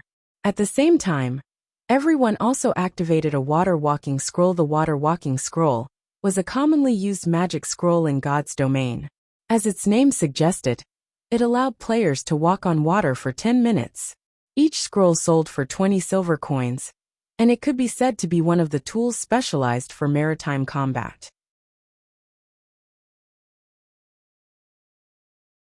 As the water-type spells struck the bodies of the fossilized Tyrannosauruses, both monsters immediately awoke. Roar. The fossilized Tyrannosauruses let loose deafening roars, shaking up the forging hall. Meanwhile, the powerful aura that abruptly filled the entire hall struck fear into everyone. Now that the fossilized Tyrannosauruses had awakened, everyone was finally able to get a glimpse at their statistics. Fossilized Tyrannosaurus, inferior dragon, archaic species, mythic. Level 65. HP 320, 000, 000/320, 000, 000. Just as everyone was feeling shocked by the statistics of the fossilized Tyrannosauruses, Shifeng shouted, "Fire! Use this chance to disable the trap." Shifeng knew better than anyone else present just how powerful the fossilized Tyrannosauruses were. It was also because of this understanding that he knew how valuable time was right now. If they continued daydreaming, the chances of obtaining the inferior legendary treasure chest would decline. Understood. Fire Dance immediately responded and activated Silent Steps, appearing behind one of the two fossilized Tyrannosauruses. She then dashed straight towards the treasure chest.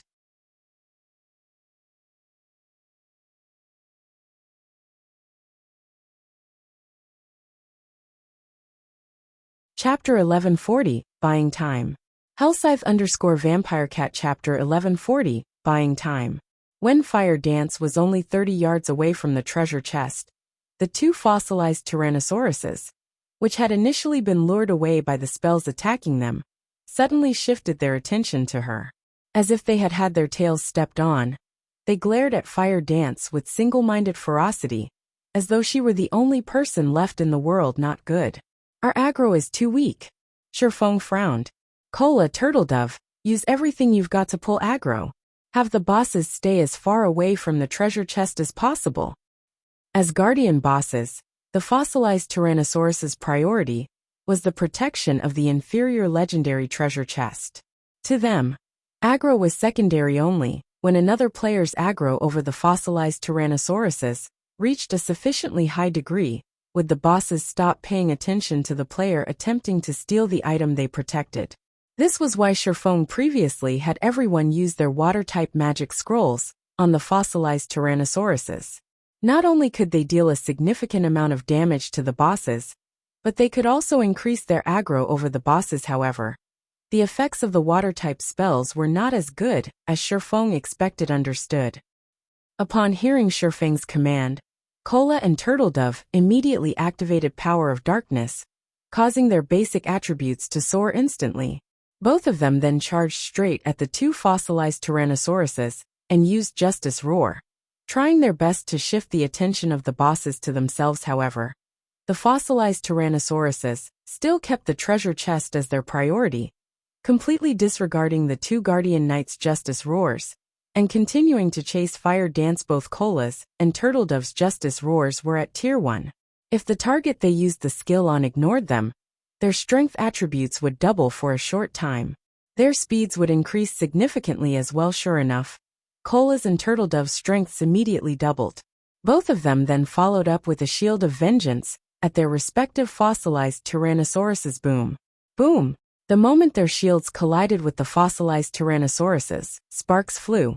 Despite the fossilized Tyrannosauruses having had their defenses weaken, Cola's and Turtledove's attacks only left a small scratch on their scales. As for the damage the two Guardian Knights dealt, it was less than -8,000. So this is an archaic species? Gentle Snow revealed a dumbfounded expression when she saw the damage the two MTs dealt. This was her first time encountering an archaic species, although she already knew their team had no chance whatsoever of winning against the fossilized Tyrannosauruses. When she saw this scene, she still could not help but be shocked. She had a general idea what Cola's and Turtledove's equipment standards were. If she was not wearing the 7 Luminaries battle armor Shifeng had given to her, her attributes would no doubt be inferior to theirs. Currently, not only had the two Guardian Knights activated their Berserk skills, but they even had the strength boost from Justice Roar. In terms of strength, even a Tier 2, level 60 Berserker would be no match for them yet. Now, the both of them had dealt less than -8,000 damage to their targets. The defense of the fossilized Tyrannosauruses was simply insane at this moment. She wondered if Cola and Turtledove could even deal any damage to the fossilized Tyrannosauruses, if not for the submerged environment weakening the boss's defenses. Roar.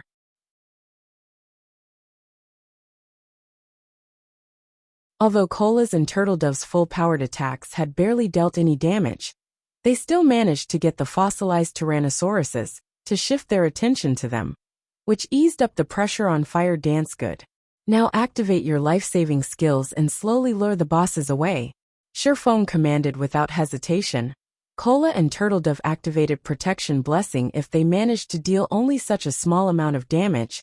Despite the fossilized Tyrannosaurus's weakened defenses, they did not dare to imagine what kind of damage the inferior dragons could deal, seeing as the boss's attack power had not weakened in the slightest. Pung.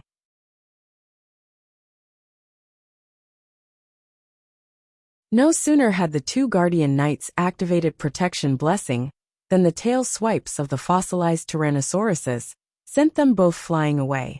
The speed of the attacks was so fast that not a single person present had managed to react. What happened? Minor Wind's eyes widened in shock. He had only seen the tails of the fossilized Tyrannosauruses moving slightly just now. There had been no sign of the tails making their way towards Cola and Turtledove at all. Yet before he knew it, both Guardian Knights were already in the air, their HPs decreasing by over 36,000, instantly falling below 50%. If not for Cola and Turtledove having activated Power of Darkness and Protection Blessing, which increased their HP to over 50,000, and half the damage they received, the two of them would be meeting God by now. Aside from Shifeng, everyone present was stunned by the horrendous amounts of damage dealt by the fossilized Tyrannosauruses with such speed and strength. Even a Tier 2, level 60 MT would not be able to last long against the inferior dragons. All healers, focus on Cola and Turtledove. We need to buy as much time for fire as we can, Shifeng shouted hurriedly, not feeling any surprise whatsoever at this situation. In the past, when super guilds dealt with Tier 4 archaic species, the teams they sent had been filled with players equal to or higher than the monster's level. Meanwhile, Half of the lead MT's equipment had to be epic rank at the very minimum. Moreover, they needed to have 3 MTs simultaneously receiving the monster's attacks. Aside from that, they would also use intermediate magic arrays to suppress the archaic species. Otherwise, they would have had no chance of victory at all right now. The only thing they could do was to buy as much time as possible by relying on their berserk skills. As for defeating the fossilized Tyrannosauruses, Shifeng had never even entertained the possibility under Shifeng's command. Cola and Turtledove carefully lured the fossilized Tyrannosauruses away from the treasure chest, giving Fire Dance the opportunity to remove the trap set up around the treasure chest. However, after Fire Dance looked at the trap, a frown appeared on her face. Guild leader, this trap is indeed master rank. However, its complexity is much greater than the master trap I disabled before. I need time if I want to disable it safely. Fire Dance sent a private message to Shifeng. Everyone had clearly witnessed for themselves how terrifying the fossilized Tyrannosauruses were. There was simply no chance they could win against these monsters. They could only drag the battle out as long as possible. Hence, Fire Dance was extremely anxious. How long? Shifeng asked. At least 5 minutes. Fire Dance replied helplessly. Right now, she hated herself for not training her trap disabler class as much as she could. Although she had forcibly increased her rank to master right now, her technical skills were not actually at the master rank yet. 5 minutes was more than enough for everyone to die dozens of times. 5 minutes? After giving it some thought, Shifeng clenched his teeth and said, I got it. I'll try to buy as much time over here as possible. You just relax and disable the trap. This reply stunned Fire Dance. However, she knew that Shifeng never joked around. Since he had said so, he definitely had a way to realize his words. Immediately, she nodded and began disabling the trap before her. Meanwhile, Shifeng had also activated Omniscient Eyes and began searching for the power cores of the 2 fossilized Tyrannosauruses. Their power cores are actually in constant motion. The fossilized Tyrannosauruses could hide no secrets from the Omniscient Eyes. Shifeng could clearly see a glowing red dot moving about inside the body of each monster. Although the dots were very small, they were extremely eye-catching. However, while Shifeng had guessed correctly that he could locate the power cores with Omniscient Eyes, he had no way of damaging them.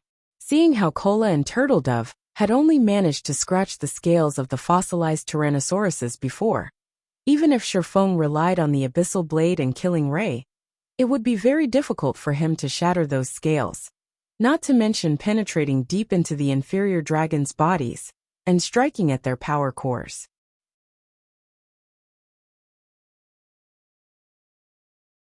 Nevertheless, Cola's and Turtledove's HPs were rapidly decreasing at this moment. The 2 Guardian Knights could die at any time. If he did not destroy the power cores right now, it would be impossible for them to survive for 5 minutes. When Protection Blessing ended, both of them would die instantly. It seems I have no choice but to use that, Shifeng muttered to himself before letting out a sigh. In a battle of such level, it was just too risky to use that. However, in order to obtain the inferior legendary treasure chest, he had no choice but to take a gamble. Saying so, Shifeng took out a Summon Guard scroll and summoned his epic guard. Ana players generally would not let their personal guards take part in such a dangerous battle. While personal guards that were killed could be resurrected, the price for doing so was exorbitant. It was definitely not a price that players were willing to accept. Hence, players with powerful personal guards very rarely allowed their personal guards to take part in risky battles. Ana, use Angel Summoning.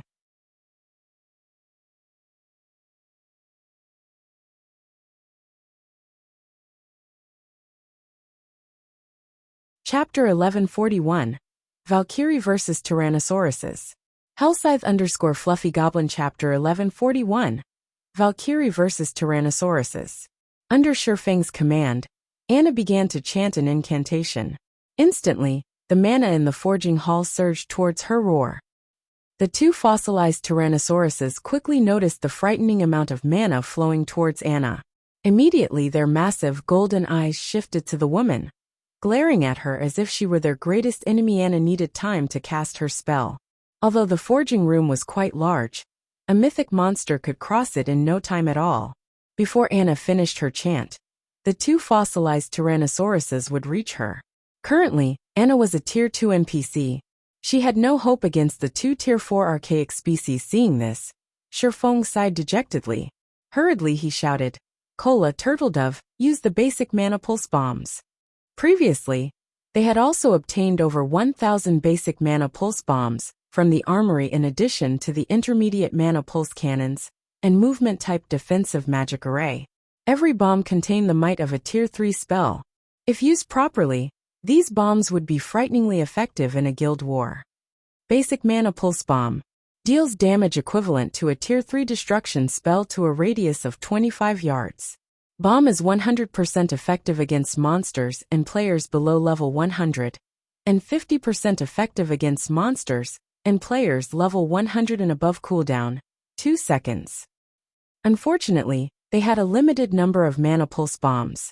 Once they used them, they would be gone. Yet they were the team's only option to pull aggro. Hearing Shifeng's instructions, Kola and Turtledove retrieved the fist-sized bombs reluctantly. However, seeing the 2 fossilized Tyrannosauruses charge at Anna, the Guardian's Knights threw the bombs at the 2 bosses. The Mana Pulse Bombs looked like specks of dust compared to the fossilized Tyrannosauruses. However, the instant the bombs touched the fossilized Tyrannosaurus's scales, black and white mana surged forth, devouring the Guardian monsters.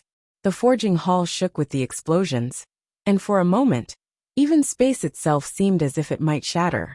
The Mana Pulse Bombs might far exceeded everyone's expectations.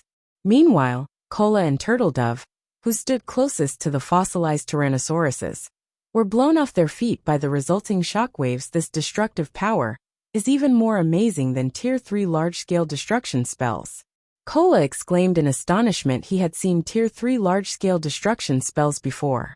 Although their range was greater, the spells couldn't destabilize space if they attacked a Grand Lord with these basic Mana Pulse Bombs. They might even inflict severe injuries. The Mana Pulse Bombs had shocked the rest of the team as well, and they all thought it was a huge waste to use them against the fossilized Tyrannosauruses. If they used the bombs to weaken field Grand Lords instead, the guild could profit greatly. However, as the black and white mana dissipated and these players could see the fossilized Tyrannosauruses once more, their eyes nearly fell out of their sockets. Despite such powerful attacks, the fossilized Tyrannosauruses were unharmed. The Mana Pulse Bombs hadn't even left a scratch. All the bombs accomplished was blowing off a layer of dust that had collected on the fossilized Tyrannosaurus's scales over the years, giving the 2 monsters a fresh, clean appearance. As for the bomb's damage, each had only caused around -200,000 damage. Even if they tossed 1,000 basic Mana Pulse Bombs at the fossilized Tyrannosauruses, they couldn't kill the monsters. If they used the basic Mana Pulse Bombs against Great Lords, each could easily deal over 1,000,000 damage.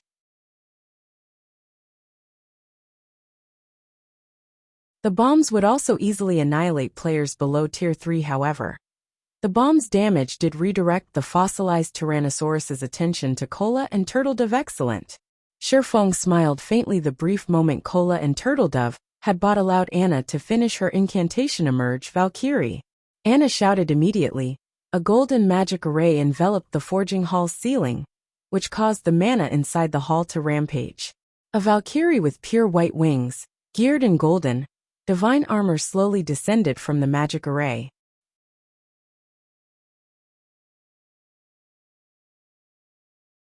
Compared to Anna's previous summoning, the Valkyrie had reached level 70 as Anna had leveled from level 69 to level 70 during the previous war. Every 5 levels was a minor turning point in God's domain. Hence, a level 70 Valkyrie was significantly stronger than a level 69 Valkyrie.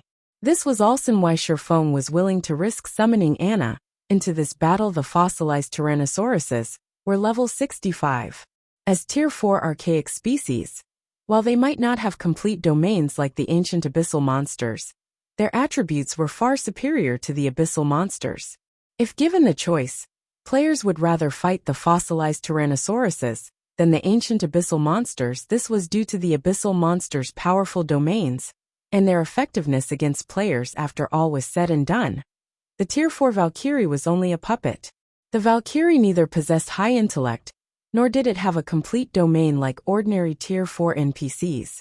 In a sense, the Valkyrie was similar to the fossilized Tyrannosauruses. However, when comparing life ratings, the Valkyrie was far above archaic species in a head-on collision.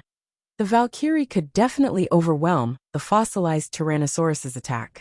Sherfong commanded the Valkyrie could only remain for 10 seconds, and could only be summoned again after one full day. Hence, he could not waste a single second hearing Sherfang's command. Anna instructed the Valkyrie to take action suddenly. The Valkyrie disappeared as she used the Tier 3 skill spatial transfer to arrive before one of the fossilized Tyrannosaurus's attack its lower left rib. Sherfong commanded after watching the bosses with omniscient eyes. Sherfong had grasped the power core's basic patterns. Although he couldn't break through the fossilized Tyrannosaurus's scales and substantially damage the power cores, the Valkyrie could. A silver spear appeared in the Valkyrie's hands, arcs of golden lightning dancing around the weapon. The Valkyrie then thrust the spear at the fossilized Tyrannosaurus's lower left rib Tier 4 skill, Thunder Sanction. The fossilized Tyrannosaurus panicked instantly. The Valkyrie had appeared too suddenly. Even with its high attack speed, the fossilized Tyrannosaurus was still caught off guard as it received Thunder Sanction in full. The golden lightning pierced through its tough scales and exited from its back, reaping nearly 3% of the monster's HP. The team immediately felt the fossilized Tyrannosaurus grow weaker. This scene enraged the other fossilized Tyrannosaurus as it spread its jaws. A large amount of mana began to gather in the monster's mouth. Crap. It's using its breath. Everyone move, don't stand in front of the boss. Sherfong hurriedly warned his team. As he saw the monster charge, its attack, the greatest move of any monster from the dragon race, would be its breath attacks. Among them, true dragon's breath attacks were the most powerful.